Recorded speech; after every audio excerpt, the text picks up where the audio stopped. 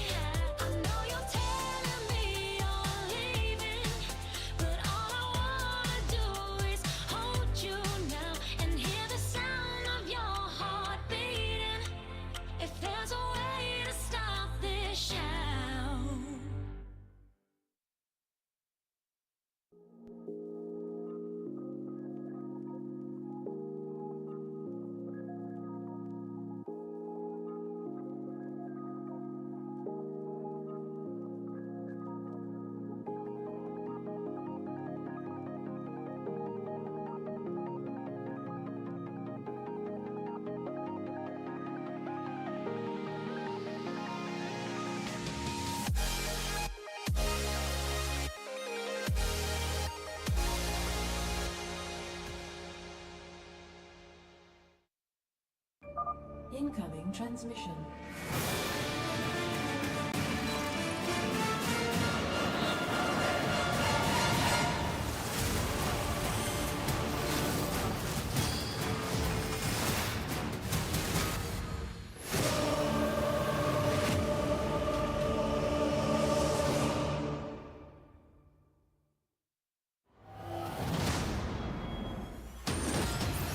Let's go!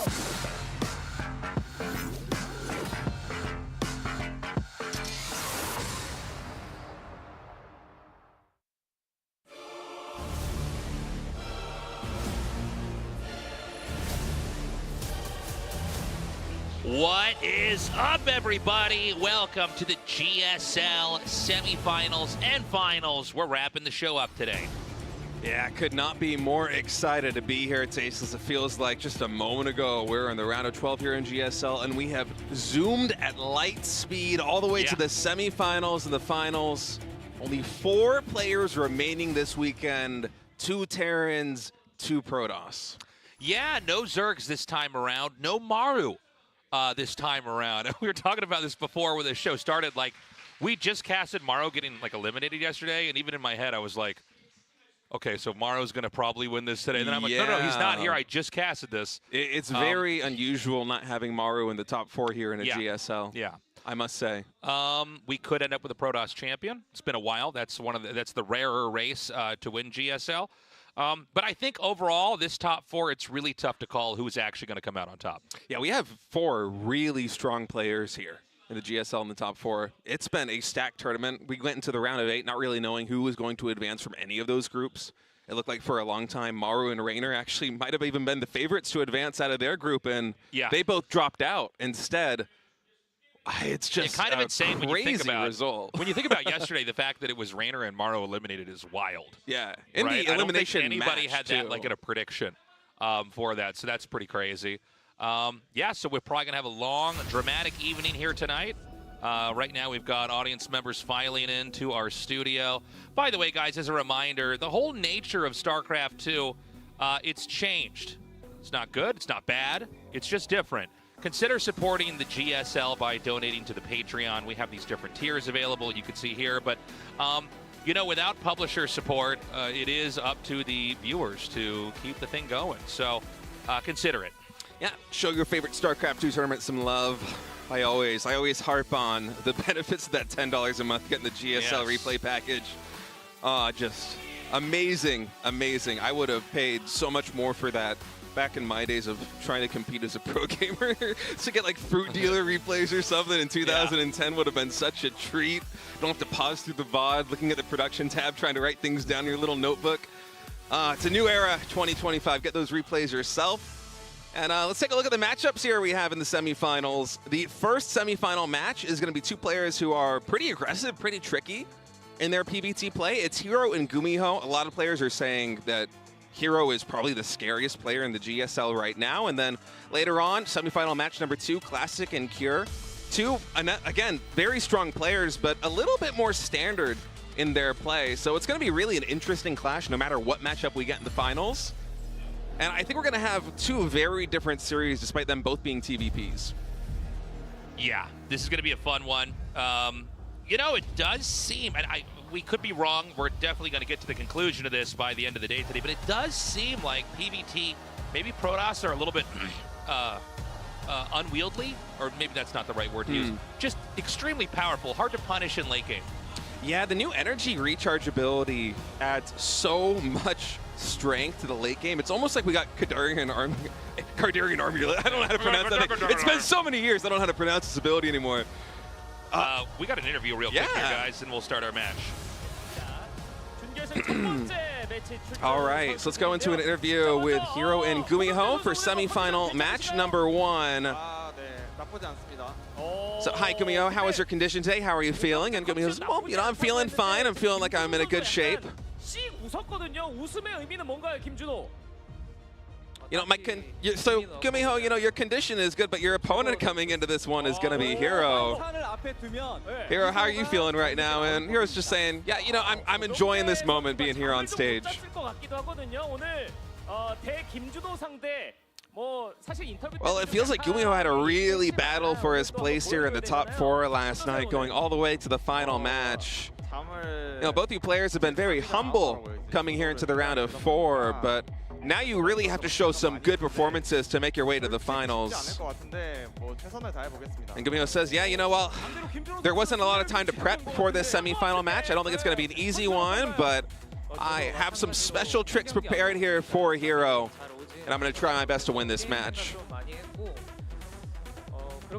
And Hero as well is saying, yeah, you know, I was thinking a lot about the potential matchups I might be having here, and then when I found out my opponent's going to be GuMiho, I was thinking, well, what is my approach going to be? And I actually went to the sauna to try and clear my headspace a little bit before this match. See Tasteless nodding in approval. When you found out that your opponent was going to be GuMiho, how did you feel about that hero? And Hero says, you know, actually, I'm really not very happy about it. GuMiho's a very clever and crafty player, and I'm just going to try my best here in this match. Well, GuMiho, you also said that this is not going to be an easy matchup for you. But what do you think? If you were able to win against Hero, do you think it's going to be a 3-0? Do you think it's going to be a 3-2? What are you expecting? And GuMiho says, you know, I feel like even if I win this one, it's probably going to be a 3-2. I'm expecting it to go all the way to map number 5. And as for Hero, he says, you know what, I'm not trying to disrespect GuMiho at all, but I'm feeling confident. You know what, I want a 3-0. And the Korean cast is like, okay, GuMiho, hearing that, are you still saying 3-2? Don't you want to fight back and say it's going to be 3-0?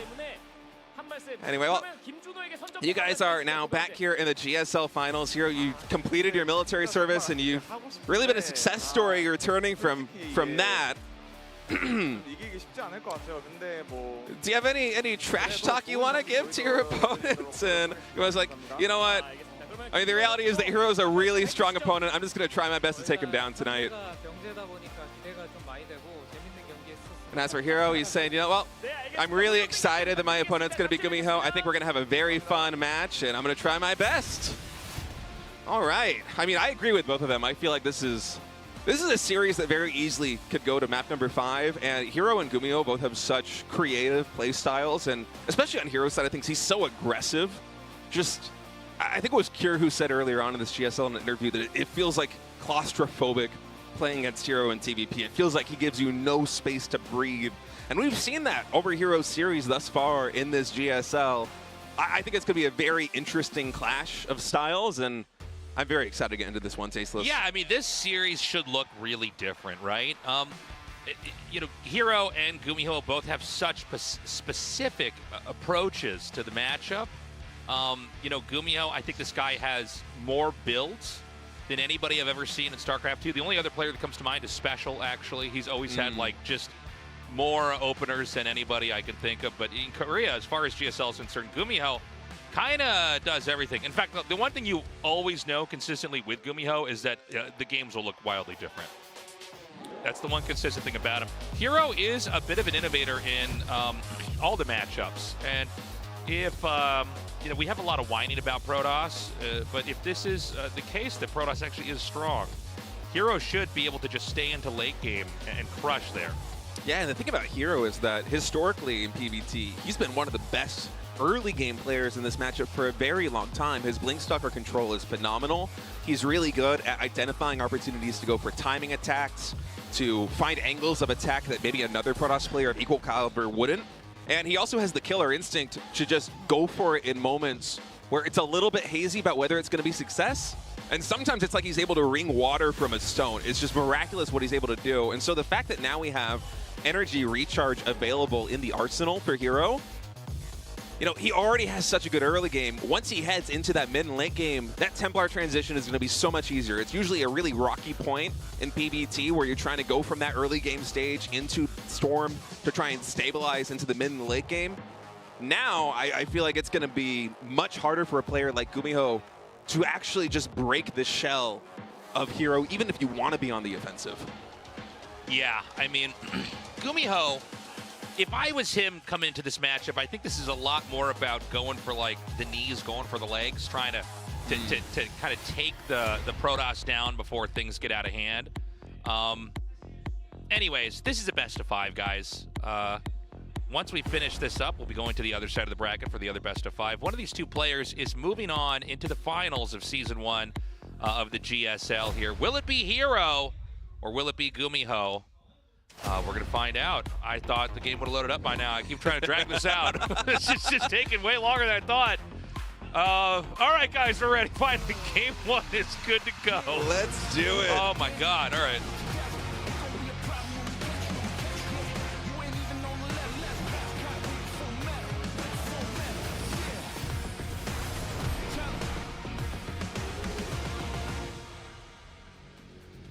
Okay, in the top left, in the blue is Hero. In the bottom right, in the red is GuMiho. And we already have a probe being jettisoned across the map. Yeah, real early scout here for Hero. Might even just send that out of the initial starting workers, how early this guy's coming across the map. And this is something that we see players do against GuMiho a little bit more often than the other Terrans, just because he as you said, Tasteless, has so many different builds. Very often he will just go for a 2-gas opening. And so sending this probe early like this guarantees that you're going to get that probe into the main base of Terran. You're going to be able to see, all right, is it going to be 2-gas? Are you trying any tricks? Is there like maybe a Makarok that's on the map or something like that?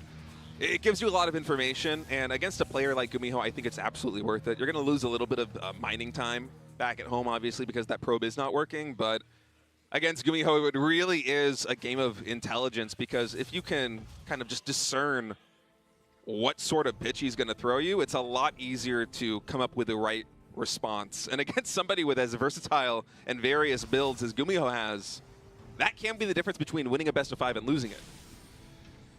Yeah. We've got this scouting probe coming out here now. Both sides are going to be getting a Nexus and a command center here as the money banks up. GuMiho really doesn't like this probe. Yeah. I mean, it can be annoying, man. He's going to actually go back in one more time. He's just double-checking. There's no add-on or anything, no surprises there at the barracks, and he's going to try to get that probe back home to safety. As it is, a relatively standard opening here for GuMiho. Just a 1-gas expand off of the Reaper, command center on the low ground, and same for Hero, just going for that 1-gate Nexus, building the second assimilator. We haven't really seen a lot of Protoss players experiment with energy recharge in early game PvT that much, except I'm thinking about this. I think Maru might have been the only guy who went like Stalker into Sentry and then recharged the Sentry for hallucination. Besides that, usually we've seen Protoss players in PvT mostly just using the energy recharge in the late game on their Templar. But here we have Hero actually opting for the Sentry after the Adept. So this might be, again, Hero just showing a lot of respect for his opponent GuMiho. He doesn't want to be caught off guard by anything tricky that GuMiho might try. And a great way of doing that is to go for a Sentry, to pop the energy recharge on it, to immediately send a hallucinated scout and just be able to discern what it is that GuMiho is doing. I love this approach for Hero, specifically against GuMiho. I think this really plays well into the matchup. So it's going to be a little bit quiet here to start this game off. We've got the 1-1-1 tech coming here from Terran. We've got the Twilight Council warping in here for Protoss. I wouldn't be shocked if we have Blink, a third base, and some pressure, or maybe even just a Robo a little bit later on and some kind of Blink pressure. Heroes had a lot of success with that. That being said, that style, and it is going to be Blink, that style has been around for a while, and whenever you have even like really strong builds, even like really robust openers, when they've been in the ecosystem for a long time, no matter how good they are, the opposing side does get better and better against that. But so we'll see how well GuMiho fares against that style, if that's the direction the game is going in. But for now, it's going to be pretty standard stuff across the board. Yeah, just a 3-gate opening here for Hero. He was able to confirm with that hallucinated Phoenix Scout that it was a 2-1-1 opening here for GuMiho, and the Cyclone actually able to connect here with this Phoenix, potentially denying scouting, although we'll use the speed zone and try and skirt around the edge of the map to just double check, see where the add-ons are on the barracks, on the factory, exactly what GuMiho is going for. You can see GuMiho trying to preempt that hallucinated Phoenix by going all the way to the 3 o'clock position on the mini-map there with the Cyclone, but Hero is able to find his way around. Throwing down now Forge in an extremely fast Templar Archives, Tasteless. I actually don't think I've seen Hero do this in quite a while. Usually he typically opts for some kind of Blink pressure into a fast third base and then we'll go into Storm, but this is a 4-gas, 2-base, Forge and Templar Archives on 3 gateways with no Robo. Very interesting mix-up coming in from our Protoss player. I think this is actually defensive state. I think what he wants to do, because, a lot of, I think PvT, it's changed a decent amount. I mean, we've had patches and meta shifts and new maps and everything, but it seems like a lot of the times the Protoss wants to try to get in there. Terran, excuse me, was what I meant to say, wants to try to get in there and get damage and try to get pickoffs and stuff. And, one thing about, the ability to just give Templars the energy now is that you can kind of have a Templar or two parked at every base and just storm stuff as they attack in, and it's probably going to be kind of like this turtling style of Protoss. Now, we got a double medevac drop inbound here. If there was going to be a strong moment to hit, it would be now before these gateways really kick in, before the third base, the money from that starts to really come in. And it's not actually going to be a drop in the main. He's going to try to push in the front. I think what he's trying to do is guess where exactly the weak spot would be. Hero actually had the Stalkers out, I think, to intercept the drop. And the stutter step micro forward here from GuMiho is pretty crazy. I mean, he's got plenty. The probes are going to come in now. He snipes down a bunch of those. The Stalkers are still extremely squishy. Yeah, it's Storm only just now completing, but most of the Marines have already dispersed. There's only a couple of them left. For GuMiho, this is excellent value. Even losing a medevac, I think you don't mind that too much. He's almost going to get that sentry, but in total, the Stalker count gets reset. A ton of Zealots died. We lost, what, 6 probes there for Hero. I think that was a really good trade for GuMiho, and excellent timing with those two medevacs full of Marines. Right when Sim finished, hitting the moment before Storm was done. If that push came in 15 seconds later, GuMiho would have been in a lot of trouble. Storm would have cleaned that up. Those Stalkers could have blinked on top of the medevacs and basically just stopped all momentum from this push. But instead, GuMiho trading very effectively. He's able to take about a 10 supply lead now. And behind this, he's continuing to play a macro game. He is not going to be going, pedal to the metal here with this push. He's taking a third base. He's adding an engineering base back at home. Armory is coming through. Additional barracks are online. I was kind of expecting GuMiho to play more of a timing attack-oriented style here against Hero, but I really am liking this opening here from him in game number 1, just going for this early pressure into a macro play. Yeah, we're in a different game, though, now, right? I mean, Storm's done. Oh, did he actually? I actually missed that. Did the War Prism see the medevac? I don't think so. Okay, so they just barely missed each other. But yeah, we're in a game with Storm now, so it's going to be important to see, how the Terran can try to engage. Keep in mind that, with siege tanks at play here, and Widow Mines coming out here as well, you might have these kind of pushes from Terran that look a little bit like some of the pushes we've seen against Zerg, where you set up a position at a distance and try to run in and run back out and run in and run back out versus trying to just overwhelm a position, which I think there's been a lot of TVZs where, the Terran just tries to come in and smash a spot. I think Storm's going to be very good against that. This is a double Zealot drop that is not going to warp in anything. He's not committing down to this. Just trying to get some damage done. I actually really like the micro there from Hero with the Zealots to bait the Widowmine shot into the SCVs, get them all on the red, and then immediately get out of there. If Hero comes in again with that Warp Prism and is able to get a round of Zealots off and hit that mineral line, those SCVs are going to go down really quick. There's a lot of injured SCVs now in that main base, so that's something that GuMiho is going to have to keep in the back of his mind. As for now, he's been able to quarter off this Warp Prism, force a recall out from Hero. GuMiho, he's going for Drilling Claws, by the way. So he is looking to play a very Widowmine-centric style, which I think is going to line up well against what Hero is doing, because keep in mind, Hero, he went for those really early Templar. He lost a lot of Stalkers early on to that Marine push. Actually, hold that thought, Tasteless. Hero's moving at a timing that I think nobody really was expecting. He's just actually pouncing on this. Great Storm there on the top right side. Stalker's able to take down one of the siege tanks here. Another Storm whiffs a little bit there, mostly just zoning away the bio. The follow-up Storms, though, fantastic. Just never-ending storms. It's a Cat 5 Hurricane breaking down GuMiho's third base. I don't think he saw this timing coming a mile away. And suddenly, the command center is lifting. 20 SCVs are dead, and all of that energy gathering on the Templar is just paying dividends here for Hero. What a huge investment. GuMiho was looking rock solid, is caught out of position for a blink of an eye, and Hero has just turned this game on its head. Yeah, I mean, is this just over?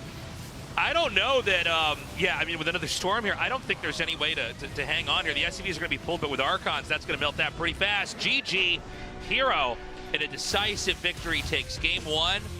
And, I was saying at the start of this, it's probably going to be a defensive game where the Protoss is going to keep expanding and using Storms to hold off attacks.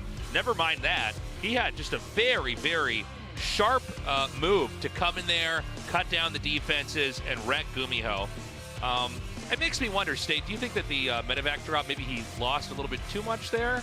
I feel like it lined up well with what he was aiming to do. The point that I was making before, because it seemed like GuMiho's game plan was to go into the Widow Mines, Hero is playing a 4-gas style. He's going into Templar. He's trying to eventually tech up to a second Forge and Colossi. All these things cost a lot of gas, so going in there with a double medevac drop and trading out just basically Marines for Stalkers and also getting some worker kills, that's going to mean that Hero doesn't have quite as much range damage. He's going to be relying a lot more on Zealots, and so for GuMiho, if that game were to go longer, that's going to translate into value with the Widow Mines. But Hero was just able to catch him out of position where GuMiho's army was mostly sequestered off at the natural expansion, and he did not see Hero coming. So Hero just with a fantastic timing attack, able to take game number 1. Let's go into game 2 now of this best of 5. Hero leading 1-0.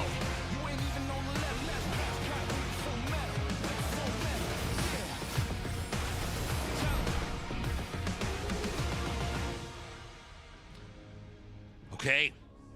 Hero top left, GuMiho bottom right. Yeah, I mean, let's see what, GuMiho can do here. The openers for that were very textbook, very standard. Nobody was trying to cut corners. Nobody was cheesy. Nobody was all-inning. Nobody was being crazy greedy. But yeah, Hero just showing, kind of a solid approach to the game. It's funny because, certain build orders are really exciting, and then there's other build orders that, frankly seem kind of straightforward and boring. But, I got to say, what Hero did looked really strong and kind of all-encompassing.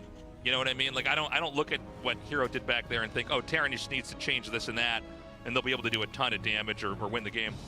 Oh, the We Are GSL sign. It's a piece of history right there. So nice having everybody here in the studio, by the way. It was a long time with no GSL, by the way. We went 11 months. It was basically the Esports World Cup and then no professional StarCraft 2 for a while. So it's so good to be back here. It's so good to see you guys after the show and say hi and everything. Yeah, so glad to be back. So we're still waiting for things to develop here. But if I had to guess, if I had to bet, I think it's probably going to be Stalker with Blink again. In fact, outside of a crazy cheese, I think all the games are going to kind of look like that. Yeah. Defensive Blink, a third base, maybe opportunities for the Terran to come in with the 2 medevacs. I mean, that's when I think there's a pretty big power spike for Terran is when the second medevac comes out, because you can just move so much more and heal double, right? Mm-hmm. So you could snowball certain fights. But yeah, let's see if there's any kind of deviations from that. I feel like in a best of 5, Hero might mix in a Stargate play in 1 or 2 games. I think that's possible. But the thing is, Tasteless, is that if this kind of Blink into Fast Storm style continues to work for him, he might not feel the need to mix it up in the first place, right? So I'm kind of expecting him to do something pretty similar to game number 1, just be really proactive with the scouting. He's doing the exact same opening he did, more or less, to game number 1 with the Stalker into the Sentry. I think last game was Adept into the Sentry, but the same idea of energy recharging the Sentry and getting a Hallucination Scout just to see exactly what GuMiho's up to. And this time there's a lot more information to glean from that hallucination than before, because game number 1, GuMiho went for that 1 Rax expand on 1 Vespene Geyser. It was a Reaper expand. It was a very standard opening. Here in game number 2, this is still relatively standard, but it's a bit more nuanced. It's going to be an aggressive play. We have a medevac coming in with a Cyclone. There's going to be some kind of pressure, and Hero's going to have to figure out exactly how he wants to deal with this. He has already declared that he's going to go for the Twilight Council, so no Phoenix. And actually, the tech choice is going to be Charge here for Hero. And we've seen this work in the past. Oh, with 3 additional gateways. I think actually with the Hallucinated Phoenix, he spotted not just the Cyclone, but perhaps the factory going onto the tech lab. I would have to double check that later on. So I missed it in the moment. But a really fast charge timing could absolutely pay dividends against a fast siege tank push with not a lot of bio support. I love this decision from Hero. And you see him already chrono boosting it twice. He wants to get that charge out ASAP. There is a drop now going into the main base. The Cyclone kind of making a distraction here. At the natural expansion means there's no Stalkers here in the main. 2 of them need to get warped in. There is a shield battery, which will assist the defense quite a bit. Medevac has to be very careful. Ooh! Can he actually get out? Wow. Oh my god, it's kind of this weird body block from the Marines. Mission impossible right there. I am surprised he got any of those Marines out alive. I thought they were just dead. This is exciting StarCraft right now. A shield battery healing another shield battery? Hell yeah, man. That's going in the highlight reel right there. That's what I'm talking about. Hero had such a beautiful read on this, by the way, because we already have the SCVs getting pulled. Charge is about to be done. This is a ludicrously fast charge, Tasteless. The 4 gateways are already finished. Hero, if he's able to get like 2 rounds of Zealot Warpins, this might really catch GuMiho off guard. GuMiho's literally on 1 base. This is like a bit-by-bit push from 2011, man. Yeah, I mean, this is, definitely it feels like it's from another era here, but the Zealots are here.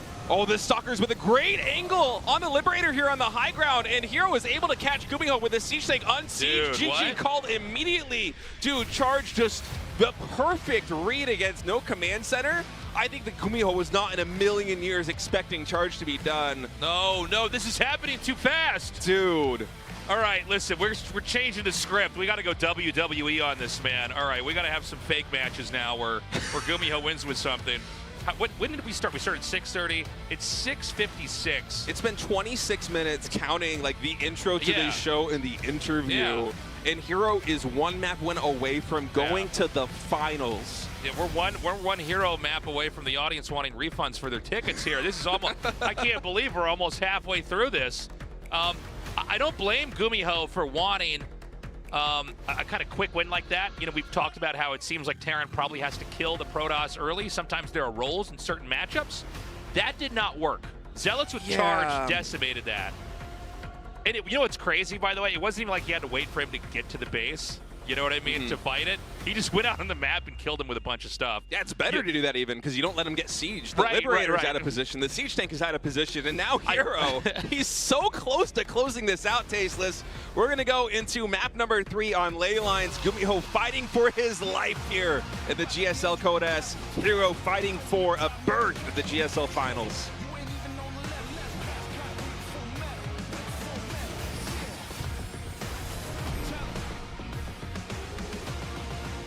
Guys, give GuMiho your energy.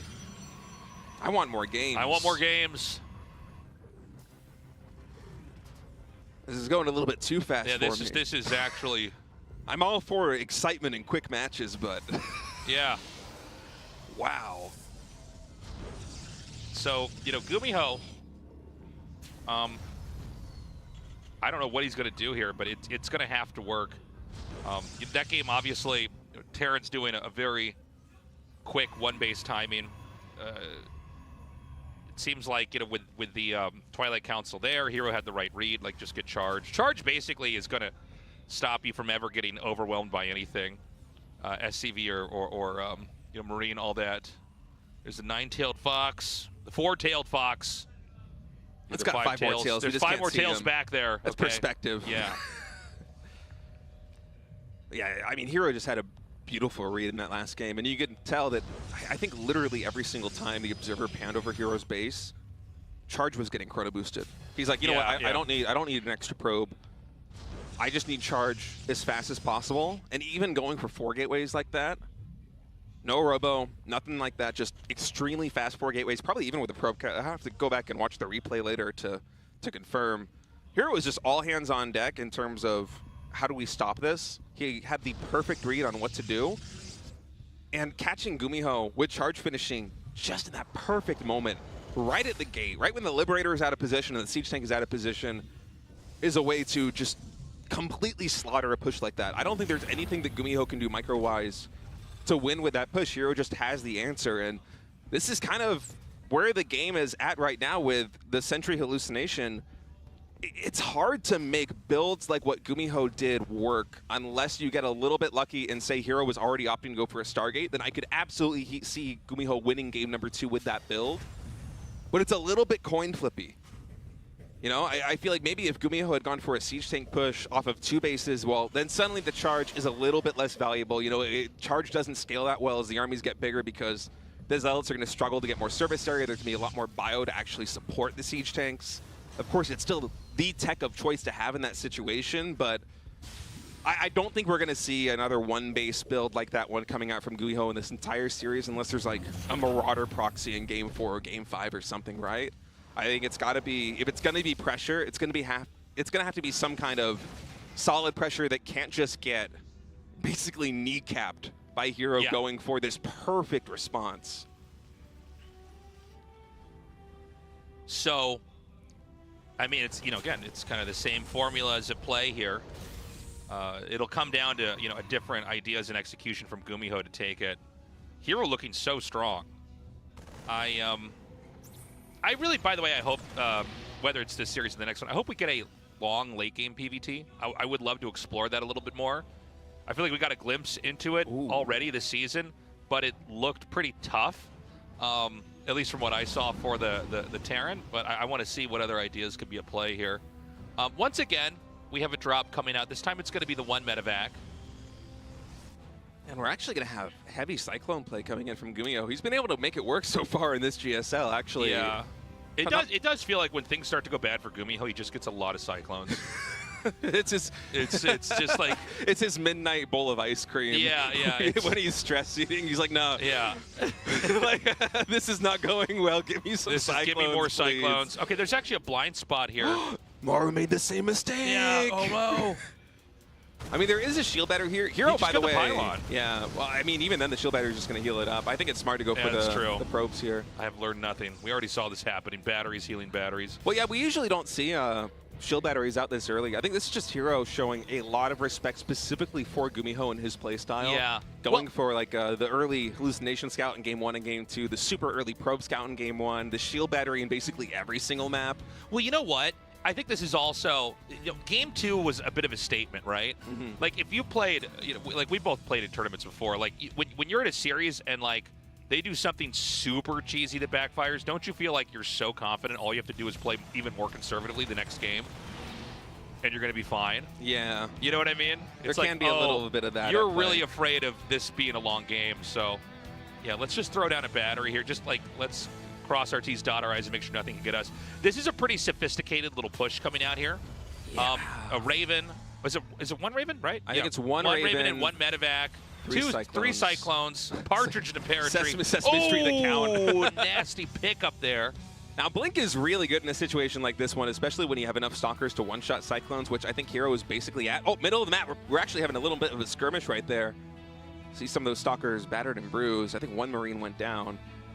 And Hero with these moves is looking just to pick off Cyclones. And behind this, 2 more factories and armory. GuMiho is going mech. Specifically, I believe he is going battle mech. He's also getting Cloak Banshees, which... Yeah, in fact, I don't know if Hero is going to be ready for that. We don't have an Observer out. Wait, no, I'm sorry. We have 2? I don't know if we have Observers. We do have a Robo. There is an Immortal in production. But I might have missaw the production tab. They switched like right when I glanced. Yeah. But, yeah, I mean, if you don't have an Observer with that Banshee... And I'm imagining a situation where the Banshee was going to push with it. I guess he's going to try to come in here, actually. So this could actually fish away some of the Stalkers trying to defend.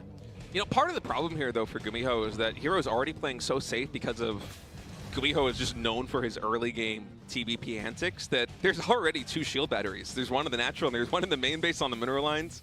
We also see 1 here at the 3rd base. So unless you have 2 Banshees, you're not going to be killing those probes all that quickly because of the healing that's going to come through. Yeah. So Hero doesn't even really need to section off that many Stalkers to go back and defend that until that 2nd Banshee comes in. Instead, he can have everything here in the front. Ooh, really nice micro there by GuMiho. The Stalker shot is a projectile, so you can lift up Cyclones like that and just completely negate the damage. It's not like Marines where they just stim and they connect. Yeah, that's why like Immortal pushes in PvP are so deadly with a Warp Prism because you can just dodge every shot. Yeah, very good control there from GuMiho, and we just have an interesting army. I feel like I haven't seen battle mech like this, especially with Cloak Banshees, in so long. It's just something that has been out of the meta for a long time, but GuMiho is just so... We also have, what, Drilling Claws coming in. So we're going to have reactored out Widow Mines as well. This is a zany composition from GuMiho. I feel like I'm going to have a very hard time just gauging how these armies are going to fare into each other when they clash, right? You know, it seems like this was designed to actually have done damage earlier, and like GuMiho's looking at it and being like, I actually can't hit that. I guess I got to expand. So this is like the 4th base being taken as the Terrans taking their 3rd. Is Storm done? I think Storm, yeah, Storm is done. Now the Hellions are pretty low on HP. The Cyclones, you know, they have a quite large hitbox, and they're also relatively tanky, so they're not too scared of these Storms, but right now, Hero, not with a bad engagement. The Cloak Banshee's actually, though, doing work right now, focusing off the Templar there on the left side, and the Cyclone's actually able to shoo away the Stalkers. The early engagement was looking really good there for Hero, but these Banshees are doing so much work. Yeah, he's going to just push through the auto turrets here. The Nexus is getting low. It seems like Hero's going to try to come through and save it. And GuMiho's just going to target it down and then resume the fight. The Immortal here on the outside. It is going to get sniped. It does seem like barely there's enough Stalkers here. This is actually going to be a fight that Hero can win. Now, I mean, killing the Nexus is great, but I don't know. I think the counterpunch might be really strong here. You know, keep in mind that third base for Terran, I think it's basically like, you know, there's no defenses there. Yeah, it's this naked third base. I don't see what's to stop Hero from moving across the map. That being said, Hero is not moving across the map right now. It seems like he's just producing. He is getting a Warp Prism, so that might, you know, when the Warp Prism comes out, that might be his cue to then go and do a counterattack. Yeah, and Hero, we've seen him do this in the past where he loses the base and then he just double expands right away. So he's taking 2 expansions, that probably even moving around to throw down some pylons, I think, here on the left side. Just get all the vision that he possibly can here. Because he doesn't want to lose any more probes to these Banshees. He wants to try and really simplify the game right now because that initial engagement, although it was really good for GuMiho, Hero did a great job of identifying that, yeah, I need to pull some probes, I need to blink on top of these Cyclones, focus them down, not the Banshees, and try and clean up the army. And for the first time in a while, the army supplies have basically equalized. Like GuMiho, it feels weird to make this comparison, but for my Protoss brain, it kind of makes sense where these Hellions and Cyclone plays, it's almost like Roach Ravager where it's a little bit inflated in supply. Like these are very supply-intensive units. And so the fact that Hero is now basically equal in army, I feel like means that he's in a very healthy spot, especially now that he's more able to specifically counter what it is that GuMiho is doing. But these Widow Mines are going to be a problem. Hero will not be able to go for those same forward blinks as before. That's going to give a lot more leverage for GuMiho in terms of kiting. By the way, Protoss is getting out of hand with bases here. Stalkers are going to come over here now. Now, if he dives into these Widow Mines, he's going to lose everything. We have Storms coming down. Kind of a funny blink back there. No Observer over here. He needs to clear these mines out as fast as possible. Excuse me, the Observer now comes in. And, you know, I'm starting to think that Hero's getting to that kind of point of no return. Yeah, that was actually a really good engagement there for Hero. Yeah. Somehow, just the way that his army was filing in right there, even through all of those Widow Mines, he didn't take that much damage. It hit a lot of stray Zealots there in the front lines, and I think Stalkers, some of them may have even blinked away. It was not the engagement GuMiho wanted. Now Hero, he is out for blood, blinking forward, able to pick off 1 Cyclone, 2 Cyclones, 3 Cyclones, Hellbats. Only a couple of them left here on the front lines. Now the Zealot count is thinning, and so Hero's going to start microing away. That Warp Prism nowhere to be found here on the mini-map. I think it's all the way back at home, perhaps lifting off some Templars. So GuMiho actually going to be able to clean up these Immortals, I think, Tasteless. A bit of an overextension here from Hero. Yeah, that was bad. That was really bad. You know, right now, well, hold on a second. Hero's actually going to try to push in even further. And, you know, it's one of these things where, like, the damage just starts to mount up here. Another nice storm on the Cyclones. We've got the Warp Prism coming in. Hero decides to park it there and turn around. Keep in mind that he's on, what, 6 bases here. So, like, he is drinking in resources like crazy. That's going to allow him to get even more gates up here, more production. And he's going to have an overwhelming amount. And, you know, it's a little bit easier, I think, for Protoss to get more of the map than it is for Terran. Terran's always kind of stuck in, like, the little quadrant of the map they're in. Very rarely have we had in StarCraft 2 Terrans just taking half the base. TVZ comes to mind, of course, but TVP is a bit of a different beast. Yeah, usually only if you play, like, a MMM style with bio and have complete map control are you really consuming the map. As it is here for GuMiho, he's got this powerful army composition, but it really doesn't work well unless it's all grouped up together, and it's also very micro-intensive. You need to burrow these Widow Mines, you need to have the Hellbats in the front to absorb the impact of the Zealots. You need to be kiting with all of these Cyclones. It's a tricky comp to run, and so I think for GuMiho, basically every future expansion, unless he somehow is able to just deck Hero's army in a big fight, it's got to be a planetary, because otherwise, it is just really unwieldy moving across the map, trying to defend all these different locations with battle mech. And you see part of that, I think, is going into the calculus for him adding in siege tanks to the mix. And it's really in engagements like these where GuMiho's army shines. Ooh, man, it's a lot of Immortals. Yeah. You know, when you get enough Immortals, it's really hard to even dive onto them, you know, especially with units like this. Dude, you look at the minimap, Hero's going for like a 270-degree arc on this. Stalker's coming on the top side, Warp Prism, Zealots on the left, Immortals here on the bottom. GuMiho just going to be kiting towards the Stalkers. I really like that move. Just try and focus on one small section of this army and use the Widow Mines to try and really stop the rest of the push. And now GuMiho can kind of abuse this ramp location a little bit here between the 4th and, I want to say, like the 5th base. I've lost track. Hero's expansion pattern has been so erratic, but this is a great spot to try and siege up, and Hero's going to try and push him out. Keep in mind, there are still a lot of Widow Mines, but the cooldown on them hasn't yet reset. Hero actually able to take down those mines before they get their next volley off. Another warping of Zealots here on the top side. He's looking to get another surround. Probes are falling. A blink forward. No Widow Mines in sight. The Cyclones have to kite back. Banshee's doing a lot of damage, but I feel like GuMiho's just getting the better end of this with the Cyclones on the bottom side, Tasteless. I mean, he's starting to chip his way through this. The question is going to be, can Hero re-max out here with what he's got? Dude. The Nexus is going to fall. I think GuMiho's doing it, Tasteless. Hero, he's fighting back, but look at the army supplies. It's 41 to 89, and we were singing Hero's praises in terms of his income, but with this base going down, I don't know if he's going to be able to get the 2 or 3 Warpin rounds that he needs to be able to stabilize. And look, you can see it's even frantic. Usually Hero who's so on point with blinking away for Widow Mines, there's just so many fires he has to put out in this moment. It's hard for him to keep tabs on everything. And oh man, GuMiho could even hit this base in the low ground. I didn't consider that angle. Yeah, it's a pretty abusive position. I mean, Hero's gonna try to max out again. GuMiho, when in doubt, just an absolute monster with these Cyclones. He's going to wipe out that base up there in the top.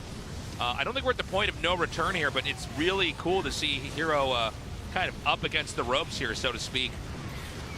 Yeah, Hero right now is teetering on the edge. One more bad fight, and it's basically game over for him. He needs to secure another expansion. He needs to play very safe here on the top of the ramp. GuMiho's army, although it is powerful, these Cyclones are very low on HP, especially here on the front lines. There's not a lot of Widow Mines to support them either.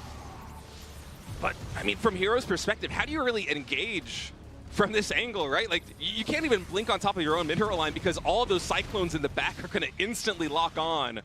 You really need to set up, like, an arc and hit from multiple angles, but it doesn't work. GuMiho just stutters stepping on top of this. The blink forward, nothing survives, and GuMiho is fighting back in game number 3 in a way that only GuMiho can. GG, we've got a series, Tasteless. GuMiho is on the board. Thank God. Thank God. GuMiho gonna ride out of this tournament on a Cyclone. You know, something I noticed back there, clearly the Stalkers are all on one other hotkey, and then everything else is on another one. Now, that's not bad, it makes sense, right? The Stalk, but what would happen is when he's trying to surround, the Stalkers are the weak part of the surround. So anytime the surround would happen, you just watch GuMiho plow into the Stalkers. And because of that, like you were talking, it was like almost like a 270-degree surround. He was never able to get the surround off because he was trying the way the hotkeys were arranged. I don't think we talk about this much, you know, in GSL, but like hotkey configurations get really technical. And when you're trying to get a complex position like that, you can end up messing yourself up because you end up with a soft spot in the surround. Yeah, you and basically... he was like trying to surround like around a high ground area. You know what I mean? It was like a huge, huge arc. Anyways, guys, game 3, let's do this. Sorry, game 4, I was testing you. Well done. Okay.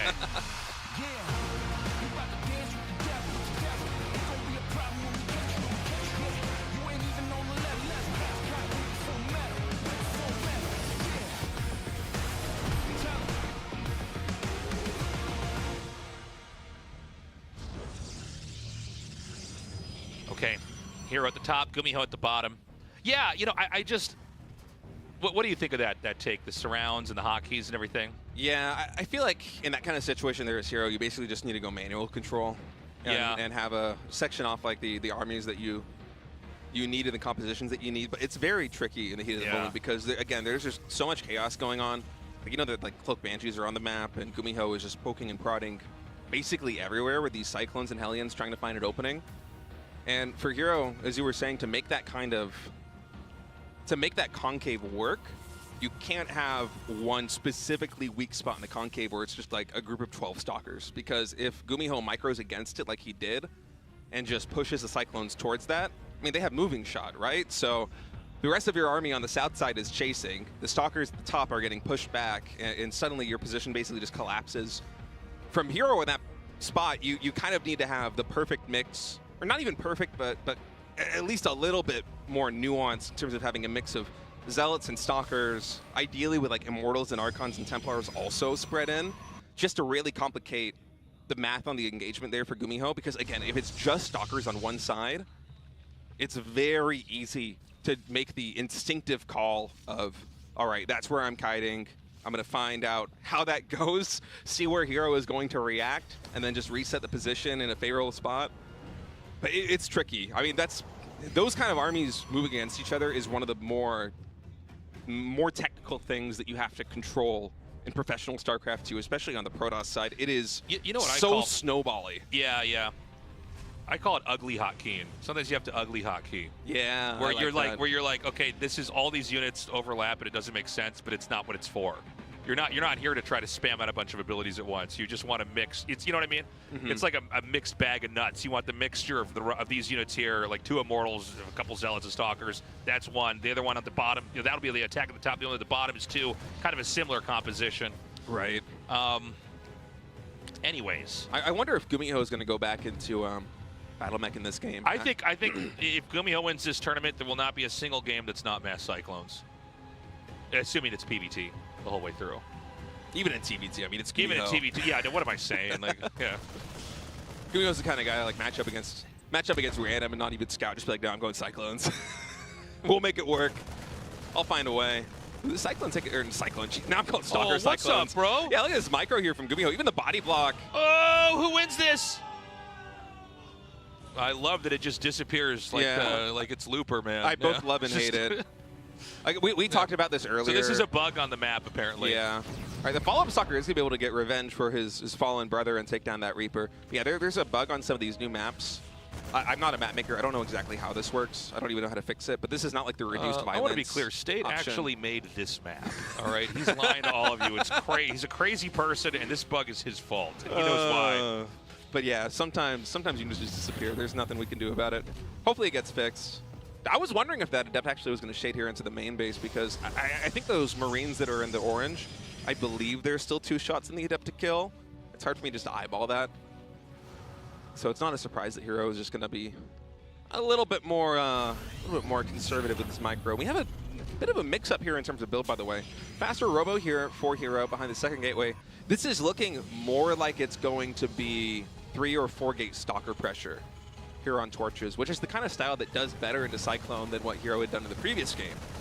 So he might be trying to preempt this, but looking at the way that GuMiho is developing now, it's not looking like it's going to be Cyclones. We have the engineering bay going down, the starport is developing, this is a 2-on-1 opening, so it's a relatively standard build. I really thought he was going to dip back into the well with the Cyclone, the Battle Mech, here in map number 4, but no, GuMiho just going right back to standard play. Okay. Stim coming in here. Couldn't have been more wrong about that Mass Cyclone play. Let's see if this actually pays off.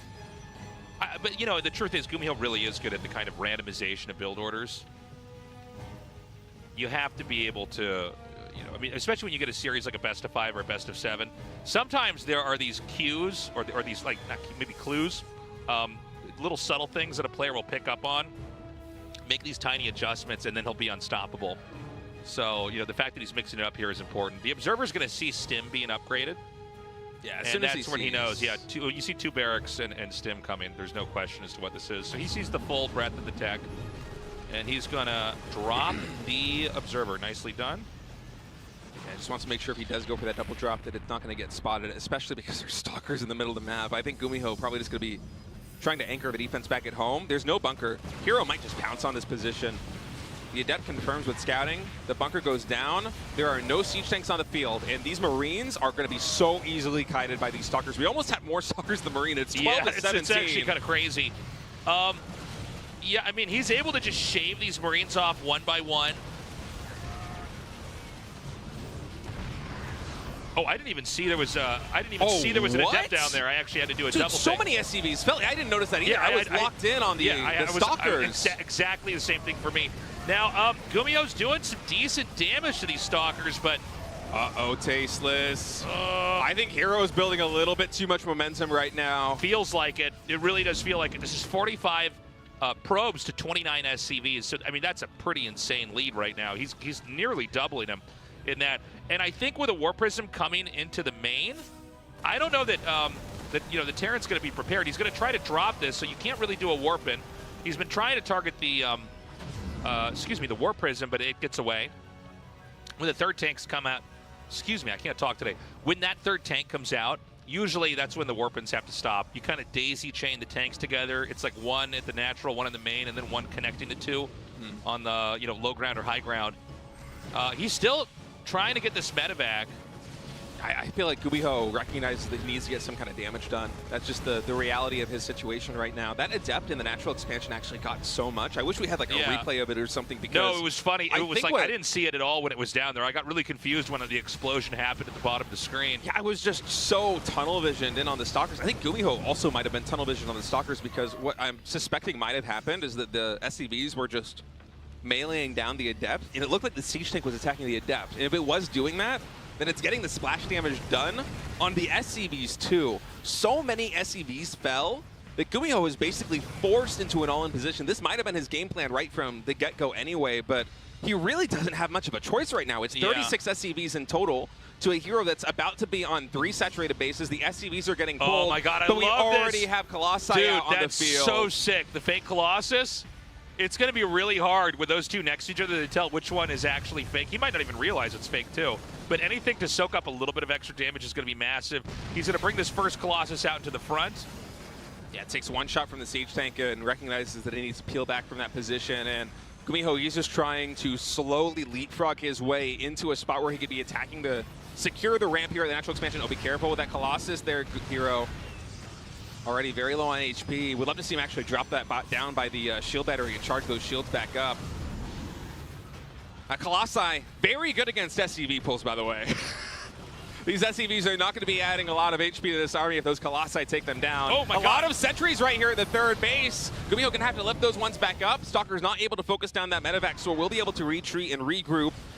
GuMiho, he has to be so careful. Oh, I love this from Hero. Just sending 5 or 6 Stalkers to intercept the reinforcements. The Colossi here with a Warp Prism of the natural, anchoring the defense of the expansion. If Hero can hold on to these bases, if he can save the day, he is going to the finals. Everything is on the line right now. Marines microing back. Hero hitting on every single side. The Zealots are on top of the bio, and Hero has just wiped the floor with his Terran army. He is going to the GSL CODES finals. GG. Hero looking just incredible. I love the Stalkers coming up from the bottom. Terran units, when there's small numbers, they're so brittle. Having like 5 or 6 Stalkers in the rally point line, it's just going to kill everything. It'll kill Marines, it'll kill tanks, it'll even get medevacs. Beautifully done. Hero going to the finals. We got a Protoss. Now we've got one more TVP to decide who Hero is going to face off against. GuMiho, I gotta say, he got bested. He really got bested back there. I did not know that, Hero was gonna dominate quite like that. Very short series, by the way. Let me check my phone. It's 7:23, so that was under an hour. Yeah, with the exception of really that battle mech game, everything was very quick. This is now gonna be Hero's 3rd GSL finals appearance. Looking to be yet another Protoss champion, and he's been talking in interviews and online about how much it would mean for him to win another GSL CODES title. And man, I am excited. He is looking so good right now. GuMiho has been killing it so far in GSL CODES, and Hero just looked like he was on another planet in those PVTs. Really, it was only battle mech that it seemed like he was struggling with. And if that's the case, I don't think Hero's going to be able to do the same kind of battle mech style that GuMiho did. I feel like Hero's going to be kind of playing his own more 2-on-1, more bio-heavy style. And it feels like Hero has a very good read on how to perfectly navigate the early game and hit also some very strong timings with Templar, with Storm. He looks like the complete package. I see why basically everybody in CODES in their interviews was like, I don't want to be in a group with Hero. He scares me. He looks so clean, so perfect. We're going to be right back, guys. We got a short break and then the next match in the Final Four.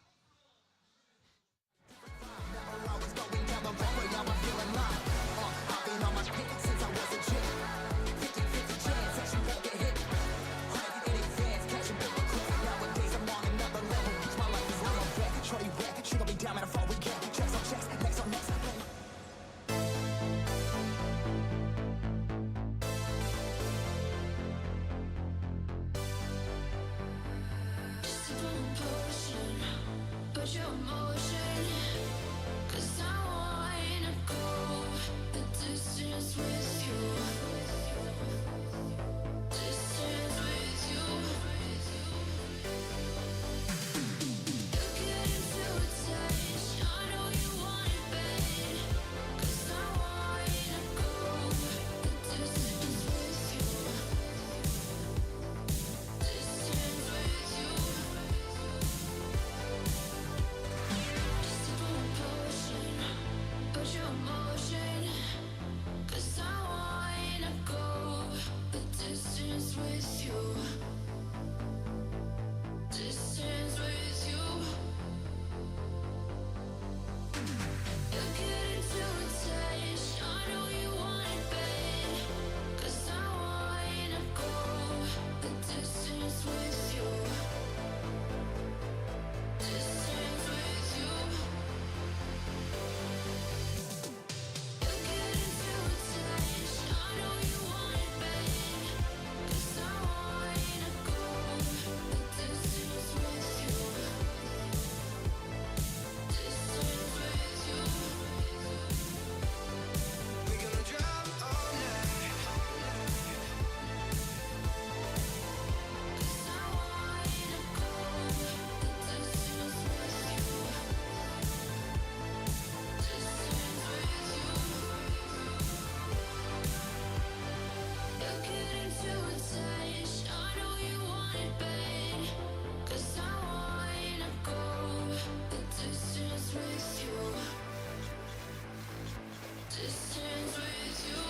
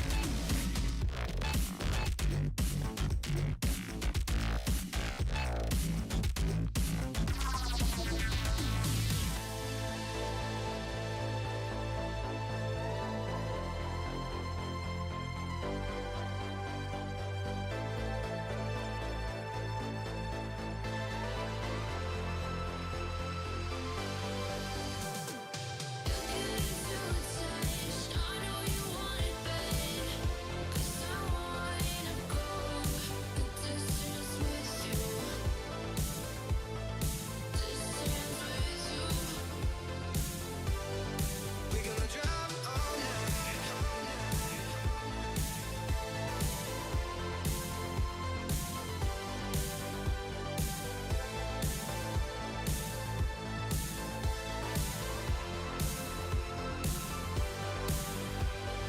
Look it into a touch. I know you want it bad, 'cause I wanna go the distance with you. Distance with you. We're gonna drive all night. Got my eyes on success. Number one, I cannot be anything less. No lie, I feel like I'm the best. I see no competition, never mind all the rest. I got the confidence, don't need you to acknowledge it. The haters keep gossiping, but right now I'ma silence it. They know I'm a beast, I'm more vicious than Piranha's kid. I'm about to shut it down and show them all what time it is. You know, let's go. Do it real big, do it major. Feeling like a dream, I don't wanna wake up. Go for it, we not sitting back and waiting. Legendary history is in the making. Yeah. Do it real big, do it major. Feeling like a dream, I don't wanna wake up. Go for it, we not sitting back and waiting.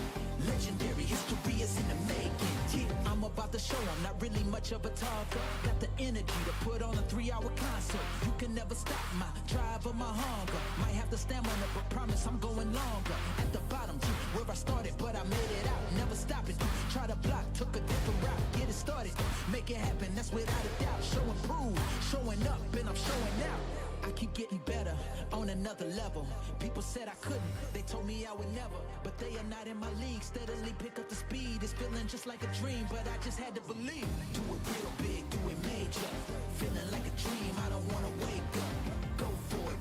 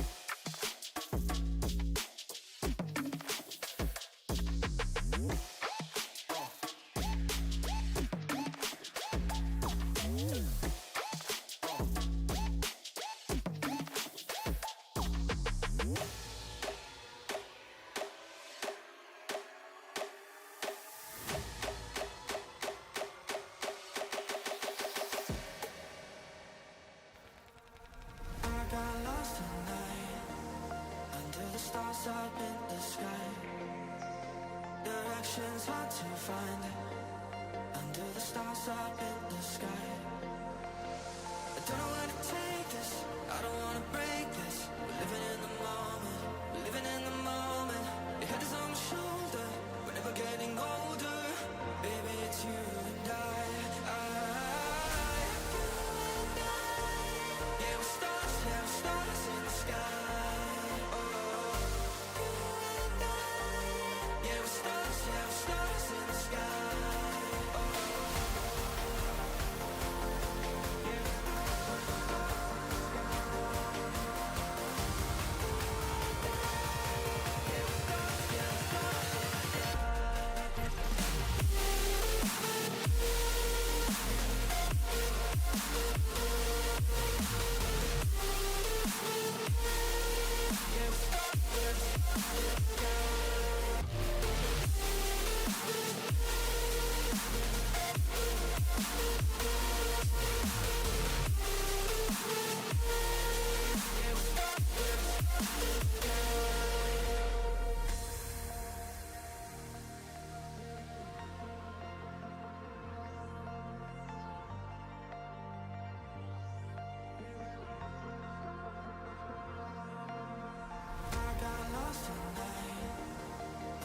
Stars up in the sky. Directions hard to find. Under the stars up in the sky. I don't know where to take this. I don't wanna break this. We're living in the moment. We're living in the moment. Your head is on my shoulder. We're never getting older. Baby, it's you and I. Yeah, we're stars in the sky. Stars in the sky.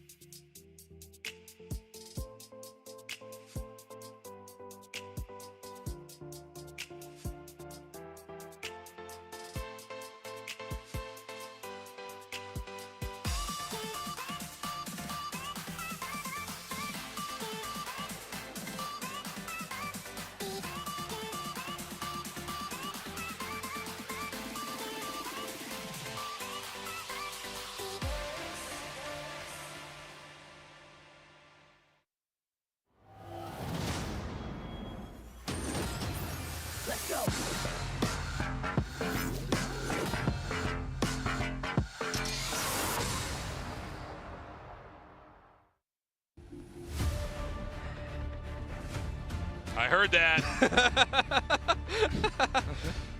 Welcome back, everybody. Let's open the show up with a sigh.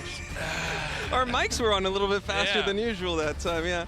Welcome back, everyone. We are getting ready to go into the second final of the GSL Codas here in 2025. Hero just absolutely dominated GuMiho in 3-1. GuMiho with one really good map with Battle Mech, but Hero looking so solid in PvT. We're going to go into another PvT, this time Clasic versus Kira to decide who is going to meet Hero in the grand finals. I am really excited to get into this. It's nice to kind of have this deep dive into PvT because the GSL season this time around is so short, and also in every group we've had a Terran, a Protoss, and a Zerg, so we haven't really gotten in depth on any matchup in particular. I'm enjoying this. It's been very fun. It's good good to sets be of back. games. We're going into Classic versus Cure here. We'll be doing an interview with them on stage in a second. Let's see if this one is short too, or if this is going to be a little bit longer. I feel, it always takes like a little bit to kind of warm up in the broadcast. I feel like we're moving so quick. I would like to have some longer games here. I feel like it probably is. Classic and Cure, I mean, Classic especially is a much more macro-oriented Protoss player than Hero is. Andy's here. Oh, look at that.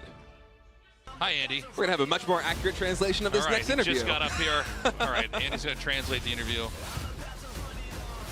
자, 안녕하십니까? But his mic's not on. All right, his mic's Hello. on. 네, 먼저 Hello to both players. 압도적인 모습으로 또 준결승에 진출한 김도우 선수.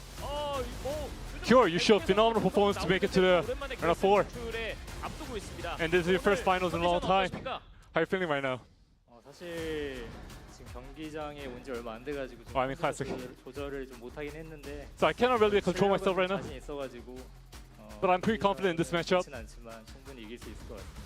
I know the odds are not too, favorable for me, but I think I have a chance. 제가 나이가 많긴 한데 아직 그 정도는 아니어가지고. I'm not that age to, like feel all sad and depressed because of the rain. 조성주 만나고 싶지 않다 이런 얘기를 했지만. And you said that you don't want to face Maru, but now you're going up against Cure. How do those two players differ? 하이 후안이어가지고. I feel like Cure is the perfect downgrade version of Maru, so I think I have a big chance. 김도욱의 얘기를 좀 들어봐야 Okay, let's hear from Cure this time. 김도욱 선수는 이제 사석에서 얘기를 할 때는 김도욱 너무 잘하더라. Cure, you mentioned that Classic is in really good form right now. And then you would pick the best Protoss right now as Hero and Classic. And he just dissed you right in front of your face. How do you feel right now? We scrimmed against each other. I told you before in the interview. So I saw we built up a camaraderie, but I think that's all gone now. I'll try my best today to defeat him. Then how are Hero and Classic different, Cure?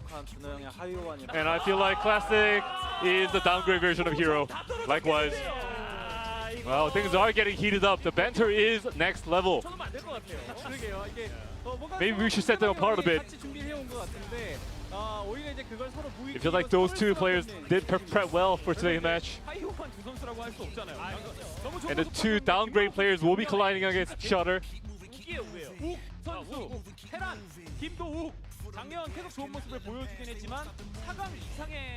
So Cure, you did keep showing good performance, but you did struggle to make it past the round of 4. What about today?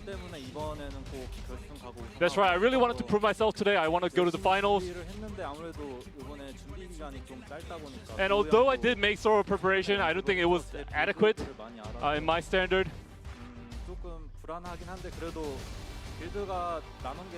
So although I'm a little worried, I have a few builds that I prepared.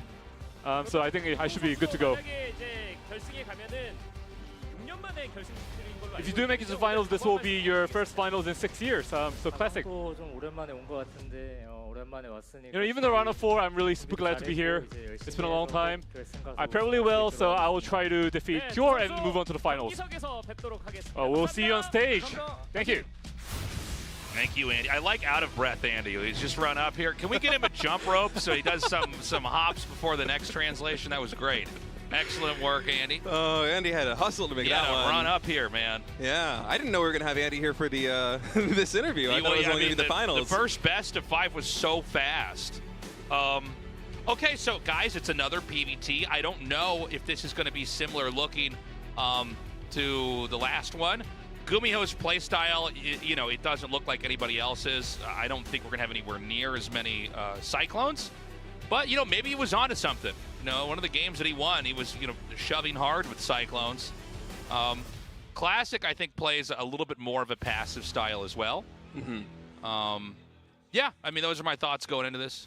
Yeah, I'm right there with you. I think that Classic is going to be a little bit more of a macro-oriented Protoss player in this matchup. I feel like, of course, he's a great player. He has a killer instinct, but I wouldn't say on the level of Hero in terms of the potential of the aggression. Hero sometimes finds these timings or these angles of attack that basically nobody else can. And Classic is one of those Protoss players who, kind of similar to Stats, I would imagine, in situations where it seems like it's a 50-50, he might go for the more conservative option, whereas a guy like Hero is basically always going to be like, no, let's attack, let's see what we can do. And I'm expecting to have a little bit more of a macro-oriented series as a result of that. I would be surprised if this one finished anywhere near as quickly as the opening series did between Hero and GuMiho. Yeah, this one definitely should be longer. Yeah, you know, Classic in fantastic form right now. Kind of crazy, by the way. GSL Final Four with no Zerg. Yeah, it's been a minute, I think. It feels like it's been a while since we've had that. I think maybe the last time was, I can't remember if we had 3 or 4 Terrans in a Final Four a couple of years ago, back when Terran was really firing on all cylinders. But yeah, it is odd. You know, I would always prefer to have at least one Protoss Terran Zerg in every single Final Four, but yeah, it is what it is. And here we have Cure. Now, I'm really interested in seeing where Cure is going to go with this, because Cure for the longest time in my mind has just had the reign as basically the best TVP player in the world. I think recently I'm looking more towards Clem as the master of that matchup. But for much of StarCraft 2, especially Legacy of the Void's history, Cure has just been the guy to watch if you want to learn how to kill Protoss as a Terran player. Now, the Protoss players have made a lot of strides in the meta since then. Protoss is also just straight up better on this patch than in patches in the past, so I'm not sure if that's going to still hold true. But you know, we talk about Cure, and I feel like we always say he's overshadowed by Maru. But in reality, for many GSL seasons in the past, it feels like Maru is the only guy that can stand between Cure and a GSL Code S championship on any given season. It's usually Maru's the guy knocking him out. Well, I have a newsflash for you guys. Maru isn't in the top 4 this season. What? He's not. He got knocked out. He played Protoss. It was a big mistake. And so I think that for Cure, this is a unique opportunity where this guy who has had your number basically your entire career in GSL Code S is out of the picture. And I think for Cure, now is the time to seize the moment, show why you have been a TVP master for, you know, going on a decade now, and bring the fight to Classic, bring the fight to Hero, and try and lift that GSL Code S trophy. Yeah, let's see what happens. By the way, if this is short, I think it's going to be with Cure winning. Yeah, I agree. Yeah, Cure showed some pretty inventive aggression here. I don't mean like proxy, anything like that. I mean just like some, you know, fast drops and kind of unique unit compositions, trying to hit at different angles. Again, guys, the winner of this best of 5 is going up against Hero here to try to become the champion of the first GSL of the year. Again, so good to be back. I don't know what the delay is. I see one of the players joining, leaving, and joining, and leaving. It looks like it's Classic. I think they're ready to start now. We've been on the screen for a while here. Just waiting for everybody to get ready. Looking at the maps. Takamak, Maganatha, Ultralove, Pylon, and Lane Lines. I feel like these are the 5 maps that we have seen just the most so far in this GSL Code S. Yeah. I think we saw Torches maybe only once or twice. Once in the previous series. I don't even know if we saw it in the group stages. I actually kind of forgot it was a map. We actually have for the last one. We have a map in this GSL, which I don't know if we're going to see at all. It's got 3 spawns, but it might as well not exist. All right, guys, game is now finally counting down. Classic versus Courier in the second semifinal match of the GSL Code S. Who's going to go on to face Hero in the finals? Let's find out.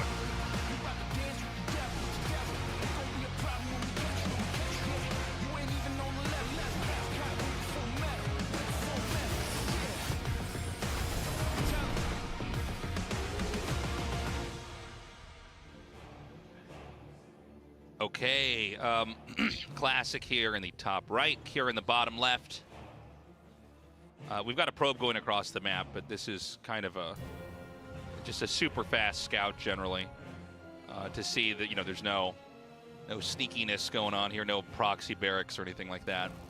Yeah, usually it seems like most of the Protoss players in PBT thus far in GSL, either you go for this really early probe scout to make sure that you get a probe in the main base, you can spot, you know, if there's double gas, if there's going to be kind of Makarax or just some kind of insane proxy, or you go for the really fast sentry for hallucination. Sometimes you might even do both if you're going up against somebody like GuMiho.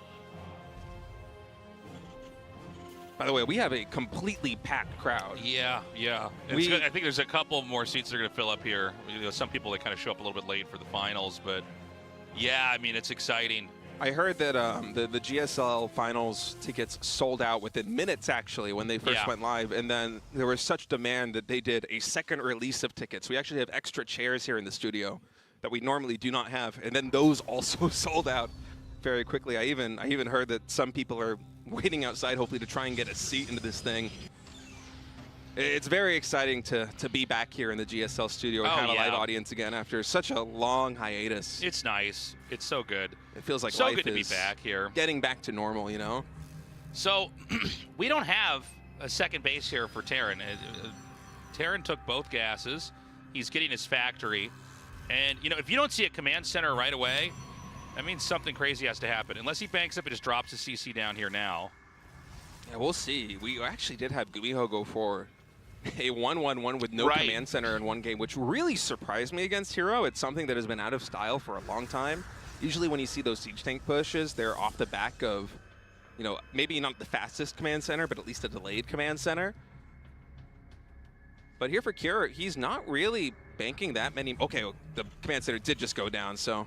Yeah, okay, so it's not a crazy one-base play. Missed that for a moment there. I was like, what? Wait, where's the minerals actually? No, He's at 25. I was actually being a little bit deterministic Yeah. how the game was going to go, and I think that GuMiho game really left an imprint on me. Yeah. So this is just tech first, expansion second. So this isn't anything crazy where the game is going to end right away.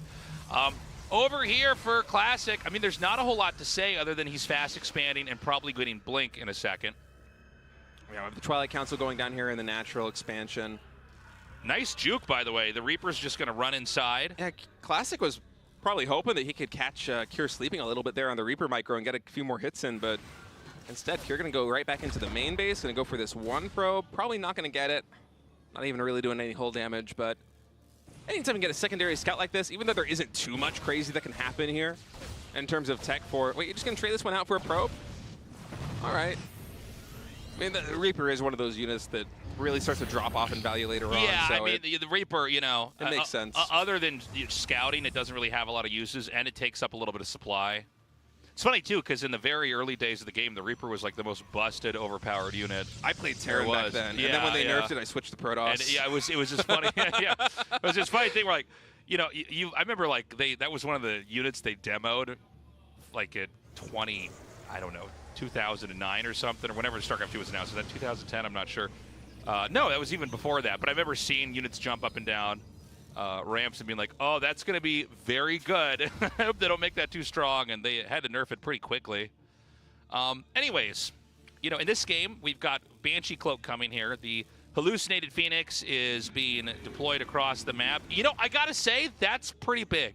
He actually didn't get to scout anything. He has no idea what's going on here. That being said, it's not like there's a crazy tech here from Kier, but really good shutdown. Yeah, we did have a third barracks get thrown down that did not get spotted by Classic. So it's not Kier going for a really fast third base behind this. And also, he's going to have no idea of this Cloak Banshee, I believe. Maybe the second Hallucinated Phoenix is going to be able to move cross-map and spot that. But there is a chance that the first unit out of this Robo is an Observer that goes instantly cross-map, or maybe even a Warp Prism.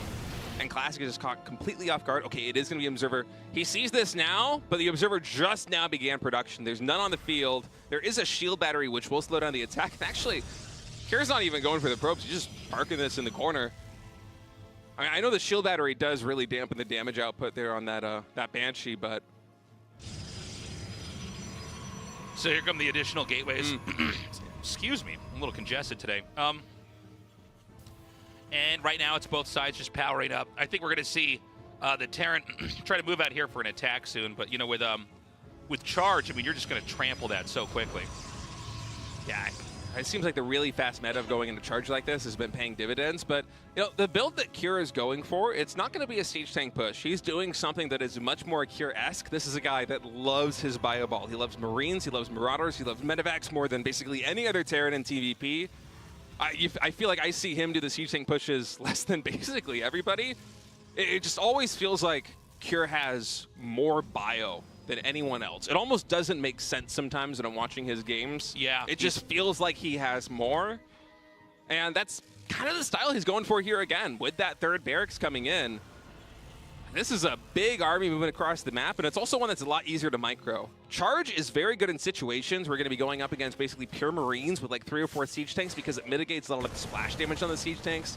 Some of that, unless they're focus fired on the Stalkers, is also going to be hitting your Marines because the Zealots are in melee range. But the charge not going to be quite as effective against bio balls that can just kite them for days. Even this micro here with the Stalkers, you see them taking a lot more hull damage because the Marauder count is as healthy as it is. And Classic on the back foot of this, he's trying to go into really fast storms. Storm already about halfway complete. 2 Templar are on the field. No doubt they are getting energy recharge as we speak. You see that one there on the top side already has the +100 energy.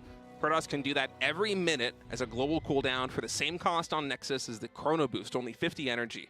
And so for Classic right now, that's basically where he's going to be throwing any extra energy he has. The moment that is off cooldown, you put it on a Templar and you try and bank as many storms as possible. It's a much more reliable form of AoE damage than it was in basically any other patch up until Kadarian Amulet years and years ago. So the first real move on the map is happening here. We've got the Terran moving up to the north. He's going to be trying to hit this third base. And we have, you know, this reminds me a little bit of the previous series. We have the Stalkers all on one key and the rest on that. But hold on, he's not even going to end up with a surround, so it doesn't matter. He's just going to come in here and hit. And I mean, it seems like the Zealots attacked in before the Storms were blanketed.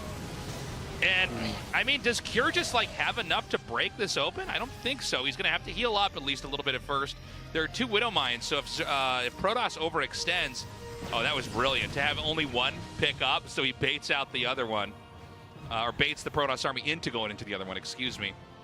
But yeah, I mean, you know, Cure was unable to get in there. Again, Storm reigns supreme in defending against any kind of Terran aggression. Yeah, Cure, it wasn't a bad trade for him, though. Those storms, although they were really good storms, they did a ton of damage. They didn't actually confirm that many kills, so the Bio Ball is mostly unimpeded. Eventually, as more medevacs join the force, things are going to heal back up, and Cure is sitting on about a 20 army supply lead. And it's actually Classic doing a move similar to what Hero has done in the past with these Templar just going for a really fast, aggressive play with Blink Stalkers, with +1 ground weapons, nearing completion while he takes a 4th base behind this.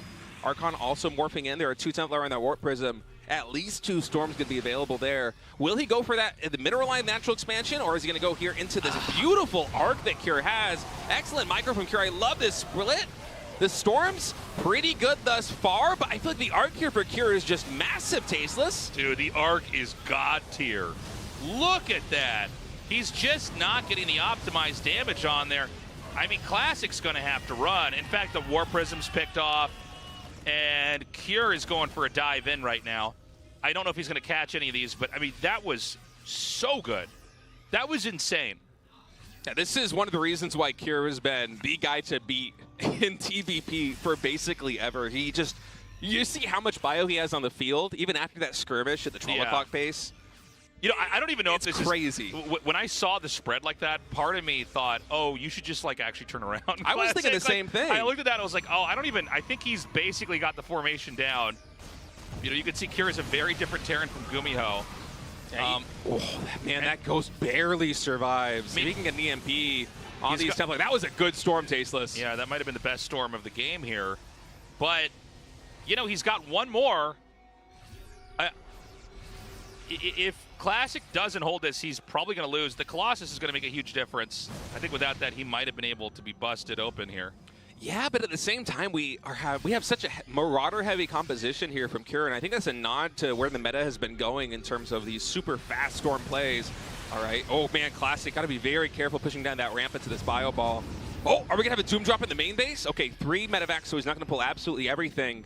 But the main base is very exposed. I don't think we have any Templar besides this one. I don't know if energy recharge is available. In fact, it is. Oh, he knows it's coming, too. Yeah, 2 storms. So Cure going to instead reposition. Oh, brilliant EMP catches both of those Templar. There are now no storms here on the front line.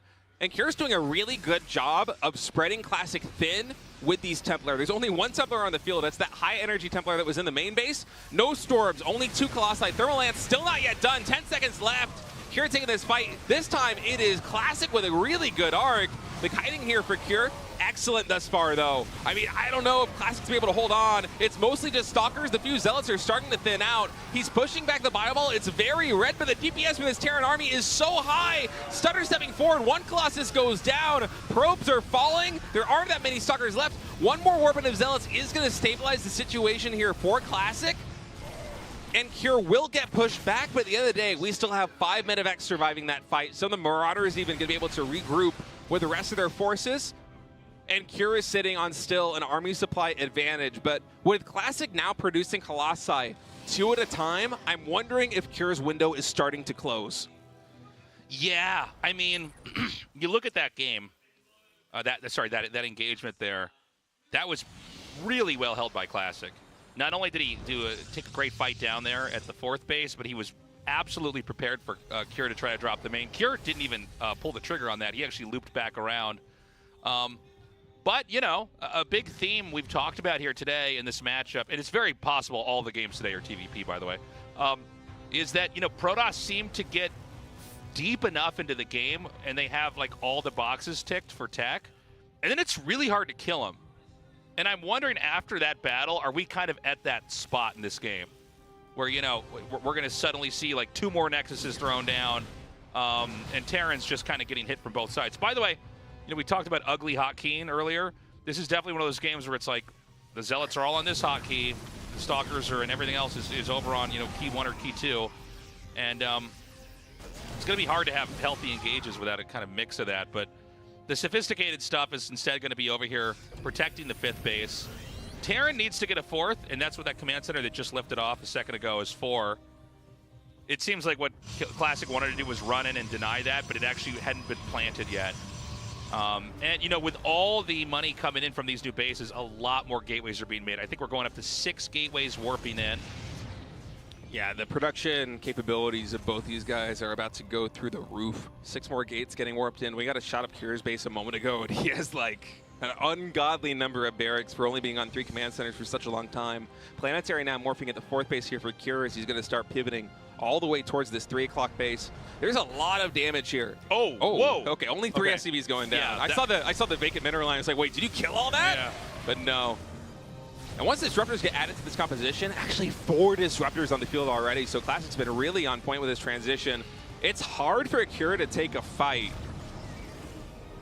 I feel like for Bioballs in a situation like this one, you really want to try and spread yourself across the map, because a group of 4 Colossi like this with all the disruptors on them and all of the storms, unless you get perfect EMPs and also dodge the disruptor shots, it is just a difficult engage, especially in a lot of the choke points that are existing here on Tokamak. I mean, there's some narrow attack pads where if you don't already have an arc set up or you're coming in from 2 different angles, I feel like just the geometry of this space is going to be benefiting the Protoss player here. Classic slowly moving down here. He wants to try to force this 4th base away. Ooh, I think there might have been 2 Templar in that warp prism. Cure is just ignoring it. He's actually going up to the top. Nice storm there. We might have to have a recall here from Classic. I mean, you know, the Colossi are not that fast. Like, it's a little bit hard to try to catch up to this, but now Cure's going to run into this. So this is, oh my God. Huge connections with the disruptors. Another great connection there with the disruptors. No storms just yet. I think the EMPs have been great here for Cure. The Vikings are taking down all the Colossi, and somehow Cure is fighting through this right now. He sustains all of the damage. Yeah, your disruptor shots were good, but my army engages even better. The Zealots now warp in. This might be enough here for Classic to stabilize. The initial engagement was really good for Cure, but with the reinforcements, I mean, that was so many Zealots that just got warped in. Somehow still Cure is hanging on here on the front lines. I actually cannot believe that he was able to deflect all of those Zealots. Another huge round of warp-ins. I mean, +3 weapons is about to finish here for Protoss. In fact, it just now did. One of these medevacs is going to go down. Yeah, got one with a bunch of units in it, too. Nice shot. Big, juicy medevac kill. Now, for Classic, he's playing a really eco-focused style. It's almost like the way we see Raynor play some of his ZVTs, because Classic is sitting on 91 probes to the 63 SCVs of Cure. So the supplies right now are very even, but the standing army for Cure is way more powerful. You can see right there, it's like, what, 1,500 more resources almost right now on the Terran side of things.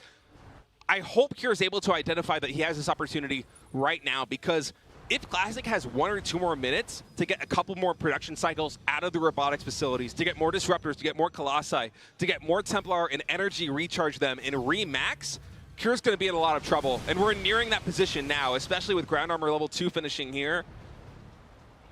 I'm worried that Classic might have just a little bit too much time because his eco is just through the roof. I mean, another big disruptor shot comes in. The Vikings, some landed. Nice storms! Whoa. That was what he needed to do. Can he actually dive back in? I thought Protoss was going to have to abandon that. Dude, crazy warpins. By the way, like, we're going to start to see Classic, like, wrap around the Terran. We have Classic literally in the bottom right base. This orbital ain't going to cut it, man. He just crushes that. And I actually thought maybe Clasic was going to push in a little bit further. Maybe he will still. I think he's going to pivot around and try and hit the bases on the outside. It's hard to push up that ramp. Yeah, that's true. He looks like he's sending the Disruptors back home. Oh, there's a Liberator over here. That's good, but probably not enough to get the job done.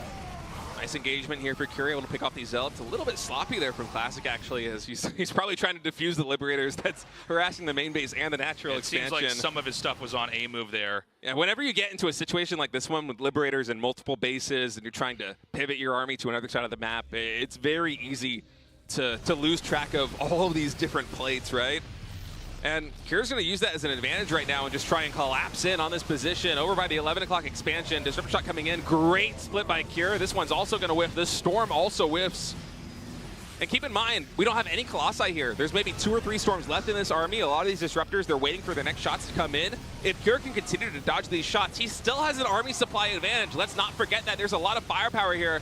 And that Storm pretty good. Follow-up to Storm also getting a couple ticks of damage, but this Nexus is certainly going to fall.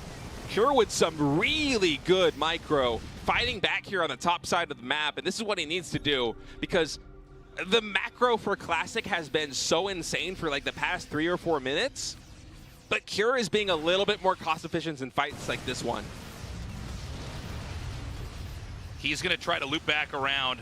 In the meantime, you know, keeping Protoss on their toes, Terran can just grow right back into that base. You know what I wouldn't mind seeing, by the way, is like 15 cannons at these exterior bases. Yeah, maybe. He has so many minerals. You have so much of the map. By the way, this... Oh, I'm sorry. For a second, I thought that wasn't a planetary.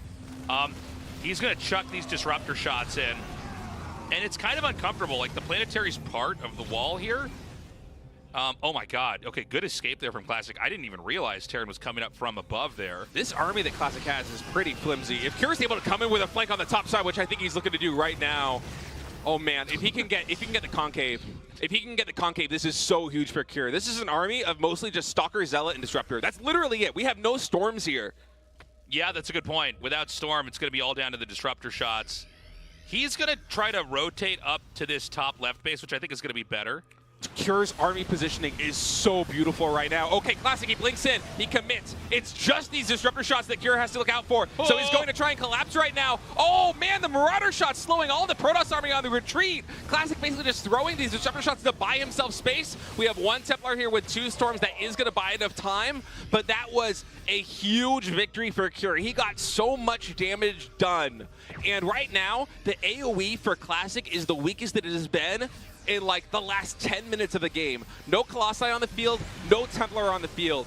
It is 10 Disruptors in just pure gateway units. If those Disruptors do not get huge shots off, Cure is going to absolutely rampage this army.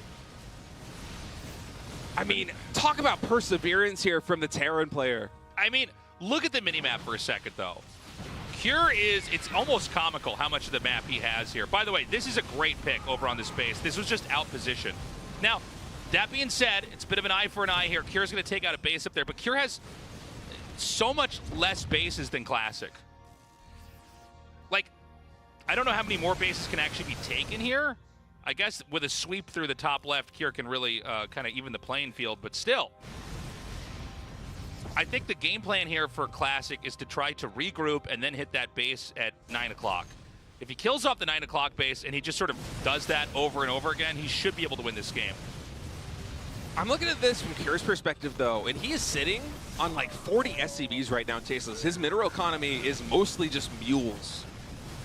And that means that the standing army that Terran has is absolutely massive. We have 27 Marauders and 32 Marines to like 30 total gateway units, more or less. Now, keep in mind, we do have more Warpins now coming in from Classic, and the remax potential here for Protoss is huge. But the key DPS is hard to replace. All right. Oh, so many Disruptor shots coming in.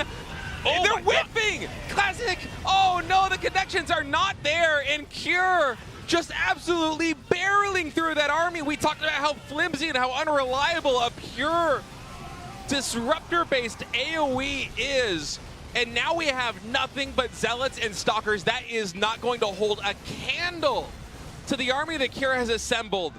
I mean, Cure is just an absolute battering ram right now. He is maxed on 154 army supply to a Protoss that has no splash damage except for 2 disruptors that are about to pop Tasteless. This is Cure's moment. Move into the heart of the beast. Take down these bases. Take down these expansions. Go for the production. I mean, look at this army right here. It's already massive. This is like a third of the force that he has. The rest is in the center of the map. It's pretty insane, man. He's going to come down and try to pin this over here. There's still so much more happening on the map right now. I mean, I didn't think it was going to be possible for Clasic to lose all of his bases. I guess I was wrong. It's insane what Cure is managing to do here. He is going to knock the Protoss down to 4 bases. He's actually hitting this now. I mean, this is insane, man. All right, this is a really good engagement here for Clasic, though, coming in on the bottom side with all those Zealots and Stalkers. It's about the dream engagement. It's what he could hope for. Oh, man, it's going actually the other way. Somehow, Clasic, with just the Zealots and the Stalkers, are able to pull even the probes on this fight. But at the end of the day, I mean, Cure, he's still getting so much value. He's focusing down all these Stalkers. Some of these medevacs are going to escape. And when the dust settles, it is Cure sitting back at home with 5 bases to the 3 bases of Clasic. Dude, it's 21 probes. There's 21 probes in this game right now. That was the dream fight for Clasic, and he is still on death's door. That is how powerful the army that Cure assembled actually is. It's insane, man. I mean, I'm looking at this game, right? In the last few minutes, it's completely been turned on its head. Now, it seems like Clasic's going to try to come in here and shut this down. Both disruptors are killed. Cure, you are a master of TVP. What a beautifully played game number 1. He was up against the ropes against the Clasic that looked nigh unstoppable with a fully fleshed out tech tree of Colossi, of Templar, of Disruptors, 90+ probes, thousands of resources in the bank. It's done. Cure fights back and wins game number 1, and he is pleased with that. He knows that one. He had, I don't want to say no right to win, but he was in a dire position, and he navigated it perfectly, Tasteless. And this is what you got to do. This is the power of Cure's style of TVP, where he is so focused on the Marines, the Marauders, and the medevacs. It is a very simple approach in terms of army composition, but he just has so much more than everybody else. He is not afraid to play on low SCV counts, and especially the way he navigates the comp, even within that bubble of MMM, going so Marauder heavy, knowing that, you know what, I'm going to fight, I'm going to engage, the Marauders are going to come in, they're going to take 3 ticks of damage from the Storm, they're not going to die, they'll be in the red, I'll retreat, I'll heal, and this is how I'm going to chip away at the Protoss army. And the moment that Clasic loses the Swiss Army knife of AoE, the Storms, the Colossi, and Disruptors, Cure suddenly is just this unstoppable juggernaut. And that is basically his win condition when he wants to play a macro game like this one. I mean, I'm really hyped for a Cure hero match now after seeing that. By the way, that wasn't a win with tech. That was a little bit of a a drawn out positional back and forth where eventually Cure kind of cut through so many spots. He was able to do it. I'll talk more about that in a second. We're going to go now into game 2 here as this best of 5 continues on.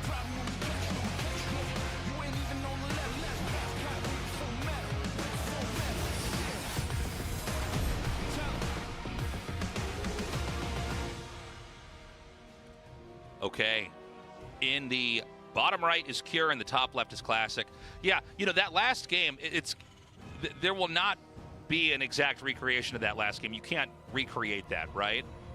The way that Cure was able to nimbly move around the map and shut down these bases, and he knew when to give up expansions too, because Cure is sort of like this slow wrecking. Classic's like this slow wrecking ball on the map. But the truth is, Stalkers, they're not fast. They're not the quickest units. They're not anywhere near as mobile as like Stim, Marine, Marauder, Medevac, right? But Cure knew when to just give up bases, when to move out, when to attack, and especially at sniping the disruptor shots.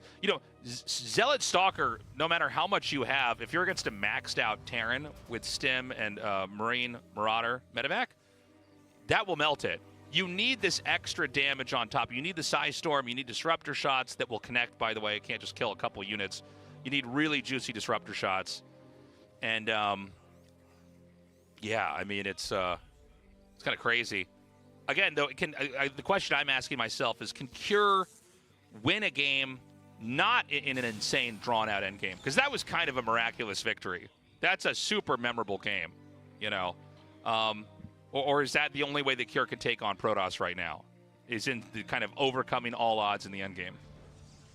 I feel like Cure is the kind of player that's going to be able to mix in siege tank pushes on specific maps and have the positioning figured out where it will not just get curb stomped the way that we've seen some of these siege tank pushes get stopped by charge zealots in the center. You know, Cure is very good at setting up those timing attacks when he wants to go for it. But if he just wants to play Classic's game, because Classic is a bit more of a defensive and macro-oriented player, he likes to fill out his full tech tree on the ground in terms of Colossi and Disruptors and Storm, and just expand across the map and play that game. Cure has proven in game number 1 that even when he is in a disadvantageous position, he can hang with Classic. And part of that goes to exactly the way that Classic was trying to approach it. I wasn't keeping full tab on where the assimilator count was for the Protoss player because I was just so... I was so taken by what Cure was doing on his side of the board that I almost wasn't really paying attention to the Classic side of things in terms of development. But it seemed like for the majority of the game... Oh, actually, hold that thought. We do have a Zealot coming in. I didn't even catch this one coming out. This is an old-style opening here with a Zealot and 2 Adept follow-up. He's going to be able to at least delay that SCV there, the natural expansion. I think the goal is that you chrono boost the second Adept. And ideally, they're able to meet up there at the Terra Natural and further delay the CC. But it seems like Classic is kind of writing that off a little bit by trying to scout down that Reaper. But to go back to the point that I was making before, one of the reasons why Classic was able to balloon up to a max supply very quickly, have 90 probes, have this gigantic bank. These Adepts are actually coming in here. I'm so surprised by this, man. I keep not expecting Classic to poke in like with a Zealot or with his Adepts. I feel like it hasn't really been going his way thus far. I'm surprised at these commitments. I'm a little worried, man. You actually don't want to drop this many units. He's going to lose that Adept. Like, there's a point where like you lose a couple things and you can just be killed. Now, PvT is very on both sides. You don't want to lose like a Medevac as Terran going for a drop. You don't want to lose early gateway units like a Stalker or a Zealot and a couple. We actually saw Classic kind of pull back at his chair. Like he's feeling the discomfort right now. Yeah, it's not going to plan. Yeah, it's just like he can already feel the game's not going smoothly. And you know, remember a lot of like these little attacks that Terran are coming out with. A couple of units you have extra to help you fight are big. Where did the Medevac go? My God. Okay, he's like just barely on the outside. He's going to drop in over here, and he's going to try to kill some workers. This is like a Beyond drop, man. What a strange arrangement. Oh, he gets a sentry. That's great, dude. For a moment there, I thought it was going to get out of range, but now he's going to pivot to the main base. He does have the Reaper. He could shell one grenade maybe on the Stalkers, but it's a little bit. It's very finicky trying to micro this group of units. Yeah. A Widowmine, a Reaper, and 2 Hellions does not an easy microable drop make. So he did kill the probes. I think we had the same bug where the unit just disappears. Yeah. So it could be a little bit confusing. But yeah, I mean, this is looking pretty good for Classic, you know, all things considered. Yeah, just to quickly wrap up the point that I was making earlier. Yeah, go ahead. So Classic was going into Storm very quickly, and that means that you're going to be ramping up with the gas very quickly. But beyond that, it felt like when he took all the extra bases, like from base 3 on, he wasn't really taking a lot of Esping Geysers. So that's part of why it was so hard for Classic to recharge with Colossi, with Disruptors, with Storm. He kind of had to choose one out of those 3. He opted for almost like a Blinkstalker Disruptor composition, which can work against most Terran players in the world, but with somebody with a micro of Cure or like a Maru or a Clem, it is very difficult to actually make that happen. So I'm wondering here, from Classic's perspective, do you play a little bit more of a less expansive style and go a little bit more into the gas so that you don't fall into this trap of only having one AoE should we go to the late game? I'm curious. By the way, behind all this siege tank push, we have a lot of SCVs getting pulled. He's pulled Classic the boys. is keyed in on this. He has 4 more gateways in production. Some of them I think are finishing just now. And Charge, I don't know if it's done just yet. No, it's not. No, it's not even close. No, it's not even halfway. So, oh, wow, I mean, this is going to hit, and it's going to hit real hard. You can see the Stalkers. He's trying to just chip at these SCVs. I think Cure is a little bit too far forward here. You want to be very conservative with the SCVs until it's time to actually clash with them. He's going to leapfrog the tanks, and he's going to basically do a push here. So he's going to keep the SCVs out here. Nice pop on the bunker, by the way. I like this here for Cure. He's using Classic's wall against him right now. These bunkers coming in. Twilight Council coming in, or not Twilight Council, Shield Battery coming in. Oh, look at this. Stalker's actually going to intercept everything. No, there isn't even a Shield Battery morphing in here in the natural expansion. This is very dangerous, Tasteless. There's 2 gateways. They're both about to be taken out, and the Robos here. So there's like a lot of core infrastructure that's in the front. I thought this was going to be like one where he slams into the Protoss with the SCVs. Instead, he's going to keep the SCVs back and make a ton of bunkers. And I just don't know if you can bust this. Dude. There are Stalkers intercepting, by the way, more reinforcements. So I think that Cure has to kind of park his reinforcements for a little bit here. He's going to come in. Some of these bunkers are not done. And Charge just now finishing. Archon is trying to absorb a lot of the damage. Classic doing a good job of breaking through the very front line, but there's just so much left. Yes, the siege tanks have fallen, but at what cost? There's so many Stim Marines now breaking through. Kira showing why he is the master of TVP again here in game number 2. With just a monumental timing attack. Classic had no answer for it. And Cure now up 2-0 in this series. That was a killer build. But we talk about timing attacks and siege tank pushes. We were talking about this a little bit, how, you know, Cure is one of those guys where he's not going to go one base for a siege tank push. He's going to wait until he has all the pieces of the puzzle. And then suddenly that super fast charge zealot timing, it's not scary anymore. And even using the architecture of the map and Classic's wall against him, I thought for a moment that Classic was waiting for some shield batteries to finish the natural expansion, but he really had basically nothing. I want to talk about that attack from Cure. That was interesting because I think we could all agree, usually when you see SCVs pulled, you think of a very specific type of attack, one that just like snowballs, where the SCVs are basically used as a meat shield. By the time they're killed off, the real army's there and you've lost too much stuff, right? Because the game, you know, when you're having fights, they'll target whatever's close. So the SCVs take all that damage. He did it. He like ran up there and stopped and then threw down a ton of bunkers. And what he was really doing was he was actually pushing the infrastructure. The gates and the Robo, the thing that's supposed to be keeping the Protoss safe early, suddenly becomes the Achilles heel. It's like one of those, you know, it's like House of the Dead, where like the final boss, it's like his chest opens up for a little bit and you gotta like fire bullets at his heart and then it closes. That's what he was doing. He got in there and he took out the Robo and the 2 gates. That was the House of the Dead monster chest opening up, killed it. And that prompted Classic to just attack in with everything. And it wasn't enough. There was too many bunkers. He closed it out. Guys, we're going to go into game 3 here and see if Classic can either turn this around or if Cure is going to close this out with a 3-0.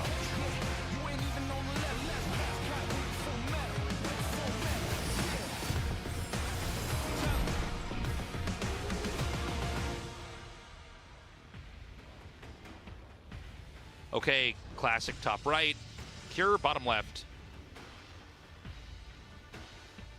So excited by Cure's play so far in this series. 2 very different games there in game number 1, game number 2. And also, just thinking back to a lot of the siege tank pushes that we've seen thus far here in GSL, it feels like the meta, at least in Korean TVP with siege tank pushes, just to hit faster instead of harder. You know, like these pushes, even the one that GuMiho did, was literally on 1 command center. It hit so quickly. But a lot of these Protoss players in Korea are really good, it seems, at stopping that. If they're able to identify it early and they go for the fast Twilight Council, you get charged, you meet them in the middle of the map, there isn't enough bio to properly support the tanks. Oftentimes, Protoss can even catch them unsieged. And it just spells the end of the game right there and then. Cure, in that game number 2, did much more of a traditional siege tank push. It wasn't about the speed, it was about the power. He waited until he had just the critical mass of bio, and that complicated the defense there for Classic so much. And even the SCVs moving across the map, I mean, they were all just constantly getting shaved down by the Stalkers that were kiting back, but that's their job. The SCVs die instead of the Marines. The DPS of the army remains this critically high point. And Cure was just able to convert that into, what, 2, 3 bunkers, a missile turret right at the doorstep of Classic where all the key infrastructure was, and just barrel through that position. It was really a strong timing attack. And now Classic here, you're down 2 games in a best of 5 against a Cure who has proven that he can play the supreme late game against you and win, even in a disadvantageous position. And he's also shown that he's going to come through with timing attacks, maybe when you don't expect them, that could just kill you if you aren't adequately prepared, not just in terms of playstyle and tech, but also with your SimCity. So it's very tough for Classic, I think, at this position, because there are just so many cards on the table that Cure can just choose to play. Yeah. By the way, Cure is a very different breed of Terran from GuMiho. The more I'm watching this, the more I'm like, you just play the game totally differently. Like, GuMiho's got these really kind of eccentric unit compositions and weird, he plays so differently that I think part of the challenge for his opponent is like, they can't really practice for it. You know what I mean? Like, it's just a very different game. But like, look at it, Cure. Like, when I saw his spreads versus the Psystorm, where I'm like, oh God, you're so good at like what you're trying to do. His movement on the map. At the end of the day, I think Cure is just a level above GuMiho, though. He just looks really scary. It's when I cast games, I'm always trying to like look at like maybe where the weakness is or where the mistakes are. It's really hard to find anything with Cure, He's just rock solid. And again, I've said this for years. Just for whatever reason, when Cure does a timing attack like that one, or he plays like a macro game, it just feels like he has more stuff.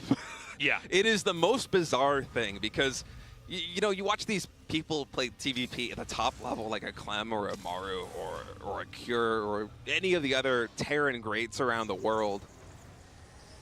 You know that everybody's macro is basically perfect, but something about the way that Cure approaches the game, especially like the late game in game number 1, he's just not afraid to go to almost woefully low SUV counts. I think he was at like 40 to 42 SUVs towards the end of game number 1. He's like, no, I have mules. I'm just going to sit on 160 army supply. What I will lose in income, I will gain in effective trades by having just an overwhelming force.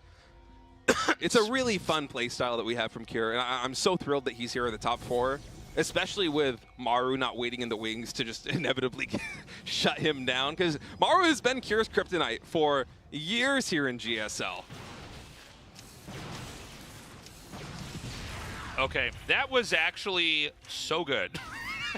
Sorry we didn't cast it. I sort of watched it off. We both just got quiet. I'm like, it's like, is he you gonna talk make this now work? tasteless? Yeah, It's I was like, no, like, let's is just watch. Is he gonna get that? He like perfectly sniped the medevac. The Widow Mines are just gonna get as little value as possible. Yeah, that was like so good. I'm in awe. That was a great play by Clasic. And by the way, it's much needed for his own sake.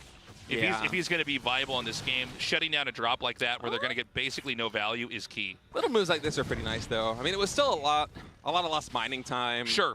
Clasic needed to sacrifice 4 probes just because of the nature of the Widow Mine. You needed to shoot so that you can kill it.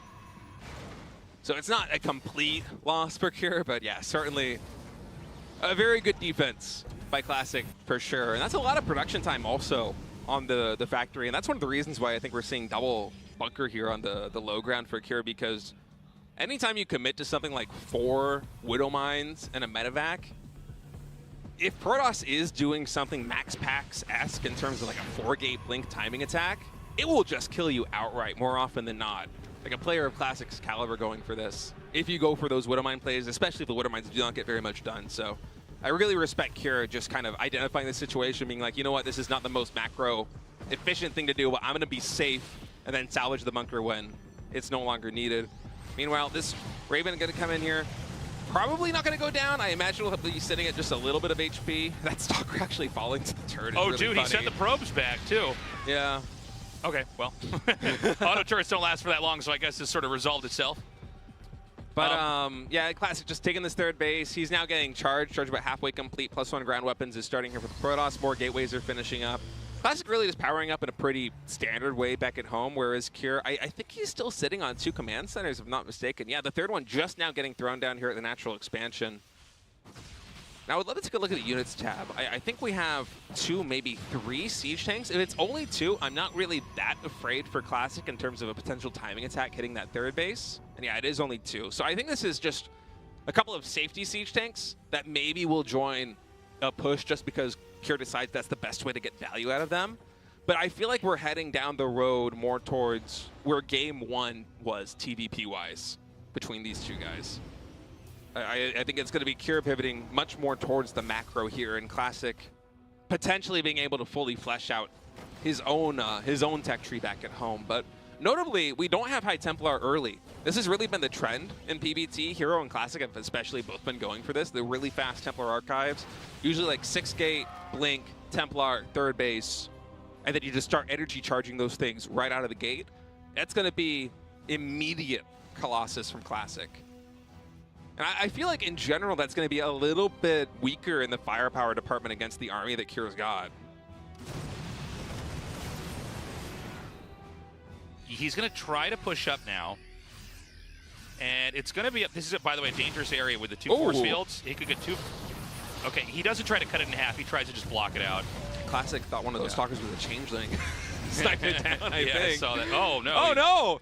What is going on in the world of Classic? Yeah, he's actually a little wiggly right now. It's like an episode of Game of Thrones right now. Yeah. I mean, Kira now going to be able to navigate all the way over here. This is where the Cybernetics core is. I feel like Classic should just immediately throw down another one, but no, instead just warping in around of Zealots. I think he's trying to size up exactly how much Kira has here on the low ground, and this is a really powerful force. Oh, I love this move. A lot of Zealots, but look at that. Kira is so smart, just double Widowmine, kind of anchoring that spot there at the third base, making Classic pay. He's going to come out now. Dude, I thought these Zealots were going to get so much more done here at the third. Yeah, well, I think they're going to start. I mean, he can get a little bit done. But, you know, Classic basically stayed back. Okay, this is where it's really starting to add up. I don't actually think Kira realizes these Zealots are still here. So he notices now, but that's, 10 kills, 11 kills already. Yeah, that's a little bit more than I thought those two Zealots were going to get. Yeah. To be rightfully honest with you. I think that Kira saw the other... He caught those Zealots in the middle of the map and was able to clean most of them up, and I think he thought that was basically the entire force. So we've got a fourth base coming up here for Classic. Kira with about a 20 supply lead here. His army is considerably bigger. But Classic's got a smart idea, and that he's just getting these slow drip of Zealots to come through here. One for each Widowmine, then he'll send the real attack in.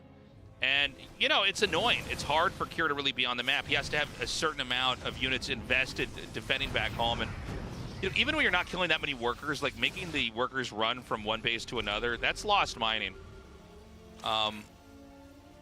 So, as the game goes on here, Classic, I don't know that he wants to attack. I think, we kind of talked about this before the series started, I think Classic's game plan is to play like kind of a slow game with these annoying little counterattacks and try to get really, really big.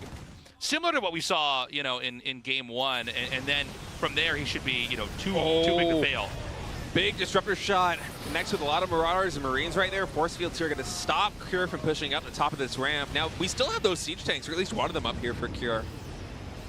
And the Medevac's actually going to go right to the main base. Keep in mind, no Templar Archive still for Classic. He cannot warp in a Templar and energy recharge it. There might even need to be a recall here in the main base. 3 Medevacs is just a little bit too much. The Colossi, it looks like, based on the minimap, are going to walk up here.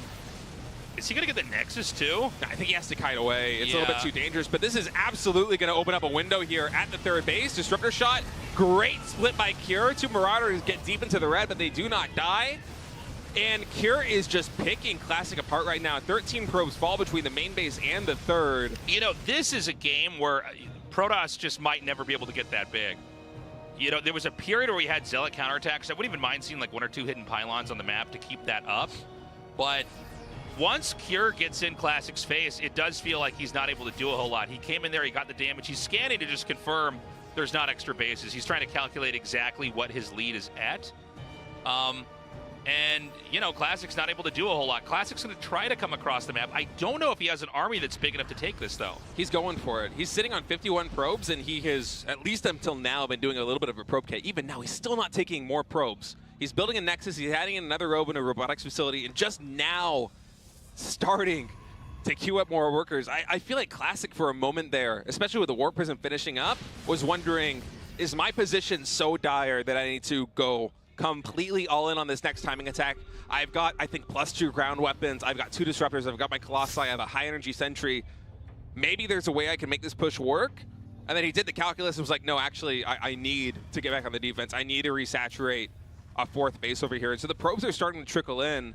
But now we're in this awkward situation where it's actually Kira, even sitting on 3 bases, that has a really good economy. The 4th command center is about halfway done. Kira's going to be able to instantly saturate that 4th base. He's at a 10-worker lead. How often do we see Terran leading the worker department over Protoss? Try to drop in over here at this 3rd base. This is much needed here from Classic. Classic going to try to attack in here, and it's going to melt these Zealots. These are not going to get anything done. That's not the worst trade in the world, but yeah, Classic is hoping for a lot more with run-bys like this. I wouldn't be shocked if this just gets cleaned up, and then we see, oh, well, actually, I was going to say Classic move out again. He's already moving on the map. This army should be too feeble too weak to actually take a fight over here. In fact, the Stalkers are going to blink forward and take out a decent number of those Vikings. You really want those Vikings to obliterate the Colossus before it can really do anything. And Clasic seems like he wants to have basically 2 smaller groups of units out on the map and try to hit a couple places at once. Yeah, it does seem like Kira's gunning with that army in the top left and this army here in the center.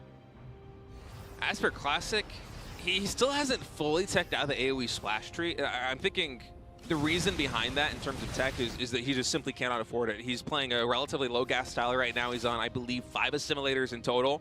Hasn't saturated the 4th base gases or the 5th base gases where that 5th nexus just got thrown down. Oh, blink forward. He's actually going to commit over here. I'm surprised at this engagement, but he's able to pounce basically on this command center. He caught Kira out of position. A lot of SCVs now going down. This is the kind of win that Clasic has been needing for a while now. These Stalkers also warping in here with a blink forward. Should be able to get this medevac. Indeed, they do. He's going to kill the one Marauder that pops out there. And, yeah, Kira's just going to back away from this. I think he actually can get the command center. That's pretty big.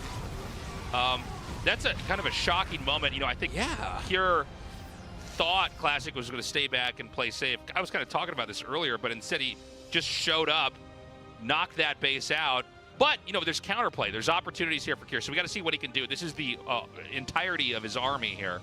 A lot of disruptors right now sitting in between the 3rd and 4th base ramps here for Clasic. Good scan. Good scan to kill that. Yeah, the rest of his army right now is on the left side. He wants to try and set up basically a flank here. Here where the scan is going to identify that. Now for Clasic, because there's only these 4 disruptors, you got to be really careful trickling out the shots. You do not want Kira to completely collapse on this position. Nice connection there, catches one of these ghosts. I believe only one more disruptor shot in the bank right here at this 3rd base. Now waiting for the rest of them to recharge. A Warpin's going to come in. Disruptor shot's not available just yet. A couple seconds away still. That means this Nexus is going to fall. And Clasic is actually going for a base trade tasteless. He's sending the rest of his army right into the heart of the beast. The natural expansion here for Cure. Cure, he has to make a decision. Do you go for the throat of Clasic yourself, or do you come back and defend? Right now, it seems like it's basically 50-50. He's like, you know what? I have enough army. I'm going to go for this with the Vikings. There aren't Stalkers here to assist. I can probably take them down, but no, there are. They were in the natural expansion. Now blinking down, able to snipe a lot of those Vikings. Cure, his army a little bit disjointed here across 2 sections of the map. Clasic has literally everything in the natural expansion of Cure in this moment. Seems like he's going to just go push into these other bases. This is a really weird game. Basically, Cure's going to try to just take out all the other bases and then recover. So this is really rare to see. He's going to kill that Nexus. This base is going to go down. And it's going to be an attempted reset here from Cure. I think Clasic's got the lead. He has a way to close this out. What Cure's going to try to do is really technical. It's really hard to do. Remember that, like, they don't have that much money banked up. They're both supply blocked, by the way. Nobody can make anything. There's 60 probes. There's 16 SCVs. But there's, oh my god, here we go. All right, Clasic able to get the pounce on this army here in the top left. The Stalkers focus firing down. The medevac sacrificing their lives. Disruptor shots are huge on the Marines. Oh man, you were just talking about, Tasteless, how technical it is. This tactic that Kira is trying, having 2 armies on opposite sides of the map, plus all the reinforcements sitting in the main base, and Clasic was able to isolate one of those armies and completely clean it up. I think up until now, there was a world where Cure, because the army supplies were basically equal, even though he had relatively no economy, he might have been able to take the Dream engagement and still close this one out with a 3-0. But now, that army going down to the top left, it's like his Achilles heel. It is going to be so challenging for Cure to stabilize from this position. The army supplies, they are still even, but just like you said, Tasteless, 60 workers here for Clasic. He's rebuilding the 3rd. He is rebuilding the 4th. Once these bases are saturated, Clasic is going to be maxed in like 1 to 2 minutes. Cure's window right now is closing fast. Yeah, keep in mind that it's not like you can just move into the Terran army. You got to have good disruptor shots. We saw, even though that fight was won by Clasic up there, like, Cure sniped a lot of disruptors. He was really good. Both players are trying to get back on their feet as far as economy goes. You can see right now, Cure isn't even getting minerals. He's waiting for this command center to land. There's a couple minerals coming in for Clasic. He's still long distance mining. That just now ended with the Nexus completing. Tasteless, we have only 1 medevac. I didn't even realize this army isn't even fully healed from the sims in the past. Oh my god, I'm glad you pointed that out, State. I wasn't really paying attention to that part of the army, but yeah, it's actually Vikings and not Medevac. So I think Clasic should be able to just come in and kill him. Yeah, this is like David versus Goliath, except Goliath has a lightsaber that's like 30 It's meters just like David tall. versus Goliath, but David doesn't have a slingshot, is what this is. It's just like a small guy against a big guy. Oh, man. I don't see a world where Kira is able to stabilize here. But, you know, it's been such a scrappy game that when you're in the moment like this from Kira, you can't really know exactly what the position is. But, yeah. I mean, this is just a completely developed Protoss army about to collapse on the one mining base from Kira. Kira, to his credit, he's trying everything he can. He's going to pull the SCVs. Massive arc of Bio coming in. Vikings connecting there on the top side. Disruptor shots not very good just yet. Some small connections. Bio actually doing a really good job on the ground, but there is no healing. We only have 2 medevacs right now, and there is just no sustain here for the Terran army. Kira, he tried one of the more technical comebacks here after the base trade, but Clasic in one of the more insane games of PBT that we've had, just insane games in general that we've had so far in this GSL, is able to get on the board. And I gotta say, thank God, man, that was really good by Clasic. You know, I gotta say he really stuck to the plan.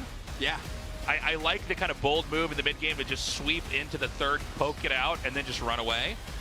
It's been a really interesting series so far. I gotta say, though, at the same time, Cure looked really scary. Even in that last fight, I'm so glad you pointed out the medevacs, because that was, you know, I'm just sort of used to there always being a lot of medevacs. It's not always something I zero in on. Cure was kind of playing a world-class game even when he was losing. Like, he looked really scary. Pylon is going to be the map for Game 4. Clasic has started the comeback. The challenge is he has to keep that going. He has to win 2 more in a row, because if Cure just takes 1 more game off of him, Cure's going on to the finals. Clasic needs a full reverse sweep, and it's really interesting to me that the game that Clasic has won so far in this series is the game where he elected to not build the Templar Archives. The Templar Archives has been really the mainstay of Protoss macro PBT throughout this entire GSL, largely because of the new energy rechargeability. You know, you warp in your first Templar, it's instantly got plus 100 energy. When Storm is done, you usually have at least 2 more Storms than you normally would. Sometimes you might even have 3, depending on that timing.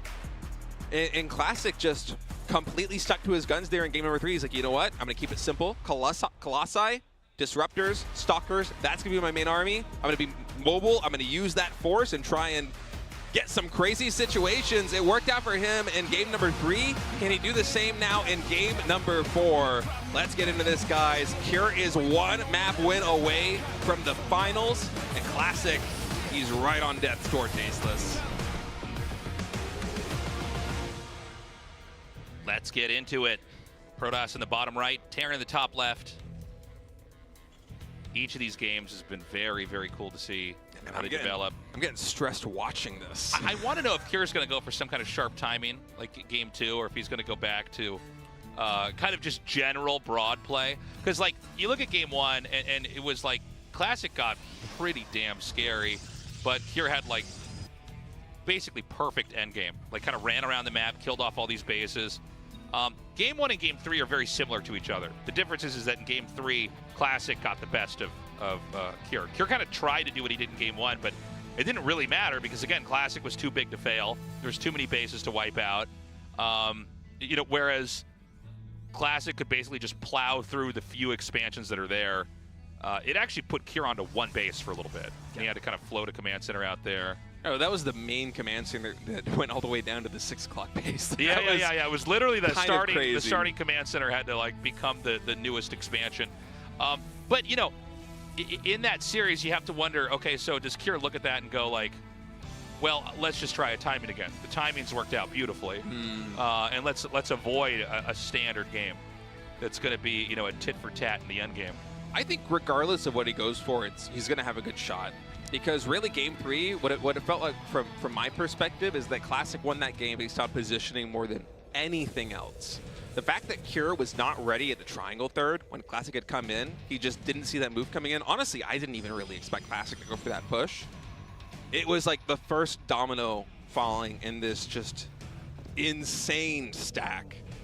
I mean, Cure, he was already playing a pretty good game. He had a worker advantage for much of it in a TVP, which is very rare. By the way, Concussive Shell coming in with a Marauder, so a little bit of a mix-up here from Cure. Classic has been pretty aggressive with the early gateway units, and I wonder if this is an adjustment that Cure is making throughout this series. He's like, well, if Classic moves out again with the Stalker, this time I'm going to have a Concussive Shell Marauder to just one hit, lock that thing down, keep it slow, and confirm the kill. We'll see if Classic does decide to play as aggressively as he does with the initial gateway units as he did in the past, but Cure in that game number 3, if he doesn't get out-positioned at that third base, and then also if two things needed to happen. Classic needed to out-position him at the third base and then also section off that army in the top left. Otherwise, I think it's either an even game or Cure is potentially ahead. So I have no fears for Cure if he decides to just go right back to the book and play another standard macro-style TVP like he did in Game 1, like he did in Game 3. So the Hallucinated Phoenix is going to come up here and do a quick scout. Oh, wow. We have 3 racks before Starport. Yeah, this is different. I actually kind of thought this wasn't really much of a thing anymore. Yeah, this is my least favorite thing to hit on the ladder, by the way. Oh, really? Yeah, yeah. Dude, so, I lose to this all the time. The big difference here is like, okay, you're going to have a lot more stuff out of the barracks. The medevacs are later. Now, with medevacs, you have the ability to attack anywhere, right? I mean, that's... it's kind of insane that Blizzard even made units like this that could transport stuff and fly and heal. Yeah, it was an ambitious It was choice, actually a pretty controversial when the game came out. I remember people being like, are you serious? But it's awesome. You know? I'm really glad they did it. It feels like it makes Terran so much more dynamic. But what I'm trying to get to is like, okay, so this game he didn't get the medevacs, which we've been seeing every game today, right? So what this has, this packs more punch, doesn't have the same kind of sustain, but it also doesn't have like the range of places you could attack. So the way that you have to approach this as the Protoss is you have to like absolutely make sure you have enough to fight this specifically, and you don't have to worry about it, as an example, being in your main. Yeah, you know where it's going to come. You can even intercept it in the middle of the map. That's an option. A lot of times when you see pushes like this, that's a way to play, or even like force them to siege up and then run away because you buy more time. You know, Classic, the question's going to be like, does he have the recipe? Does he have the formula to take this on? Because he saw it. It's no secret. You don't look at 3 barracks and go, I wonder what he's doing there. You go, he's going to make stuff out of the 3 barracks. I think Classic might be going up to 8 gateways right now. Yeah, I think that's the plan. 2 or 3 are done already, and he just has 5 more being complete. This is a really smart response, because what you were saying, Tasteless, about kiting the Terran as they try to move cross-map, that is how you deal with this. There's basically no healing in this army. We actually still do not have a starport. It's going to be siege tanks and bios. He might actually pull SCVs with this, too. Yeah, every stim is going to be permanent damage. I think you need to pull SCVs with a push like this one. Otherwise, you're going to be in a situation where you might need to stim a small group of units and take just permanent damage. 2 more barracks in production. This is pure power from Cure. This is nothing but damage. There's no support. There's no healing. There's no dropship play.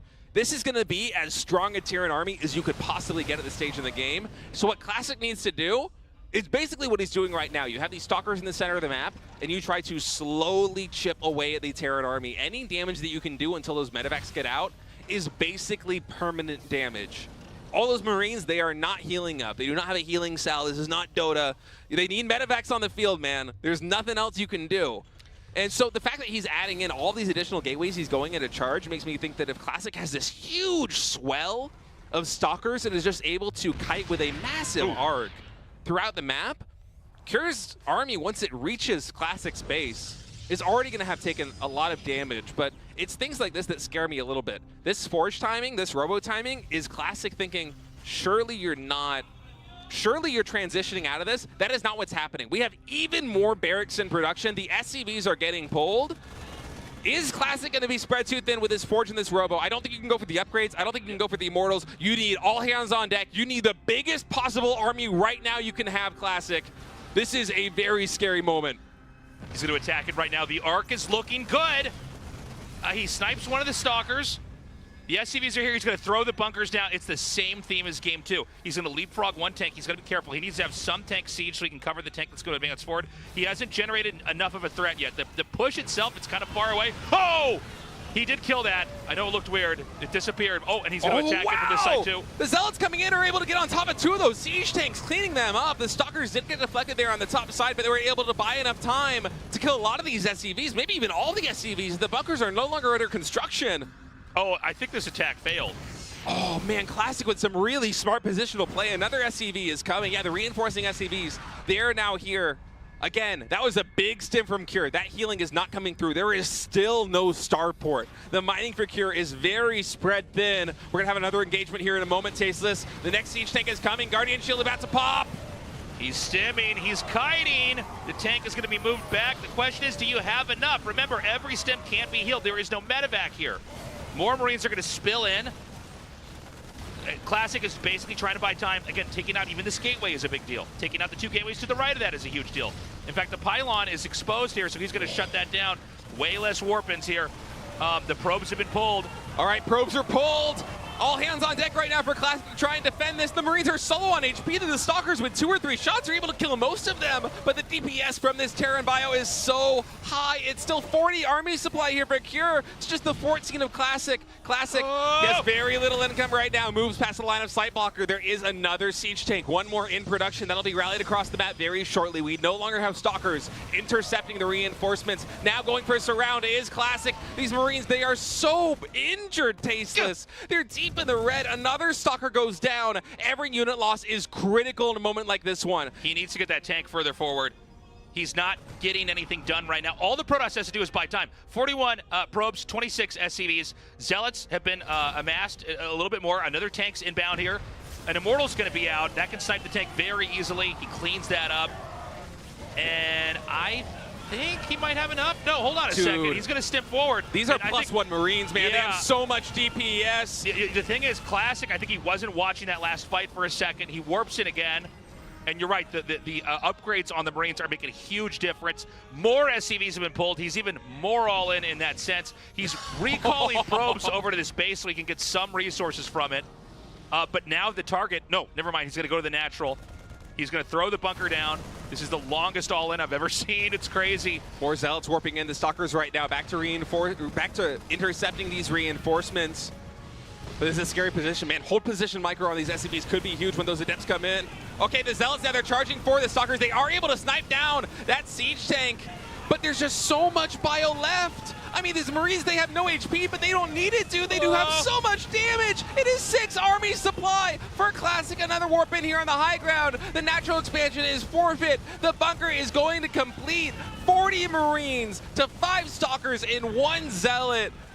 Cure has fully eclipsed the army supply of Clasic. Tasteless, I think he has done it with this just insane build.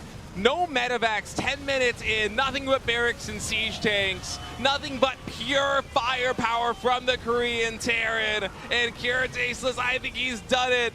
Dude, this is a insane game. GG, Cure going to the finals. We got another PVT coming up for you guys. That was wild. For so long, it looked like Clasic was going to maybe barely hold. And it's like he just kept pushing. And then there was this period where, you know, for a little bit it looked like, okay, he might be able to hold it, but he didn't micro back some of the Stalkers. The Marines stimmed, they shoved in, they shot down like, I want to say like 7 Stalkers there. They killed that Immortal. This is going to be a great finals, by the way. Hero versus Cure. Dude, Cure looks so good against Clasic. That was just unbelievable late game play in game number 1. Fantastic timing attacks later on in the series. Even the game that he lost, he was in such a commanding position for so long. I cannot wait to get started with the finals in just a moment here. We're going to have arguably the best Terran player, the best TVP player in the world going up against Hero, who looks nigh unstoppable in this GSL. Yeah. Everybody is scared of him. That was a great series. You know, and we're talking about, you know, the 2 series we had were so different from each other. I'm really curious how these 2 players are going to interact, but I got to say, Cure has got a lot at his disposal to take on. His end game is peak performance. His timing attacks are so sharp. I mean, that was one where like the Protoss scouted everything. Like, you know what's coming. The question is, are you fast enough? Can you control well enough? And by the way, Clasic got behind that pushing army back there. So usually that's how you stop the all-in, is you snipe the other tanks and the Marines, and then you just buy, maybe like a minute and a half, just buy whatever time you can, and then you come in and you smash it. But even with that, Cure managed to reconfigure the position and then keep the all-in going. It's funny, too, because when you say an all-in, right, it means it's all going to come down to this one moment. Does it work? Does it not? You don't have all-ins that kind of go on for a long time, and it's still not clear who's going to take it. So that was really special. Yeah, that was a very cool build that Cure brought out here in the final map, and I cannot wait to see what he's going to bring to the table against Hero. I feel like it's going to look really different, even potentially from both the series we've seen so far today. Hero is a very different Protoss player from Classic.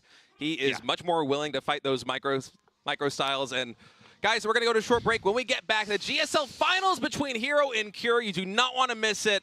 We'll see you soon. Get a move on if you're trying to catch on up to me. Hitting corners and sliding up in these bucket seats. Pedal to the metal, broke the chains, now I'm feeling free. Yeah, 100 miles an hour on the highway. I don't care what y'all doing, I did it my way. Yeah, so y'all can keep that talk. I'ma keep on riding till the wheels fall off. Like that. Incoming transmission.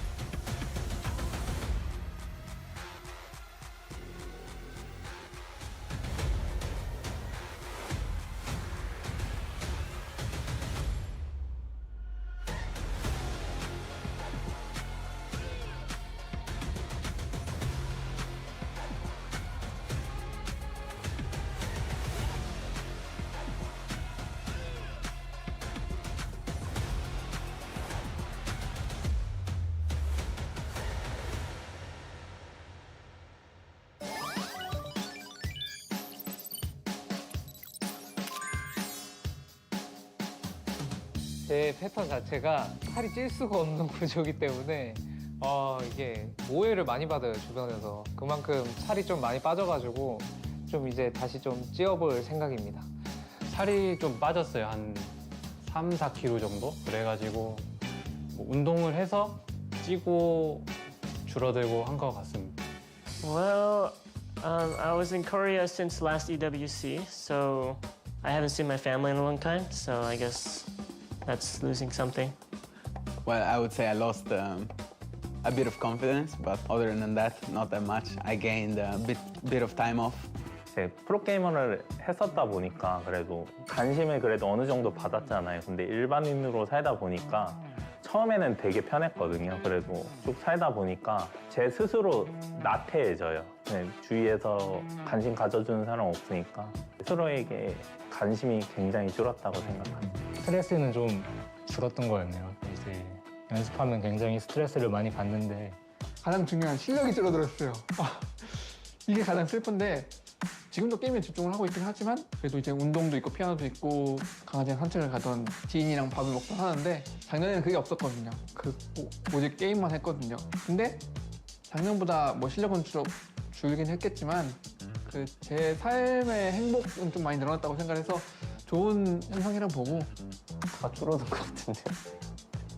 실력이 줄었다고. 저 사람이? 이제 GSL 앞두고 있으니까 더 열심히 하면 저 형보단 잘할 것 같아요. 줄어든 건 이제 가장 치명적인 거 통장상도. 이제 제가 자취를 하진 않아서 그래도 좀 타격이 덜했지만 아무래도 수입이 줄다 보니까 돈이 빠지는 것만 계속 보이더라고요. 그게 좀 신경이 좀 많이 쓰였던 것 같아요.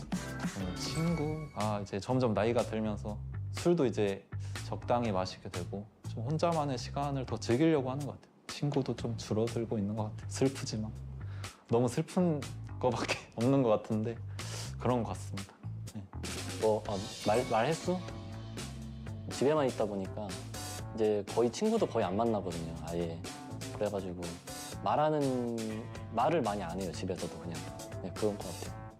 좀 더 건강이 좋아지지 않았나. 스트레스도 안 받고 시간이 많다 보니까 제가 수영도 다니고 운동도 좀 해가지고 건강이 좀 좋아진 것 같습니다. 이제 이 책임감. 앞자리가 이제 3이다 보니까 인생에 좀 책임감이 달라졌어요. 옛날에는 이제 아무 생각 없이 게임만 했다면 이제는 미래를 생각하면서 게임을 더 마지막이란 마인드로 불태우고 있다고 생각해요. So I spent some time with my family, with my friends, and I'm very glad about that. But also, I gained some more motivation just purely because I haven't played for a long time. So I'm excited to get back into it. Yeah, when there was no tournaments, I was just playing a lot of badminton because, yeah, I really like the sport and I still play. And yeah, I still practice, but not as much. And yeah, I was just focusing on like my life and my health and stuff like that. And I think as a result of my health getting better, I think I also became a better player. So I think those things are related to each other. So yeah, my health got better, and my play got better, and my routine got better, and everything like that. So 늘어난 걸 따지자면 몸무게가 좀 많이 늘어난 것 같고, 백수의 삶을 좀 길게 살다 보니까 아무래도 좀 그런 축구 실력이라고 생각해요. 남는 시간이 많더라고요. 그래서 굉장히 많은 시간을 또 축구에 할애하다 보니 많이 늘었고요. 끈기, 인내심? 한 겨울 동안 RPG를 했는데 끈기가 상당히 늘더라고요. 한 번에 앉아서 오래 하는 시간. 그래서 딱 스타트를 다시 하고 이제 연습을 하는데 엉덩이가 제가 무거워진 게 스스로 느껴져가지고 이게 RPG 수련법 괜찮은데 약간 이런 생각을 했던 것 같고 좀 근육도 좀 더 생긴 것 같고 운동을 조금 하다 보니까 요새 운동을 좀 맞들려가지고 이렇게 근육이 좀 왜 웃으세요? 근육이 이렇게 늘어났고요. 징징거리는 게 좀 늘어났고 밸런스 패치하고 나서 하면 할수록 힘든 것 같아가지고 사람으로서의 좀 기능이 늘어났다. 제가 원래 운전면허가 있었는데 운전을 못 했거든요. 근데 좀 쉬는 시간이 많다 보니까 운전도 좀 배우고. 저는 최근에 늘어났다고 생각한 게 살이 점점 얼굴살 같은 게 예전 사진이랑 비교해서 보면은 이게 세월의 타격을 정면으로 이번에 받아가지고 확 늘어난 게 느껴지더라고요. 이제 아 그래요? 감사합니다. 아직도 그 소리를 들을 수 있고 아직 희망이 있구나. Incoming transmission.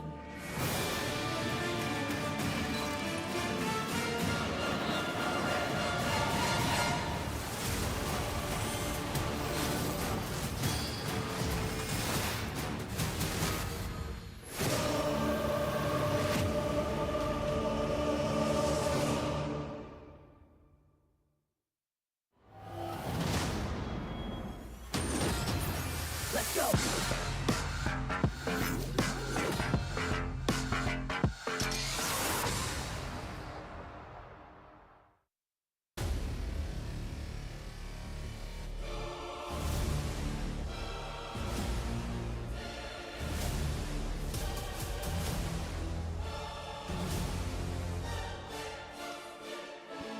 We're finally here.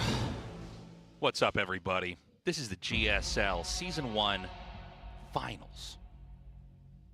15년이 흐른 지금도 스타크래프트 2의 역사는 We're going to be introing our first player here. And I believe it's going to be the Terran player. I think we were supposed to do Hero first, but he's in the bathroom, so I've just been notified by the producer. Breaking the fourth wall. Yeah.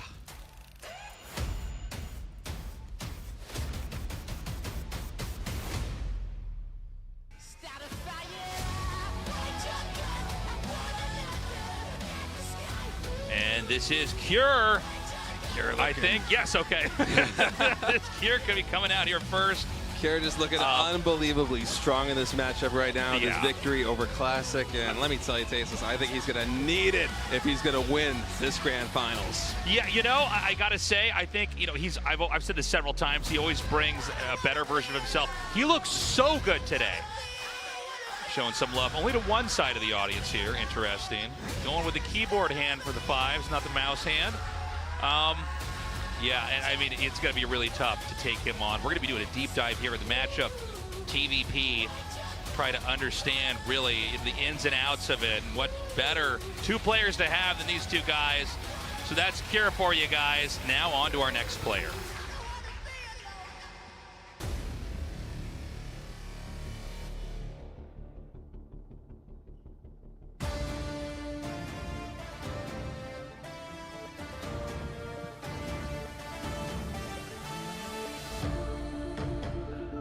And of course, our Protoss player, Hero, truly an innovator in the race Protoss. He has dictated many matchups and how they're understood. He did it in PvZ. We're going to see tonight if he can do it in PvT. Many players in the GSL Codas came into this season talking about how the one player they do not want to go up against Watch in out, the Cure. group stages, Both sides. Fives on both sides. In the playoffs is Hero. This guy just seems like he is at his absolute peak right now. His play has been unbelievable, and I think that truly Cure versus Hero is going to be one of these matchups that might be just a historic GSL final. All right, we're going to go to an interview now, guys, see how our players are feeling, and then we're going to start this best of 7. And the Grand Finals is about to kick off for 2025 GSL Season 1. The trophy is on the stage already. The two players are ready. Hero actually walked past me before. He said he's nervous. Are you nervous right now? Because your face doesn't look like so. Well, right now I'm trying to just control my mindset. And definitely, if the atmosphere feels heavier compared to the round of 4. And Cure, you did make it to the finals after defeating Protoss. So how are you feeling right now? Well, I did know that I would eventually have to face the Protoss in the finals. This was my destiny. I'm still pretty worried, but I'll have to give my best shot today. That's right, before you did play against Cure before in the round of 8. So I'm guessing a lot of things went through your mind. So did you do some like image trading beforehand or like do some simulation? Well, currently the meta is like that. And I did practice a lot of PvP matchups just in case Clasic made it. And I know Cure is in great form right now, but in the end, it will be me smiling. with the trophy. 올라와서 웃을 수 있었다. 이런 얘기를 듣고 있거든요. And he said that he's really glad that you made it to the finals. Kyo just said it. How can you remain still after hearing that? Sure. Well, you know, before the finals, we lost Classic in this GSL Season 1, and now we're gonna lose Hero. So anything you want to say to Hero? Well, I did lose to him a lot recently, but I've always been sharpening my strategy, sharpening my teeth for him. And please look forward to my match today, Hero. 잃어버릴 것 같다 이런 얘기를 했거든요. 김동욱 선수에게 Hero, 말씀해 주시죠. Kyo just threw some banter at you. Anything you want to say back? Well, in the world of competition, everything is fair. I think I can just defeat Kyo today and then refriend him after. I hope to have a good match with him. I see. And momentarily, the finals will be kicking off. Are you ready? Then we shall commence soon. GSL Season 1 Finals. Hero versus Cure. Cure versus Hero. Starts now.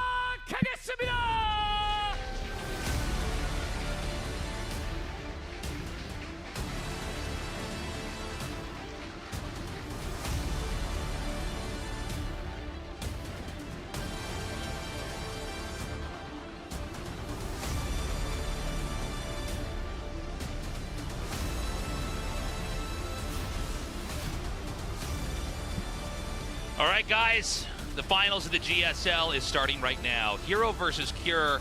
A very unique tournament, by the way, this time around. We ended up with a full-on PvT deep dive here. We're going to really, by the time we're done with this series, truly have a big appreciation for the matchup and the ins and outs and how it works. It's been fascinating to follow so far.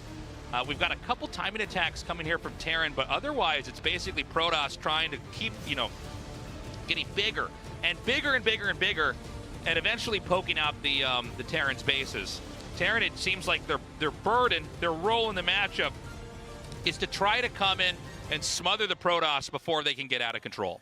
Yeah, but Cure has demonstrated against one of the best macro Protoss players in the world in Classic that he absolutely can hang with these guys in the late game. He is not afraid to go to a low SCV count. He's not afraid to have 160 army supply with little eco back at home and just play the army game. It's one of the things that he does best. He is phenomenal with his control.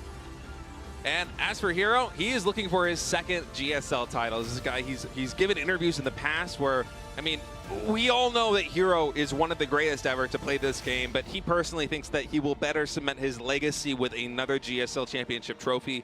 I agree with him. I would be very excited to crown another Protoss champion.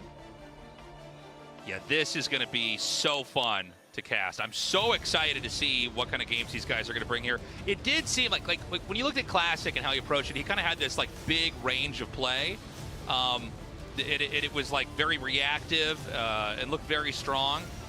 Hero seemed to be very, very tight with how he handled things. He seemed to, basically just have, frankly, better PvT here. But Cure, he looks so scary, especially in his endgame decision-making. When in Game 1 versus Classic, it looked like there was literally no way Classic could lose the game. And he managed to, with some pretty complex maneuvering in late game, take out every single base, sacrifice a certain amount, and bring it to full force. Cure in TVP really does feel like the complete package. Yeah, he can control just as good as anybody else. His decision-making is phenomenal. His macro is always on point. And on top of that, he is not afraid to mix up his strategy with a ton of different builds. Think about that last game that he played versus Classic, where he literally didn't build a starport on 2 command centers. He's like, you know what? I'm gonna have 5, 6 barracks. I'm gonna make siege tanks. I'm gonna pull the boys, and I will kill you. It will take a long time, but I will work you down. We haven't seen a PvT like that in GSL thus far this season. That was the first time. How many more tricks does Cure have up his sleeve? I think we're gonna have to find out. But the scary thing about him is, again, he doesn't need those tricks. He can win in the ultimate late game against Classic, who a lot of people are even saying is better than Hero in the late game. So I think this is going to be 2 heavyweights just absolutely duking it out from set 1, possibly to a set number 7, Tasteless. This is a best of 7 to decide who will become the GSL Season 1 champion. Hero versus Cure starting now.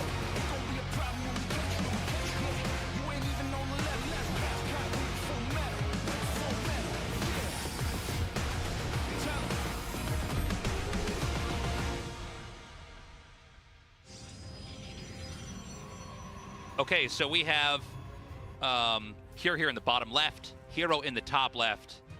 And this is one of our maps that has the healing zones on it. We never really talked much about what we haven't gotten to see this much in play, but just going to put that out there in case this is a factor here in this series. Yeah, Persephone with that healing zone in about the center right of the map, and then the entire right side, that whole perimeter just aligned with these speed zones. We have seen a couple of moments here in GSL where, because of the nature of the map, you typically expand towards either the top right or the bottom right portion, depending on where you're at. Look at Giga Chad Cure over here.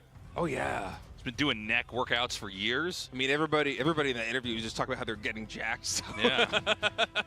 the art is reflecting it. Well, that's going. StarCraft 2 is back, so we're all gonna get out of shape again. The nerd body's coming back. Yeah, that era, the healthy era, is over. Yeah. But just flabby nerds with bad wrists, living the dream. Nothing says StarCraft 2 like a broken down body and injuries. Nothing says StarCraft 2 like skinny fat bodies with brittle arms. My wrists are breaking. Yeah. But yeah, here on Persephone, it's a really interesting map, just not only because of the healing zone, but also all of the speed zones there on the right side perimeter. And it's very fun when we get to positions where the players expand all 4 bases across the top or the bottom side of the map, and then you have things like double or triple SC or medevac drops taking place in those corners, because I'm telling you, they zoom, man, through those speed zones. Like, they will be on top of a Nexus in no time at all. It's a really fun map. I'm glad that we're getting a little bit more adventurous with the map making this season.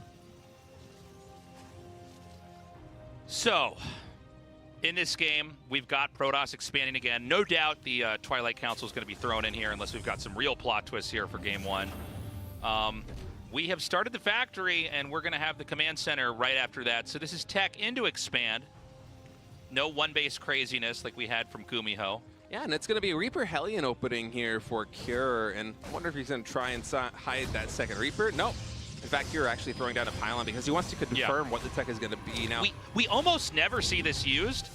Yeah, and he actually cancels it. It's actually an old trick from StarCraft 1 where you can put that down there and basically confirm what they're going to make. But yeah, he threw it down and canceled it. So it's something that we see more often in PvP than anything else in StarCraft 2. But Hero, he's been very on point with his scouting thus far. So these double Reapers going to jump into the main base, see a Stalker and a Sentry, and then shimmy right back out. Behind this, Cure, he is continuing to train Reapers. So typically with a strategy like this one coming in from Cure, you want to go for a healthy number of Hellions and Reapers, and then you basically want to knock on the front door of the Protoss. If you can get past a wall in, potentially by using your grenade to kind of shimmy whatever Protoss unit is sealing the gap, if there is one, you have the potential to get a lot of damage done. Even these 4 Reapers, if they want, might be able to force a Guardian Shield or potentially go for that Sentry. Instead, Cure just opting to play a little bit more safe.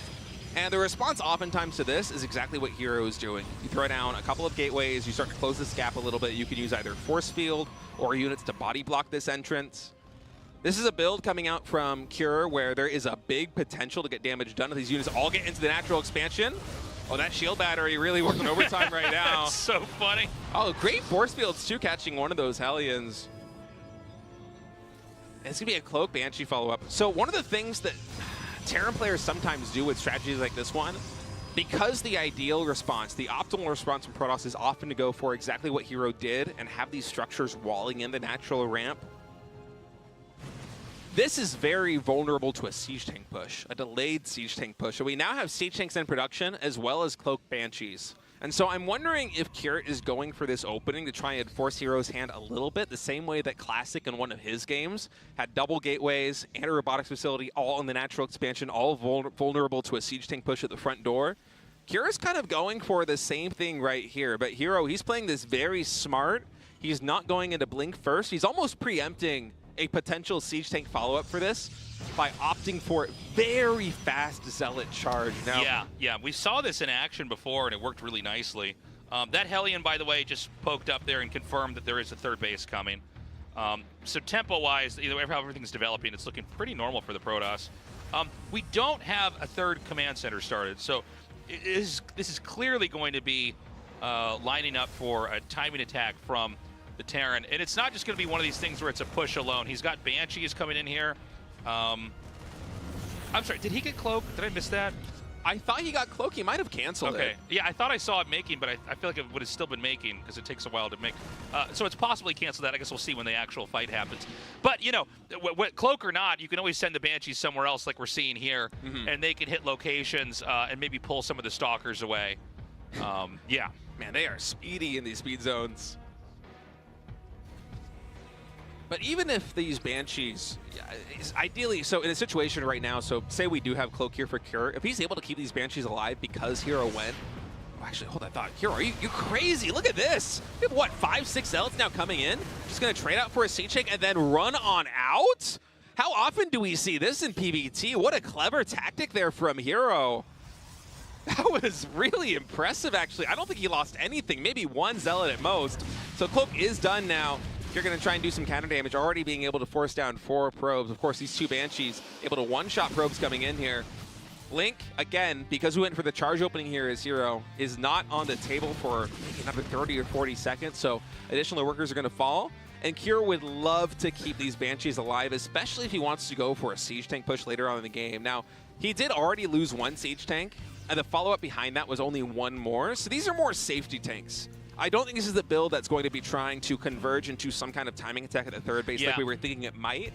This is instead just a very safe way of approaching the early game here from Cure, with now a 3rd command center coming in, 1 engineering bay, at least getting the upgrades there for infantry weapons, and just a nice, safe, natural development into very biocentric play. So, yeah, this is going to be much more gradual in development. Just, yeah, like you were saying, safety tank set up here. Medevac's now going to be coasting up here towards the main. He's going to scan here. A lot of times a scan can telegraph the drop itself in the space of the game, about 7.5 minutes. He's going to unload here. You know, he doesn't actually get that much. Did he actually kill a probe, or did they pull away? I think he might have gotten 1, but yeah, not a lot went down right there. And also for Cure, you don't know what's really getting recalled. Is these Zealots are? I keep looking at them and thinking, surely you're not going to take this fight, right? Yeah. That one maybe not as productive as the previous attack that was able to take down a Siege Tank for almost nothing. But so he's got a push coming, and then there's Banshees on the right to generate threats. There's the 2 Medevacs still parked, you know, in the very, very back of the Protoss's base. So right now, you know, what Cure's going to do is he's going to look for wherever the soft spot is and try to hit there as hard as he can. There is a 4th base. I don't think Terran actually knows about it. Nice catch on those Banshees right now with the Stalker. So there is, I believe, 1 Marauder just shelling down that 4th base. Whoa. Oh, this Colossus is very vulnerable right now. Hero with late reactions. No force fields pop. That Colossus is going to go down. Siege Tank now anchoring this position over here on the right side. Hallucinated Colossus. Wait, you blink on top of that, Hero? Are you crazy? The Stalkers, they get focused down. The Zealots are warping in. That blink maybe a little bit over ambitious, tasteless.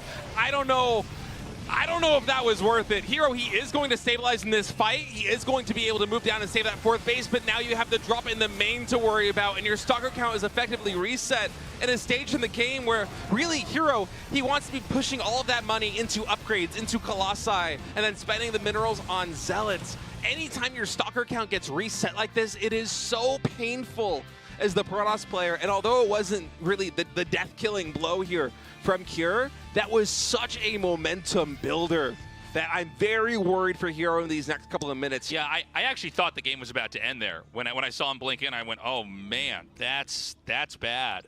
Kind of a funny moment, though. He didn't kill the 4th base. He saw it and instead tried to go for damage. He did snipe the Colossus. And I think he's going to basically, oh, wow. He's like just, okay, he's going to be spotted. Now, what he wants to do is have this drop meet up with the rest of his other drops that are actually parked in the back of that base. I thought he was going to bring the Medevac over here. Yeah, he's bringing them in now. Stalker's already able to focus down 2 of these Medevacs. This is actually not a very bad trade here for Hero thus far, excuse me. Stalker's even blinking forward, going to get 1 more Medevac, and that's equalizing things a little bit. Now, this drop at the natural expansion, it's only picking off a couple of probes. Overall, I have to say the defense from Hero in these past couple of moments has been really spectacular. It's actually even the game up quite a bit. Yeah, you know, it's funny. Like, when you attack it, I'm not even talking about that attack, but the one before it, the push, there's like, you have a series of choices on what to do. Like, he could have killed that Nexus and 100% gotten a lead in that way, but he kind of went for like what I would call like a win more move. He moved past that, tried to kill the Colossus, which he did, tried to fight the Stalkers, then he would have killed 2 bases. But because of that, you know, what's happening is that Hero's able to bounce back pretty nicely. Doesn't mean that Hero's going to win, but Hero didn't suffer the same kind of losses. Now we've got a big stim in. The Colossus, both are sniped down. The third one's going to come in here in a second. The Vikings are all ready to deal damage on top of that. Oh no, and it's just Stalkers right now here for Hero, so he has to blink back, rejoin forces with the Colossus, already bleeding out a lot of high-tech, expensive units. A round of Zealots warping in, going to be able to add a little bit of sustain here on this army here for Protoss. It's scary in a moment like that one here for Hero. Man, I'm watching this. You know he wants to blink forward and focus fire down one or two of these Marauders, but it's a dangerous game. Instead, just going to be chasing them down. Blink back once the Widowmine shot's about to trigger. Oh, a lot of high-stress moments already in game one here between Hero and Cure. I've got to say, Cure has been doing a very good job of keeping the critical tech unit counts for Protoss under control. He's already sniped down a good number of Colossi. He's been doing a very good job of also resetting the Stalker count. But some of these trades, Hero has been doing a very good job of getting just the Starport units taken out. I would love to see the units tab. Okay, we have 6 Medivacs and 1 Viking. Ideally here as Terran, you would like to have a lot more, especially against 4 Colossus on the board already. So, the gold base is now being taken. We're getting into that configuration where the Protoss really starts to get ahead. It almost looks like they're Zerg or something with the sheer amount of map that they have. And he's not expanding. I mean, he's, you know, if you look at the mini map, Protoss has like 2 free bases right below the main.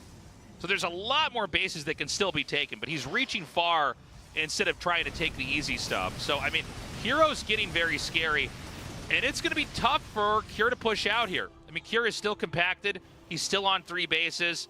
A 4th will eventually, you know, come into play here. But I mean, for now, the size of the map, you know, the size of the number of bases that Hero has, excuse me, is just insane. I think we might have a 3rd robotics facility in production here for Hero. So a disruptor transition certainly going to be in the cards. Yeah, the first one immediately gets queued up right there. Dark Shrine coming here as well. Yeah, Hero just starting to flesh out more of his tech tree. Interesting choice not to go into Templar, but you know, Cure is one of these players that will always start to mix in Ghosts on 3, going on 4 bases. And so I don't mind too much Hero just opting to go for the Disruptors. He's one of the better players in terms of getting flanking Disruptor shots too in Korean PBT. And now he's basically max, and he's also been doing a very good job of spreading his vision. We have a lot of units, and also I think some pylons spread out on the left side of the map. You can see there on the mini-map as these Zealots are going to make their way into the 3rd base. Actually, going for the Assimilator is, I think Hero identifies that Cure is going for a lot of these more gas-centric units. He knows that he's killed a lot of Medivacs, he's killed a lot of Vikings, and that Cure also wants to build, or hold that thought actually. Hero pushing it a little bit more than I was expecting. There was an EMP on those sentries, so no force fields available. Not a lot of Vikings. Actually, those Vikings really far forward. Multiple get picked off. 5 Vikings to 5 Colossus right now on the field. Hero's army is really powerful. And look at this, the heal healing zone. Maybe maybe this is part of the reason why Hero is focusing more on just controlling this right side, because he can actually just repair all of these units basically, right? Yeah, it's actually a good point. You know, I hadn't considered that until this moment, but that's really brilliant. Protoss usually just recharge the shields. You don't get the HP back. Here we go. Big ambitious blink forward. A lot of energy on these sentries. Okay, they do get EMP'd. Good disruptor connection there on the right side. The Vikings, you see them focus firing down the Colossi here in the front line, but there's so much damage. But again, the arc here for Cure is just fantastic. The Zealots dissipate on the left side. That's going to force Hero to remax on Zealots, retreat, regroup. It wasn't really too advantageous to trade on either side. Cure lost a lot of Vikings. Most of the Colossi do remain. But the issue right now for Cure is that Hero's economy is insane. Hero is taking Cure's base in the bottom right side of the map right now, Tasteless. This is crazy. Yeah, I mean, it's I think about the craziest amount of map control I've ever seen here from a Protoss. And the problem is like, okay, so Terran's not dying, right, all right, as long as he can hold this off. But the other issue is Terran's not growing. Terran's not an active participant on the map. Yeah, this command center here at the 4th base is the main CC, I think, as we have another engagement coming in. There's nothing really to fight these Colossi. These Colossi have +3 ground weapons. The Zealots have +3 armor. So much damage getting dished out. Now the missile turret's actually going to take down one of these Colossi, I think, but it doesn't matter. Hero pushes into the natural expansion, and in one of the most Zergy PvT games that I have ever seen, Hero just completely captures the right side of the map at the very end, even taking one of Cure's bases. Yeah, I mean, that bottom right base, it's implied just by the way the map is structured that would always go to the Terran. That might be like the last base Terran takes. I mean, it's kind of crazy. The matchup looks like Protoss' Zerg. And you know what it reminds me of, actually? It reminds me of StarCraft 1 PvT. StarCraft 1 in PvT, it's funny. It's like the Protoss just keeps expanding and the Terran's army scales better.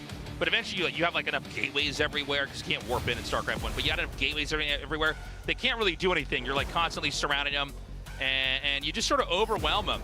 And StarCraft 2 PvT never played like that until now.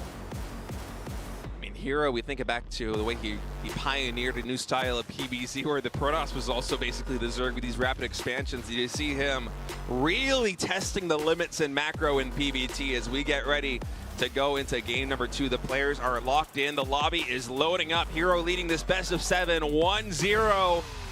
Let's go into map number 2.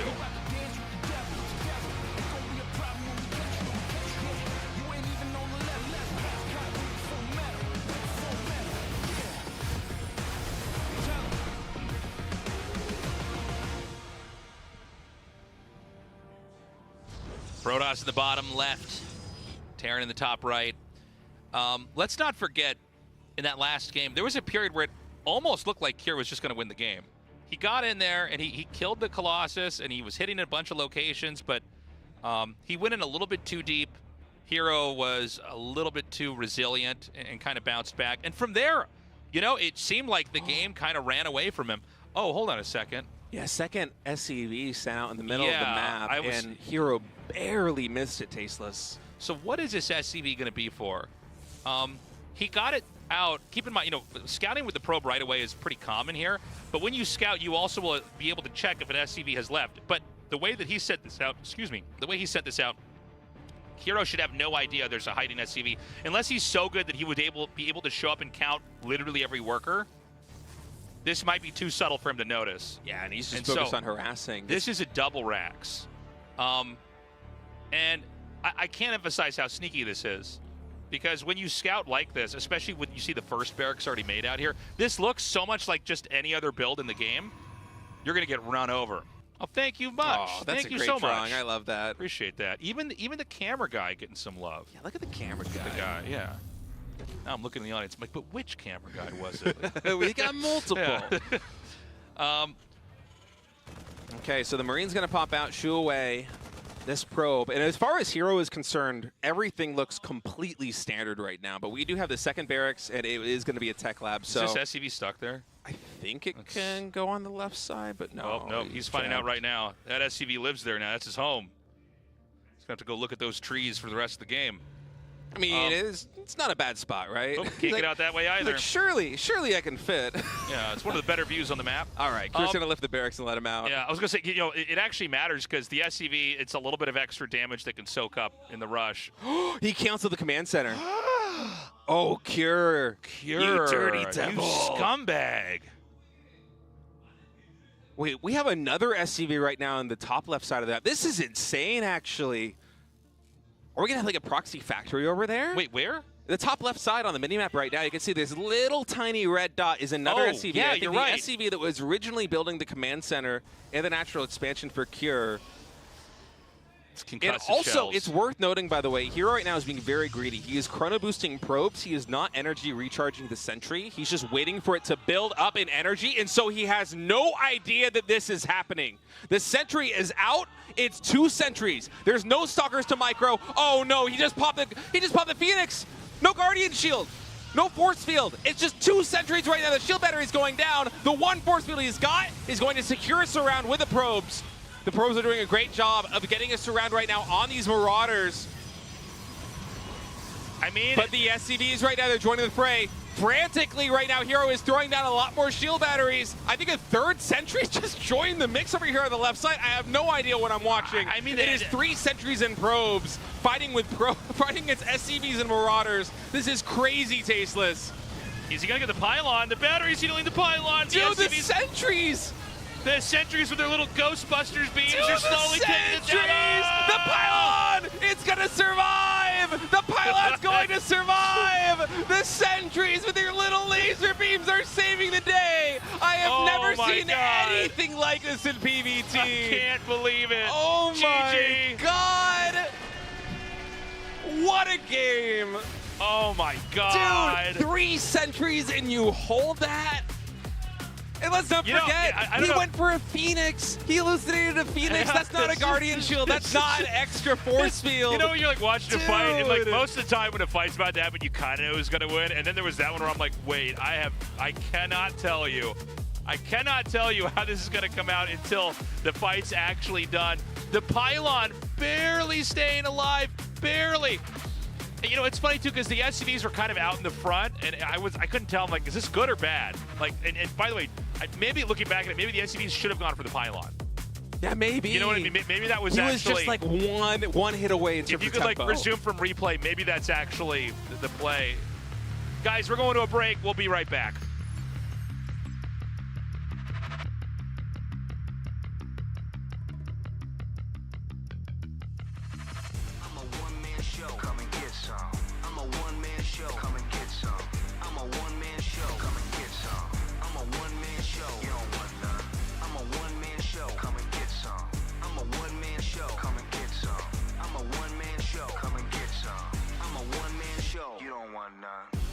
Eyes on the prize.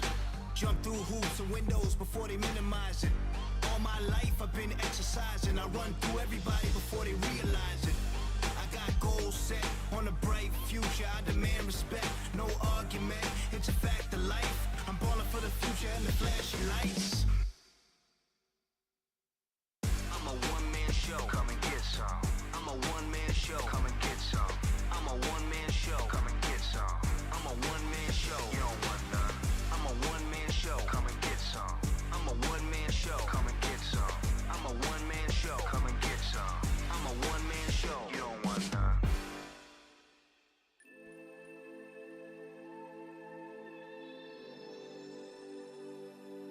Between dreaming and being awake of yesterday.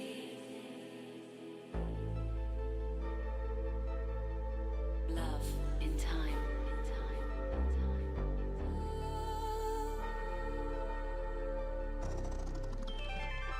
When I saw you again,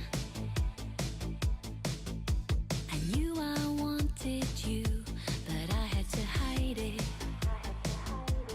I had to hide it, 'cause I have grown strong. Come with me. Without you around, I've just gotta fight it. I don't wanna go back there. Don't wanna fall into your arms again. Don't wanna give you everything I have and see you walk away. Don't wanna fall into your arms again. Don't wanna be reminded of the pain and the love of yesterday.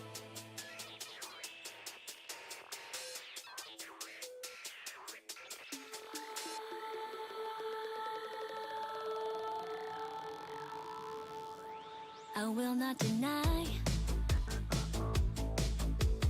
there were good times, but you left me hurting. I was down on the floor when I look in your face.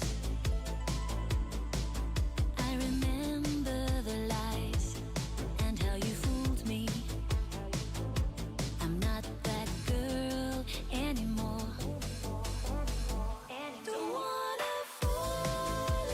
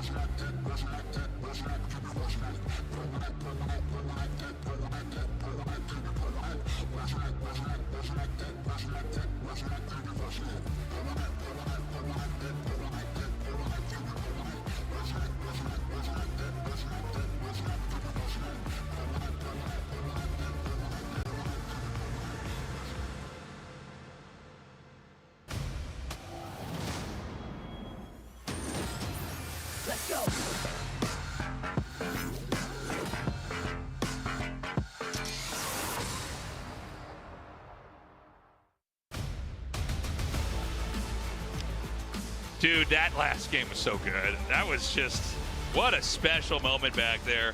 It's funny, like, we all know sentries can fight, but like you never actually just see sentries fighting something, like as a small little group. And you could see that like on both sides, it wasn't exactly clear like who's going to take it.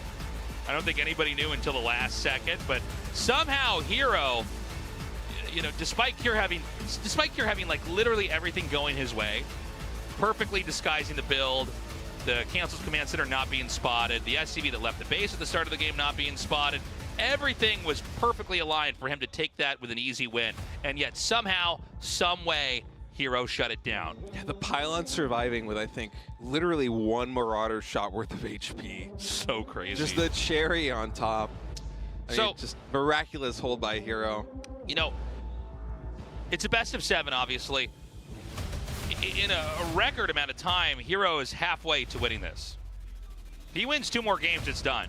Doesn't matter how long those games are. I mean, you know, we've already seen in PvT occasionally some of these games can be extremely short. Cure really needs to win here on ley lines. When you're down 0-2, you really got to win that 3rd game. Yeah, reverse sweep basically never happens in GSL or really any other kind of tournament format where there's a best of 7. So for Cure right now, the pressure is on here on ley lines. Map number 3 might tell the tale of this entire GSL finals. Let's get it loaded up. Hero versus Cure.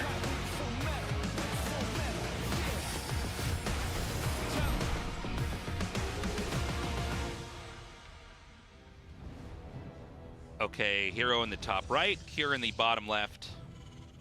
Is Hero going to do anything kind of cheesy, kind of crazy here, or is he just going to trust in, you know, the whole way Protoss could operate in the long game and try to let that ensure his win?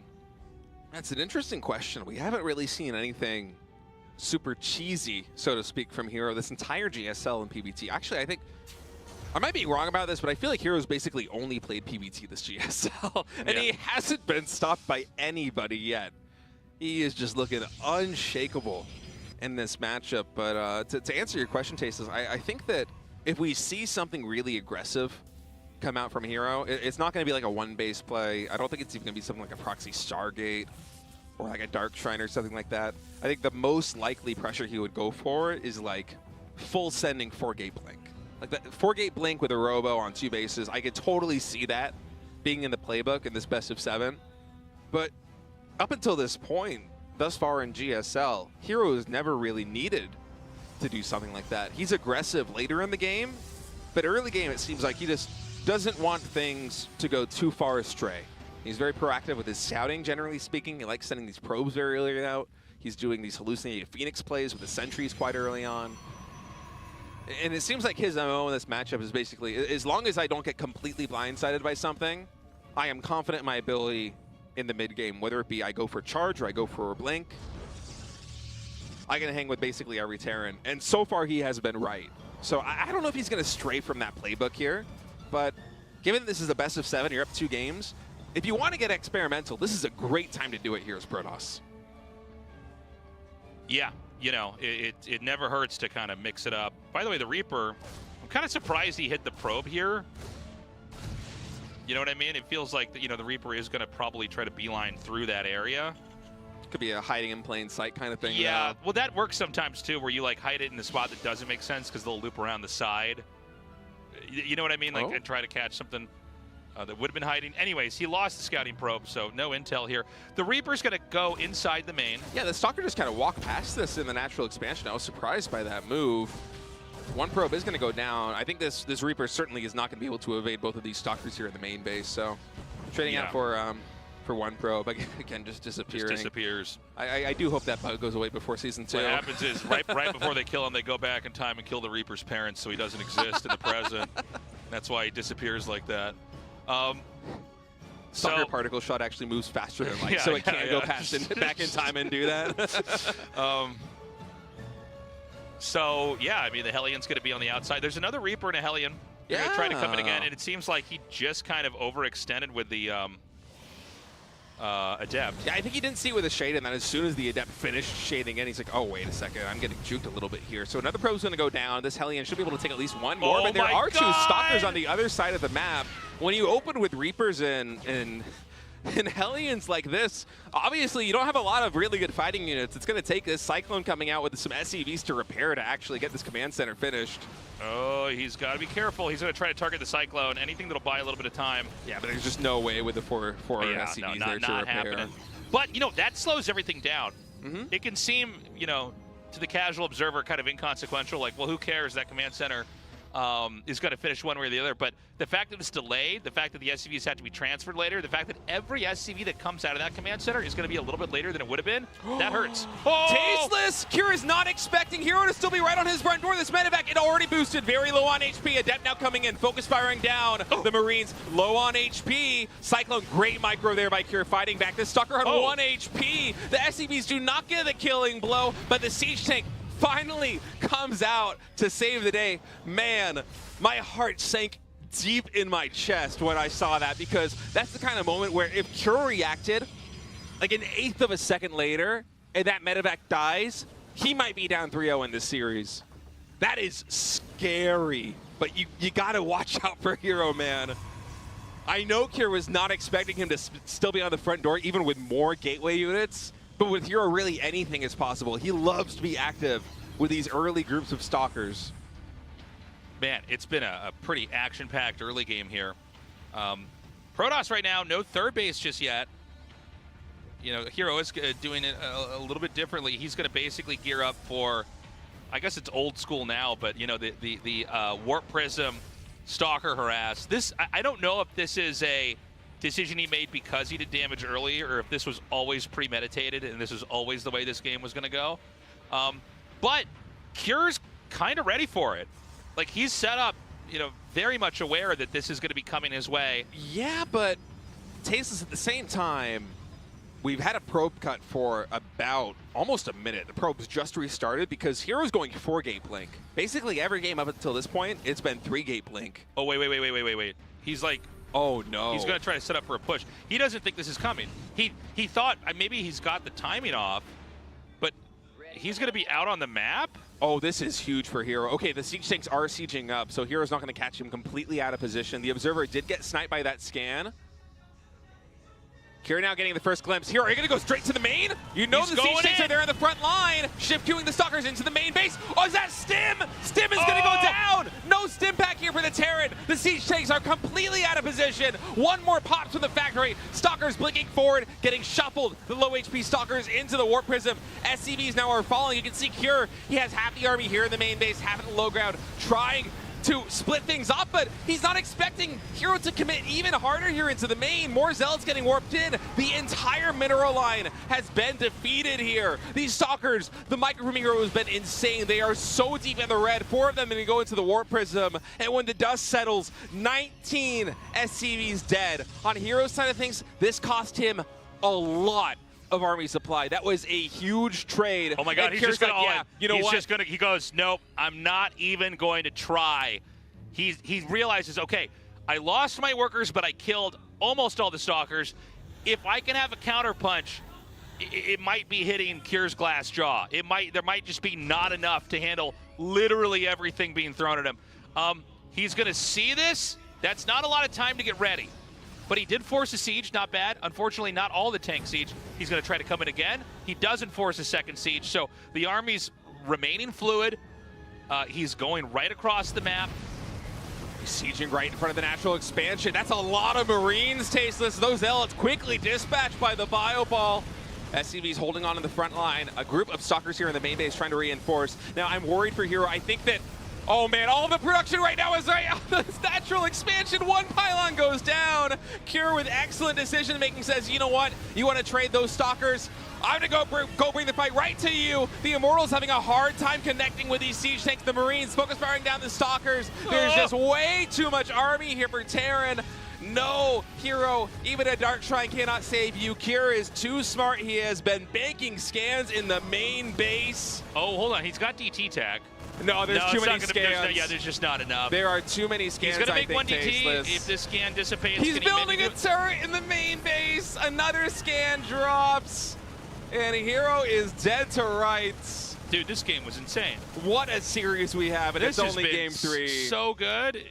Yeah, Hero's dead. Yeah. Yep, GG. Wow. Wow. I gotta say, this is the kind of decision making from Cure. If he moved like 30 seconds later, maybe Hero's able to muster up enough defenses to hold. But just immediately identifying the situation, like, you know what, you blink all those stalkers in, you traded with my army, but not very cost efficiently because I lost all of my SCVs. It's like it pulls the boy already right there at the main base. The like 400 IQ play in that moment. By the way, you have to like, right when that battle's done, look at that and go, this is what I'm going to do now. Yeah. Has to be instant, snap decision. You can't like spend 10 seconds deliberating. You got to go now. And on top of that, you also need to make the decision not to drop mules because the entire mineral line in the main base got wiped out. Even the SCVs on the gases mostly got wiped out. There was basically no mining there for Cure. A lot of Terrans in that situation would be like, well, you know what? I can still drop like 2 or 3 mules. I can probably get maybe a dozen more Marines out of this rallied across the map. Cure's like, you know what? I have enough army. The only way I lose is GTs. Let's just bank those. Let's get turrets and bank those. Brilliant play from Cure. Excellent decision making, and now he is on the board. All right, guys, we're going to map 4 here. Cure starting that comeback. Let's go.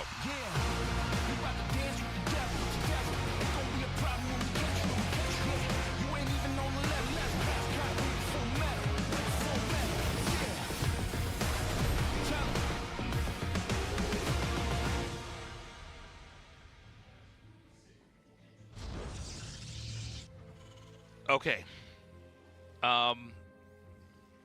Cure down here in the bottom right. Once again, Hero sending his probe from the top left to scout in here and see what's going on. Really interested to see that counterattack work out that well. Honestly, I feel like Cure's playing better than Maru today. Like, he looks so good. And let's keep in mind, that game 2, I mean, that's insane that that didn't end the game. I'm still thinking about it. That's supposed to work. Like, I know that, like, StarCraft's not exactly like chess. Like a one piece captures another piece in chess, right? In StarCraft, it's like a lot more like shades of gray. Like the math is a lot fuzzier, and so like that's why you can have these really interesting fights where like maybe somebody is a little bit better at control and they come out ahead. But on paper, if you show a pro that scenario where the barracks got hidden, came here for Team Liquid. Well, you might be pleased. I think he's going to possibly take this, man. Take game 4 here. It's possible. So if you show somebody game 2, like a pro gamer, and you say, okay, they didn't scout any of this stuff, and here's what Hero's doing. Any pro goes, yeah, this is a Terran win. And then it happened and it didn't work out. Oh, come on, Hero. Citizen's arrest? That SCV is so low on HP. That SCV is living a survival horror game right now. Yeah, that's crazy. But yeah, you're absolutely right. I think it all comes down to that. Hero literally had one force field because he waited until the first sentry had 75 energy and then hallucinated Phoenix at the most, the worst possible moment. It was the second sentry popping that had the force field that locked in 2 Marauders and allowed the probes around. If there's no probe surround on those, the sentry's never connecting with that. The SCVs get there in time to support the Marauders, and I think Hero was just dead. So like, everything had to go perfect for Hero because up until that point, everything had already gone perfect for Cure. It was really a miraculous game number 2. I mean, what a treat this series has been so far. I am just so pleased to be able to cast a game like this one. Cure just looking to be on top of the world right now in TBP. There's no factory, right? I don't think so, no. It's going to be a 2 factory. Factory just started there. So it's double racks into factory. And he's going for concussive shells, by the way. Yeah, let's see what happens with that. I wonder if he's going to have something where he can hit the third like right as it's done. Cure's a really big fan of going for these more barracks-centric plays. Like, he might even throw down a third barracks to do something similar to what he did previously with the siege tanks and no medevacs. But he could also just go something like 3-1-1. He just really he recognizes his skill, I think, in terms of controlling bio units and navigating the army composition of bio. And by navigating that, I mean like having the correct ratio of Marauders to Marines based on what your opponent is doing, which sounds like it's easy, but if you play 2 Marine heavy against somebody who goes super fast Storm, your army is like a glass cannon. Like a thin breeze coming in from those side storms will basically wipe you off the map. It's one of the reasons why Cure, with his army spreads and Marauders, is just so good at retaining armies even after big fights. And it is going to be that third barracks. So we'll have to wait and see if there is going to be a starport follow-up to this, or is he going to dip back into the well and go for another 2-base push with an SCV pull, with no starport, no medevacs, just pure power. I think it is possible. So the hallucinated Phoenix is going to come in here, and he's going to see everything. No secrets in this game. And, you know, this could be a later third base, by the way. I can't remember if it was which match it was, to be honest. But one of these games I said this has to be a push, and then it was just a later third command center. It could be the Terran plays that way just because they can't expand sooner without dying to Stalker Blink. So they just sort of kind of play a beefier, meatier army building game, and then just expand out slowly. I think this is going to be the same build that we saw between Kira and Classic before. There's still no starport. It's 3 barracks. I think more barracks are probably going to get thrown down. Engineering Bay getting added, I believe, around the same time. Because at the tail end of that push against Classic in these semifinals, +1 infantry weapons was making a really big difference in those fights where it was basically just Marines and Stalkers. It also makes pro pools basically completely irrelevant because they evaporate to those Marines like nothing else. I mean, probes are already pretty bad against Marines, but you give those Marines +1, it's just, it is crazy. So on Hero side of things, we do have Storm coming in, but it just started, and now with his hallucinated Phoenix, he is spotting this. +1 ground weapons is getting researched. There's a lot of energy on these Templar, but it's going to be a long time until they get the Storm, and now the SCVs are getting pulled. This is not an Expo game. This is going to be another sharp timing, and it's going to hit hard. I mean, the Nexus, by the way, it just started, so I think almost 100% is going to have to be canceled. Protoss is going to see it coming. The Stalkers are in kind of a weird spot. Yeah, Storm is so far away. We don't have Link either. I think it's just Charge. And he's going to go for the bunker play. Now, there's nowhere near as much infrastructure at the entrance, so he's going to have to try to get the Nexus here. There's no, you know, Achilles heel here. He's going to take the pylon out, and that's going to actually... Oh, no, I'm sorry. The +1 will finish. I didn't realize there was another pylon back there. Yeah, +1 finishes. Storm now finally done. Looking at the Templar, I think we have 4, maybe 5 Storms left here for Hero. Those are going to be very critical here on the defense. Keep in mind, no medevacs means no healing here for Cure. Yeah, and remember that, you know, the Marines can go in the bunker. Storm's not going to hurt them. Storm can't hurt buildings. He's making the gateways just in the back here. I love this SimCity from This Cure. is so sick. He can basically just like push in with bunkers and get in range, and like, by the way, the third base is going to go down. Yeah, see, the Marines are going to kill this off, no problem. And I mean, this is going to be a stake in the heart here. Dude, every Marine's basically going to have their slot in a bunker. We're about to have 5 bunkers here in front of the ramp. All right, Hero charging in. He's got a lot of Storms. First ones are good. A lot of damage being done to these Marines and the siege tanks, but the bunkers are standing strong. There's just no way to break through here for Hero. And Cure runs it back. The same timing push he used to defeat Classic. He's using here against Hero to great effect. 1 Archon, 3 Templar, 1 Stalker, and just a handful of Zealots right now on the field. Yes, you do have +1 ground weapons, Hero, but how are you ever going to break through all of these bunkers? This is such a deadly push. I mean, this is it. You've got to stop this push now. I just don't know if there's any way for Hero to come back through here. He's going to try to come in right before the Nexus is killed. Again, there's so much to deal with over here. So many bunkers. He storms, another dodge. I don't even think he can kill these bunkers off. This should be game. Wow.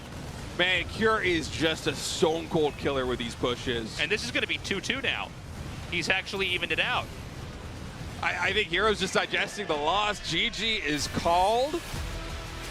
Cure, what a build. This one even hit faster and harder, I think, than the previous one did because he made the engineering bay. I think that was him kind of sending a red herring to Hero in case there was another Phoenix Scout. I don't believe we ever actually got +1 infantry weapons even started there for Cure. So maybe just wanted some missile turrets to be safe against DTs back at home. Maybe trying to throw red herring, but in any case, Cure going back to this just pure manpower-based build. No medevacs, just a whole lot of guns on the ground. Marines, Marauders, and siege tanks. And like the bunkers are the HP in that army. It's not the healing, it's the bunkers. Yeah. And look, this is. Oh, well, we'll talk more about that in a second, guys. Short break, and then the finals continues on.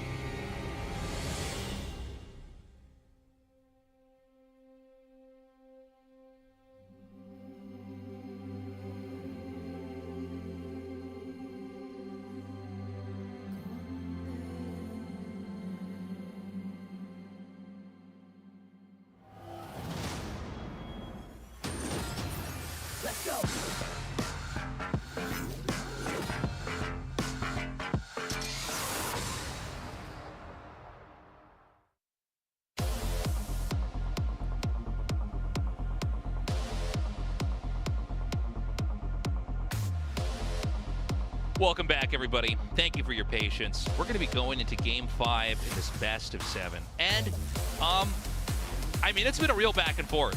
It does seem like Cure has made major adjustments in how he's approaching the matchup. And specifically with Game 4, I look at that and I think, okay, Hero cannot just go for Fast Storm again.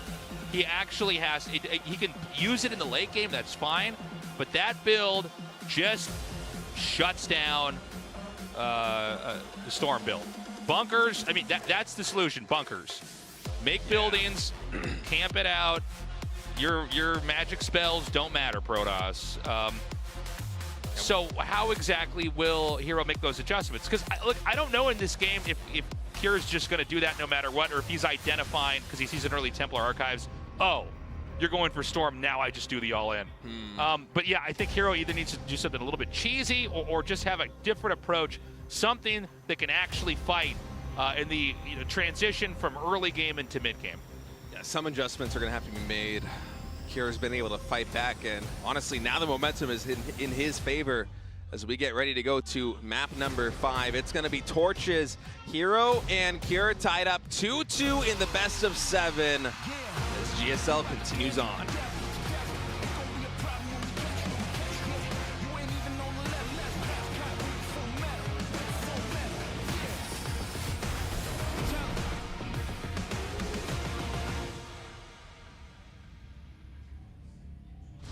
Hero in the top right, Kira in the bottom right. And yeah, let's see what exactly the game plan is going to be for both of these guys. Kira looks really strong. By the way, we never really got any of these like crazy long late games, right? We had this with a Kira Classic. Didn't really happen yet, right?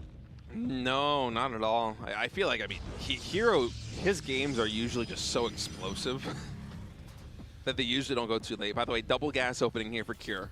So we're going to have some really fast tech coming in. Most likely with the delayed command center, we did see GuMiho go for literally like an EG Puma 111 from I don't know how many years ago style build earlier on in the semifinals, but I feel like Kira here with this double gas is probably going to do something a little bit more delayed as opposed to the speed. It seems like he is really a Terran who prioritizes having numbers. Okay, you see him doing siege tank pushes compared to a lot of the other Terran players in TVP here in GSL, and whereas a lot of other people are prioritizing the speed of the push, Kira is really all about hitting just a critical mass. Yeah. It's been working very well for him so far. Like a 1-0 versus Classic with that build, 1-0 versus Hero with that build. Now for Hero, because he went for this really early scout, not only is he able to see the factory timing, the barracks timing, and know this is a 2-gas opening, he also knows that it's a 2-gas opening that isn't super gas intensive. And what I mean by that is that we see these refineries, they're only about half saturated. For a moment, it was 2 guys on Vespene gas on one of those assimilators, 1 guy in Vespene gas for the other assimilator, and even recalling that probe is kind of nice. I like that too. That's a cute move by Hero, just saving 1 more worker. And we'll see what kind of build Kira is gonna bring to the table with this one. Of course, delaying the gas income like that is going to translate into a faster command center, so that is now getting thrown down. Yeah, so it's, I mean, not a lot is going to happen here for the next minute or two. We're going to wait and see, what kind of, game this is going to be. We do have the starport, by the way, so this isn't, factory and a bunch of barracks like we had in game 2.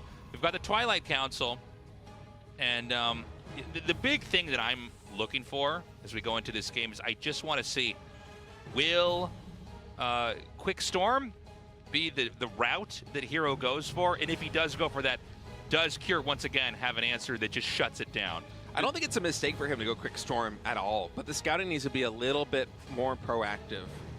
Because last game, Hero, although he did technically see all of the pieces of the puzzle with the hallucinated Phoenix Scouts against Cure, on the previous map, I think he didn't quite put that puzzle together to determine what the build was going to be from Cure. I think that maybe Hero was suspecting that, perhaps Cure has a starport that's just out of my vision. I just didn't see it.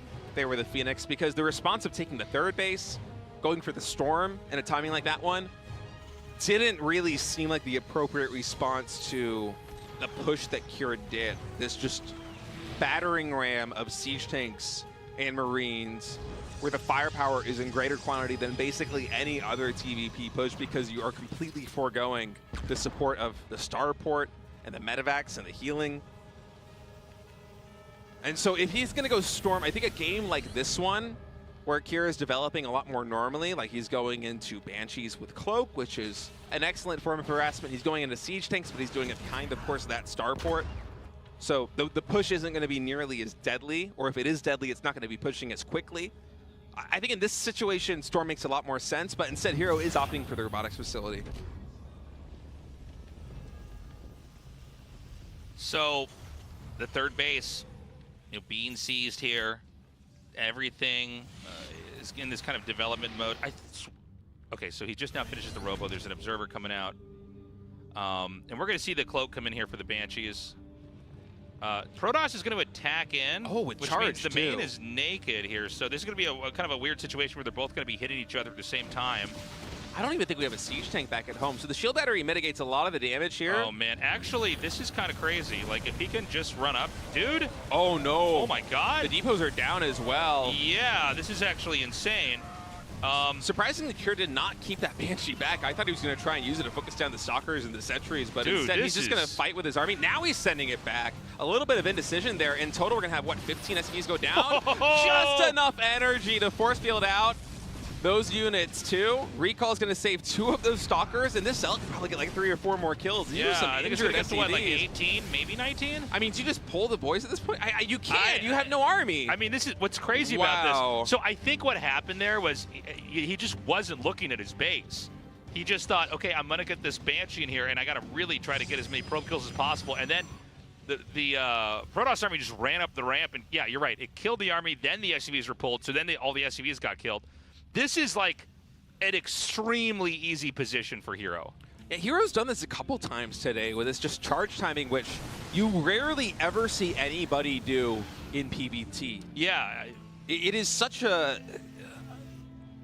Well, it's funny. It's kind of like you're catching someone with their pants down. Yeah. Like you're just not looking, and suddenly the stuff runs up there and does so much damage. Really smart move. I feel like if this was a more popular move, you would see a player like Cure just have a bunker or the natural expansion with 1 or 2 depots around it, and then be mostly safe against the charge zealots, because really the charge zealots are the threat. But instead, he's being a little bit greedy, I think, just because Hero is doing this kind of off-meta push style. And now, as you said, his position is so easy. He's getting Blink, he's adding in, what, 3 or 4 additional gateways? A ton of them just finished up right now. This is like a 7-3 or 8-2, like favored position here for Hero. Like it just... You kill the army and you kill the workers, and you've got an extra base and all your tech's up now, or all your gateways are up and most of your tech's up. I mean, it's just like, how do you lose that, right? Like, you could have a much worse player basically sit down in Hero's chair and play this out, and it would probably beat Cure.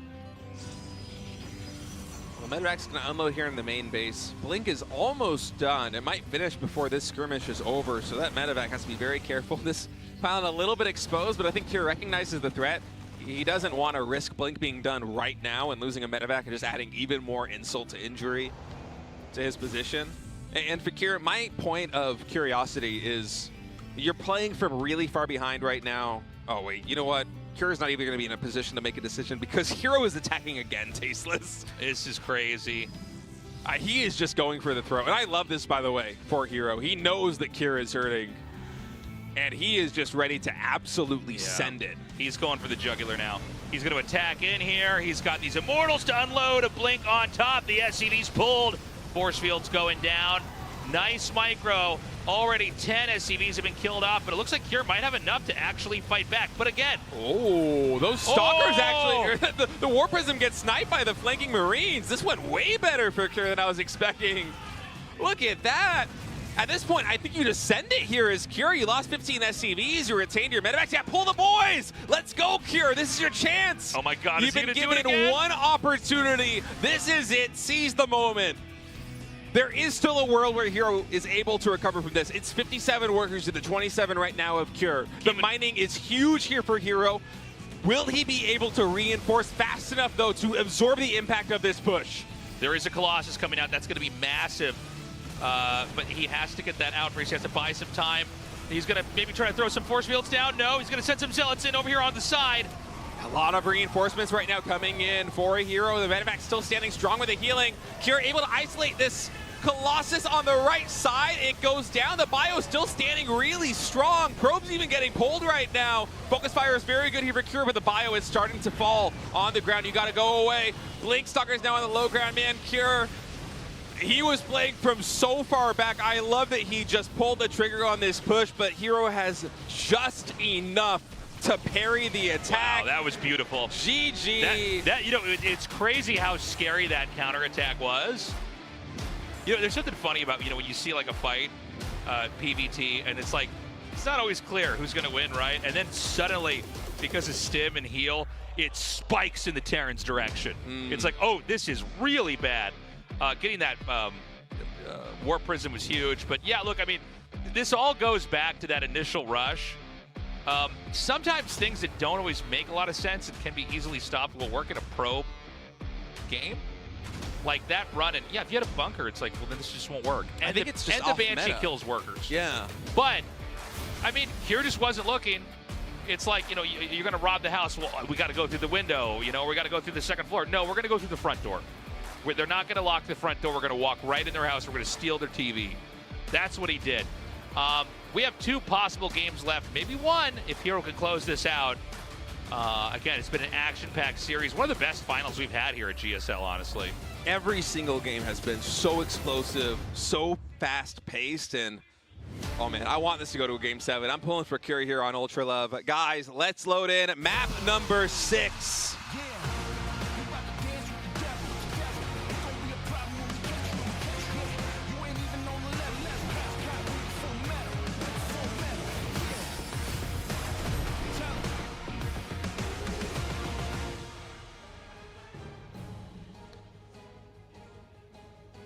Okay, Hero in the bottom left, Cure in the top right, and yeah, I mean, let's get into this game. You know, each of these PvTs is a little bit slow at the start. You know, in the minute or two, or you know, not a whole lot's going on. But when the things pick up, man, it really picks up. It's been a very fun PvT series.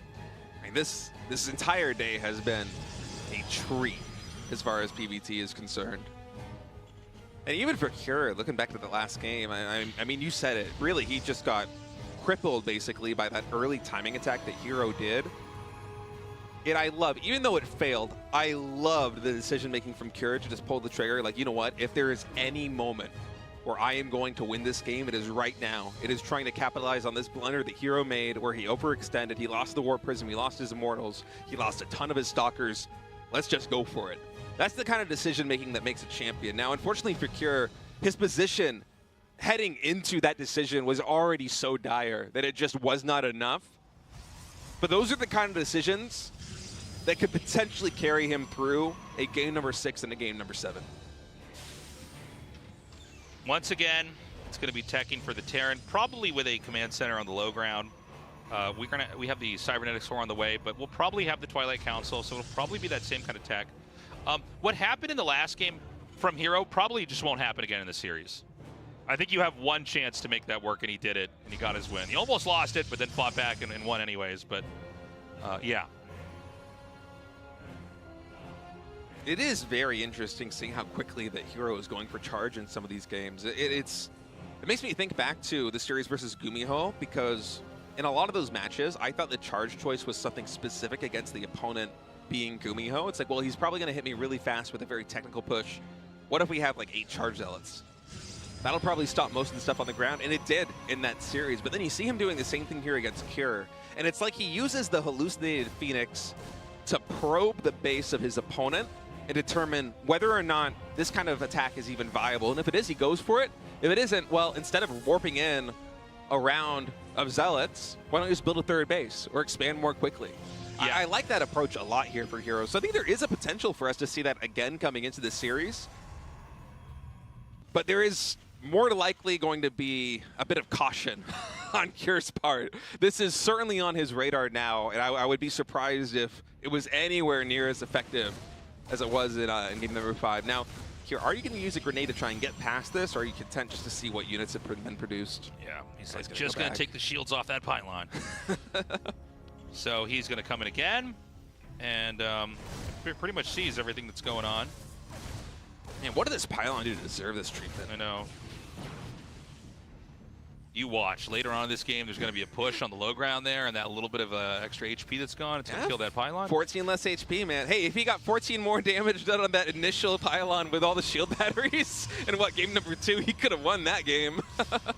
By the way, there's 4 gates being made. Yeah, and charge. So this is a similar opening to before. So I just said, like, it's not going to happen. Never mind that. He's going to go right on in and do it. Yeah, but again, he doesn't have to go for the push, right? Sure, yeah. I mean, he could also hold off his opponent's push or something like that. Mm-hmm. I like it. I like how versatile this opening is. I'm going to have to mix this into my own games. This really fast charge is cool to see because for so long in the PvT meta, people have just been going Link, like basically every game. As it is right now, Cure posturing a little bit with some Hellions and Reapers on the front line. There is one Widowmine and a Medevac, but this is all very low commitment here for Terran. He is able to isolate this one Stalker with reinforcements coming in. He's hardly going to get any hull damage on it. And behind this, Terran is developing with siege tanks. Stim has just started. It is a 2-1-1 build here for Terran. Meanwhile, Hero, I think you said he's on 4 gateways now? And the robotics facility is just now completing, I believe. So the Robo is actually over here at the entrance. And I wonder if the Reapers are scouting for just this. Keep in mind, a push at the entrance, if he kills like that pylon or just kills the gateways in the Robo, that's like more than half the infrastructure.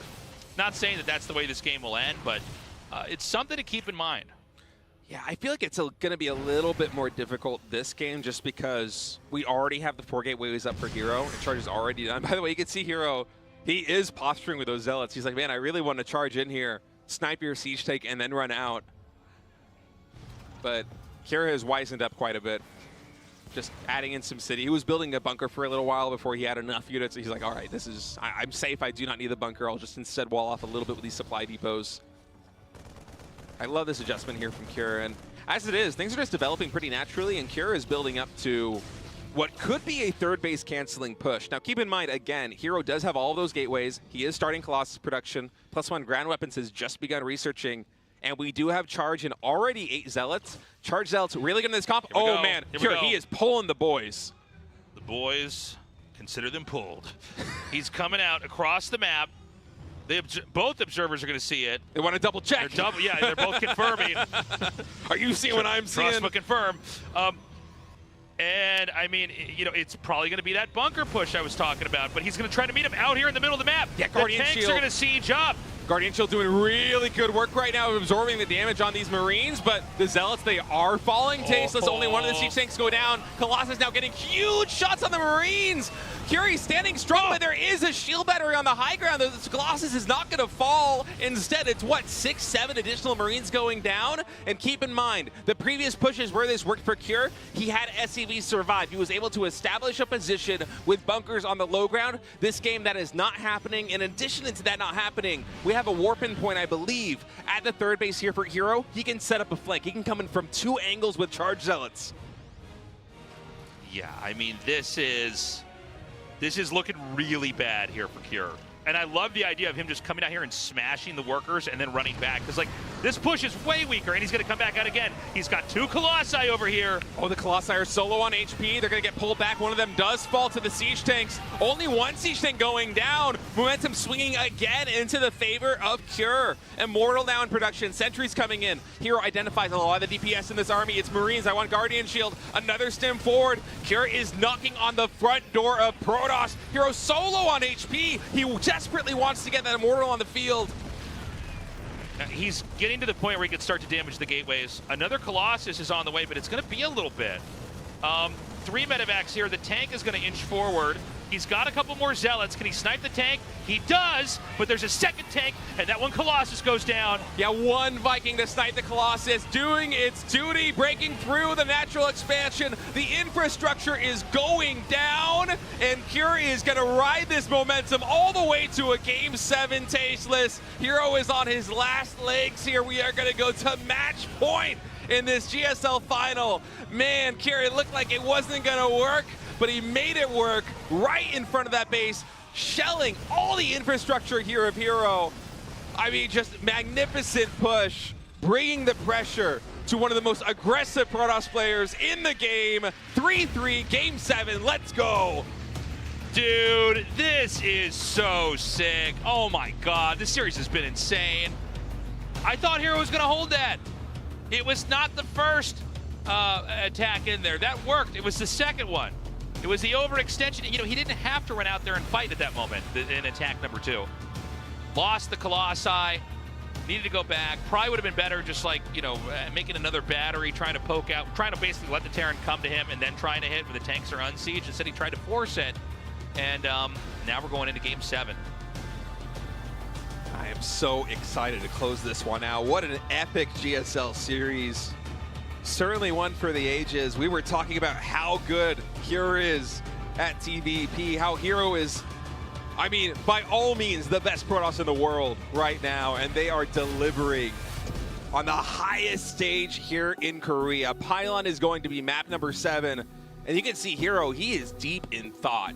These siege tank pushes have been his kryptonite thus far in this series. Every other scenario, he is bringing the fight to Cure, but these pushes, he hasn't really had a good answer for them.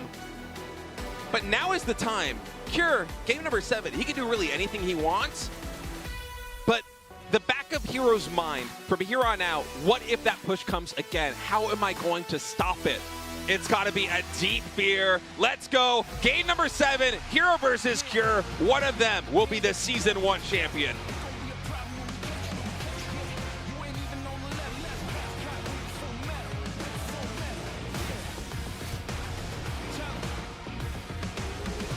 All right, this is it, guys.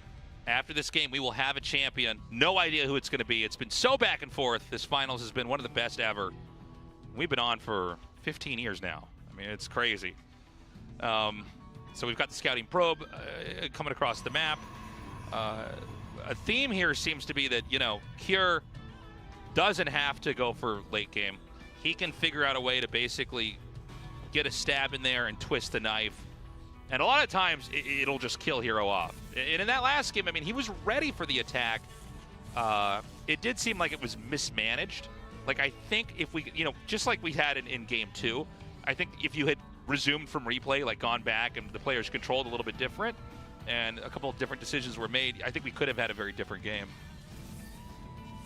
I like the initial engagement from Hero in the previous map, but it felt like the previous push earlier on in the series got in his head a little bit. And Hero was maybe thinking, you know, what if there are all these bunkers getting set up outside of my natural expansion? What if that position becomes completely entrenched? Yeah. And then I cannot break free. It seemed almost like he was putting himself on a timer to break out, whereas, you know, us as fans of the game, as viewers, as casters, as observers, we can see the whole picture. There is no fog of war. We know what is going on. And we can tell that, you know, Hero, he could have taken a little bit more time. I don't know if the outcome would have changed, but there was a world where, you know, he uses some warp-ins at the third base. He's able to come in from multiple angles and get a surround on that Terran army before Cure can establish a position with bunkers, with missile turrets, with those siege tanks even closer to the natural expansion. But you know, in such a high-pressure situation like that one, especially with a memory fresh of the previous push and how suffocating those bunkers were right on Hero's doorstep, it's no surprise that he felt like he was in a hurry to try and break out. And so I'm really curious, does Cure go back to some variant of a siege tank push? If he does, is it going to be the variant that we saw against Clasic and Hero earlier in the series where he skips the medevacs and just goes full firepower right out of the gate? Is it going to be something more technical like we saw in the previous game?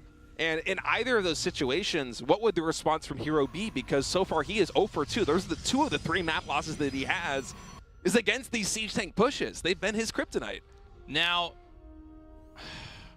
I mean, look, if I'm Cure, I'm going to try to recreate that push.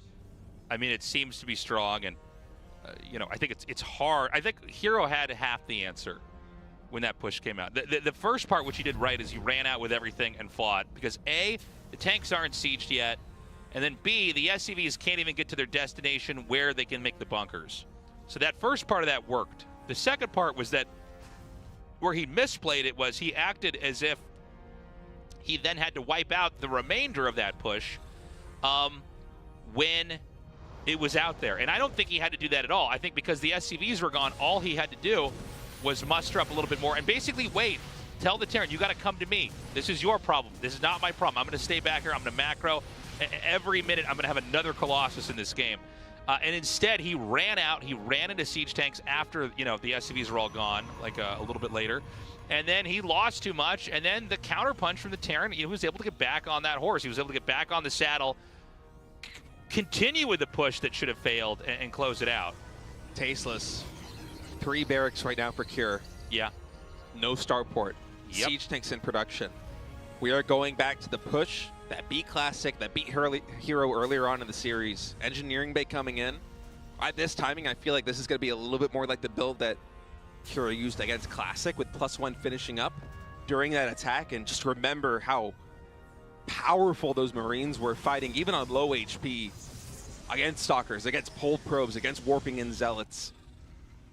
We'll see if he actually does opt to go for +1, or if he is really going to invest every resource into just firepower and units. But all signs are pointing towards another push coming in from Cure. This time, Hero, response a little bit different. We have a Blink Stalker coming in. It is not charge. And it's going to be a lot of Blink Stalkers. Warp Prism also in production, about to complete. More Stalkers being warped in back at home. Hero sitting on 42 workers. That is a optimal 2-base saturation.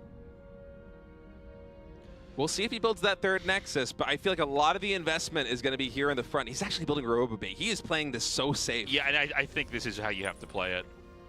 You know, you got to be focused right now on where this attack is going to come in. He's going to come in with Blink, and I think this is smart. He's going to go right for that reactor, and he's going to get the kill on that.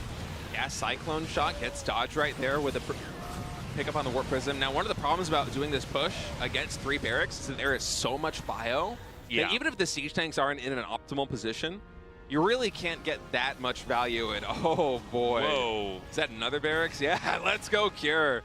Yeah, a lot of barracks coming down here. So we are going to have +1. It is not just for turrets, and this is going to be pure firepower. This army will be massive. And this is, by the way, this is another barracks down here. Okay, he's going to see this. Yeah, so, like, you know. Hero knows. So this is no longer a secret. Hero goes, okay, this is no longer about a third command center ever. This is about ending the game. Oh, he's supply blocked right now on the Colossus, and it's chrono God. boosted. This is painful, man. He is feeling the pressure. SCV pull already coming out. That Colossus should have been in production. Oh no, the pylons are only just now starting. Honestly, even losing a Stalker right here is almost advantageous because that Colossus needs to start. It only just now began. That splash damage is going to be so delayed. This push is coming so fast. God. The battery only just now getting thrown down. And here comes the push. He's almost there. Again, the delayed Colossus. The first Colossus be delayed will even delay the second Colossus coming out after this one. It's huge. The tanks siege up. The Stalkers back up. He's going to throw the bunkers down. Here come the bunkers. He's walling in the right side of this push. This gateway here in the front already getting taken out. Hero, he is posturing to come in on the left side with Stalker, Zealots, and his Colossi. Right side with the Immortal, with the gateway unit support. Colossus getting some good shots there on the Marines. Hero now collapsing on this position. He blinks forward, focusing down the siege tanks. There is so much firepower here, though, for Cure. Taking almost a 10 army supply lead. The Colossus is staying alive. A lot of the HP here in the army for Cure has been dissipated, though. 10 SCVs going down. The Colossus still stays alive, recharged by that shield battery. Another one now in production. Gateways being reproduced in the main base of Hero. These pylons falling as the bunkers continue to inch forward. I mean, I just don't know how you could stop this. He's going to have to try right now. He's going to come in here. He's hitting hard. He'll take out the first tank. The bunker takes half damage, but then the dive in. Only it was a dive in on the hallucinated Colossus. A misfire, an overstep. These Marines are getting so low on HP, Tasteless. There is no healing for them whatsoever. These Colossi shots are huge on those Marines. Hero playing much more conservatively, much more safely this time on the defense. Once again, going in, Siege Tanks focusing down the Colossus. It does get microed back on the left side. Marines taking a ton of damage. Every single stim is permanent damage on these Marines. Even more SCVs being brought to the front lines. SCVs inching forward, getting in range of this gateway, getting in range of this robotics facility. Hero, he's going to come in again. He's moving in now. He's going to come in with these two Immortals over here on the side. They take out the tank. They're just going to back up again. Without a tank, it's going to be up to the infantry to dive in. This and he infantry, doesn't get that Immortal. It is so low on HP. The Siege Tanks, I mean, that Immortal move with a Warp Prism was so clutch by Hero. The long-range firepower is basically gone. It is off the board here for Cure. There's only one more Siege Tank remaining. Guardian Shield is on the table here for Hero. He's posturing. He isn't overcommitting. He is taking his time. He wants to be a GSL Codex champion. Stalkers blinking forward, going for the Siege Tanks. The Immortals firing down on the Marauders, on the bunkers. The Colossi standing strong. The Rolo units, they're carrying the defense right now, Tasteless. This is insane. Cure, he's running out of more gas. tanks. There's no more tanks here. Remember how many SCVs were sacrificed. There's only 24 mining right now. At this point in time, Hero has double that with the extra base. He's going to push out. He's going to close this out. Oh man, the Immortals moving forward. Hero has done an unprecedented job of keeping these key units alive. GG! Hero is your GSL Code S champion!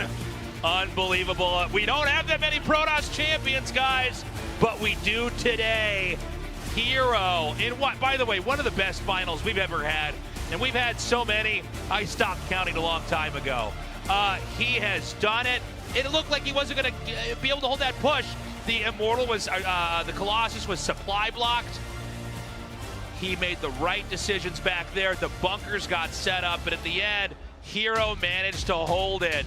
He is your GSL champion.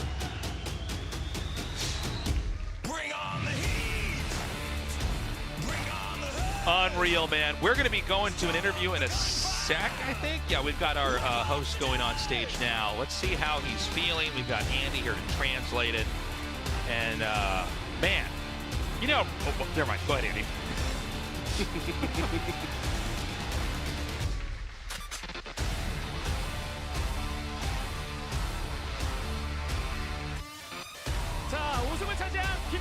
All right, we're going to have an interview with the Season 1 champion, Hero. 자, 지난 2022년 5년 만에 프로토스 우승을 이룬 이후에 3년 만에 After being the Protoss champion after 5 years in your previous record, now you hold the trophy for Season 1 GSL. How do you feel right now? 이렇게 어려울 거라고 생각 못 했는데 Honestly, I didn't think it was going to be this arduous. 요새 위닝 멘탈리티로 장착을 And everything was a nail-biter until the end of the series. And the nerves got the better of me at some moments. And you know, I'm like trembling right now, but I'm extremely elated. I'm extremely happy. 테란의 치즈러시를 연습할 때도 많이 막아보셨을 것 같았는데 I'm pretty sure you did practice defending against the cheese rush from Terrans. The cures feel different compared to them. 후반 운영 갔을 때도 좀 잘하는 선수다 보니까 Well, it feels like Cure's late game macro is exceptional, so I can never let my guard down in any moment during the game. 근데 진짜 아찔한 이야기지만 두 번째 세트 때 그 전진 충격탄 불고 못 막았으면 졌거든요. In the second game, had you not blocked the proxy marauders, it would be Cure with the trophy right now. So, did you just get lucky in that game? 제가 도우기한테 한두 번 당한 게 아니기 때문에 I mean, it's something that Cure has attempted a few times, several times against me. 그래가지고 운 좋게 막을 수 있었어요. But luckily, I was able to fend it up pretty well. And I think that was the turning point of the whole series. 영광스러운 또 GSL 우승과 함께 또 EWC 직행 티켓을 What a glorious achievement here today. And now you punch your ticket to EWC as well. 사실 그 부분 때문에 진짜 너무너무 간절했는데 And honestly, that is why I really wanted to win today. I was so hungry for this victory. 팝콘 먹으면서 모든 경기 다 구경할 수 And I guess now I can just like chew on my popcorn and just like watch the matches just casually. 그리고 오늘 정말 비도 많이 왔어요. And those are the words from the champions. And today was a very rainy day. It was raining cats and dogs. But despite that, so many fans are here at the venue. So anything you want to say to them? 전국적인지 모르겠는데 여기저기 비가 Well, I don't know if it's nationally, but there have been a lot of rain in various areas in Korea. So, you know, I want to thank all my fans for being here at the venue. You guys just like give me all the energy. 또 가족들에게 한 말씀 해야 Well, I 되는 거 almost forgot, but you definitely need to shout out to your family, right? 집에 못 들어갈 뻔했어. You need to send a shout out. 기다리고 있었어요. 아 그래요. I was waiting for this moment actually. 사실 제가 언급하면은 클로즈샷 들어갈까봐. You know, I feel like if I do mention my wife, the camera's probably gonna like zoom in on me. There you go. 절반의 운을 끌어다 썼다고 생각이. Well, I think I spent half the fortune of my life to meet my wife, and she's my coach, she's my spouse, she's my everything, and she gives me so much help, so much assistance, and I was able to lift the trophy today because of her. 금방 서서 하면서 응원해 주시는 가족분들. And also, I want to thank my family members for always tuning into my match. 경기 앞서서 제 경기인 마냥 도와줬던. And before the match, I want to thank Bunny, SOS, for helping me with the practice. I really want to thank them. 다시 한번 우승을 차지한 김준호 Once again, congratulations on your Season 1 champion hero. You may exit the stage for now. 자, 우승과 준우승에 대한 시상식을 Until you come again. Dude, this was a great finals. Excellent translation work, Andy. You know, when you have a best of 7, it's actually very rare to get a game 7. You know, best of 5s, it's actually statistically it happens all the time. The score of 3-2. We got a few more announcements here, guys. 자, 준우승을 차지한 선수에게도 뜨거운 박수 부탁드리도록 하겠습니다. Oh no, I'm wrong, guys. Sorry, this is the runner-up. Sorry, I've only been doing this for 15 years, guys. How do I know? How do I know how this show No, ends? I was thinking the same thing as you. I thought there was our staff was going to announce something. Okay, so for the runner-up, don't worry, Kira loves flowers, in case you're wondering. He's going to put those in his garden. He's got an extra vase at home filled with water, just waiting for those.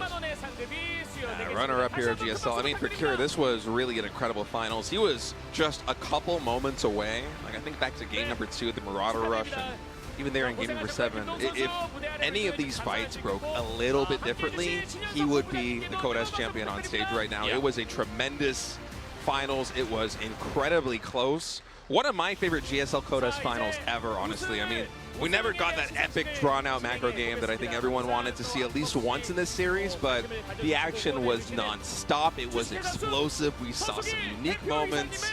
I mean, it was just an absolute pleasure. Hello, everyone. I'm Kevin, the CEO of Soup. It's been a while. 와, 오늘 하루 종일 비 왔는데 It's been raining all day today, so I was really worried, but 정말 대단합니다. there are no empty seats today. It's filled with GSL fans. 월드와이드로 너무 감사하고 The StarCraft 2 enthusiasts, I want to thank you all. 또 오늘 이렇게 경기가 가능할 수 있었죠. And thanks to you, we were able to hold this match. 이 I really want to thank you. 프리컵에서 10년 됐습니다, 우리 GSL이. It's been 10 years since the first GSL happened in this Free Cup studio. 프리컵에서 한 지가 10년이 돼서 오늘 돌아보면서 10년 전 생각이 났어요. You know, I was looking back, I was reminiscing 10 years ago. 멋진 경기를 보여준 우리 선수 너무 It's been so long. 특히 김도욱 선수. And you know, I want to thank the players for putting up great performance today. And also, I want to give a shout out to Cure coming runner-up this season. 또 로드 투 EWC 다다음 주에 또 시작하니까. And Road to EWC will begin again next week, so please tune into that as 저는 또 well. 개인적으로 김준호 선수 어릴 때 데뷔했을 때 제가 구단주였고. And you know, I've seen Hero from the beginning. I was the team owner back then. It was really small. It was a really newbie. But you know, he went to the military service. He went to do his military service. He now has a family. 우승할 때 Time sure flies. And now I see him holding up the trophy. It's a very meaningful day for me. So I want to congratulate him. And please keep looking forward to GSL. And also, like I said before, please tune into Road to EWC. That will happen very soon. Thank you all. That's right, guys. You know, we're gonna start the season 2 like next week. I think it's in 2 weeks. We are moving really fast. Yeah, so it's like, oh, hold on, guys. We're gonna now give the the giant check? Giant check, the trophy, give him everything. Giant check that goes take that right to the bank. Congratulations to Hero. What a great season this was, honestly. Yeah, and it's exciting to have a Protoss champion again after so long. And after such a close series as well. I mean, Hero absolutely owned this. Everyone came into this GSL talking about how terrified they were to play Hero, and I wasn't really buying into the hype when we had those initial interviews in the first week of this season, but along the way, I definitely became a believer. This guy is just on another planet right now. Hero, tremendous season. Looks like possibly the best form of his life. Yeah, I mean, that was I really enjoyed our deep dive into PBT in general here. Guys, thank you so much for joining us for this season and for this finals. And, you know, we've got, obviously, Hero's going to be going to EWC. EWC just around the corner. We're both super excited to be casting that for you guys as well. Season 2 is going to be in 2 weeks, or maybe a little bit less. 10 days from now or something. But yeah, point in case is that, like, you know, it's like when you finish season 1 of a good show and you're like, oh, season 2 is already out. You want to just start right there? Well, you can do that. Yeah, it's going to be nice. I mean, it's a bit of a bummer that we got to rush everything so quickly, but it still adds a little bit to the excitement too. And I mean, at least this month we're getting a ton of GSL. Right. This has been so much fun. You can see now, there it is. That's the exact date, May 28th. So yeah. About a week and a half, 2 weeks. About 10 days. Yeah, I think that's right after DreamHack Dallas, if I'm not mistaken. So yeah, right after. So we'll see you guys then. Thank you for watching, guys. We love you, and we'll see you in season 2. Stay safe out there. Bye-bye.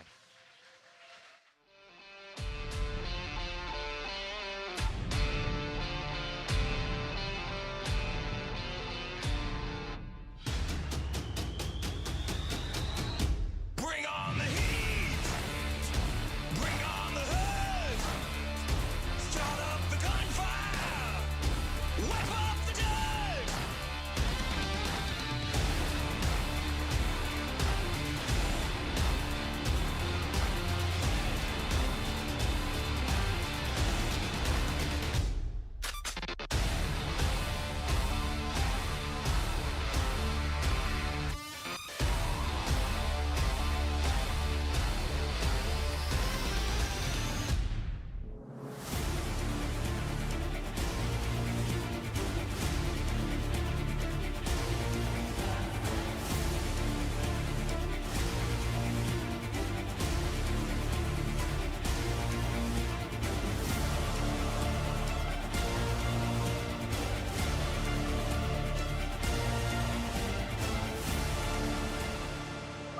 Incoming transmission.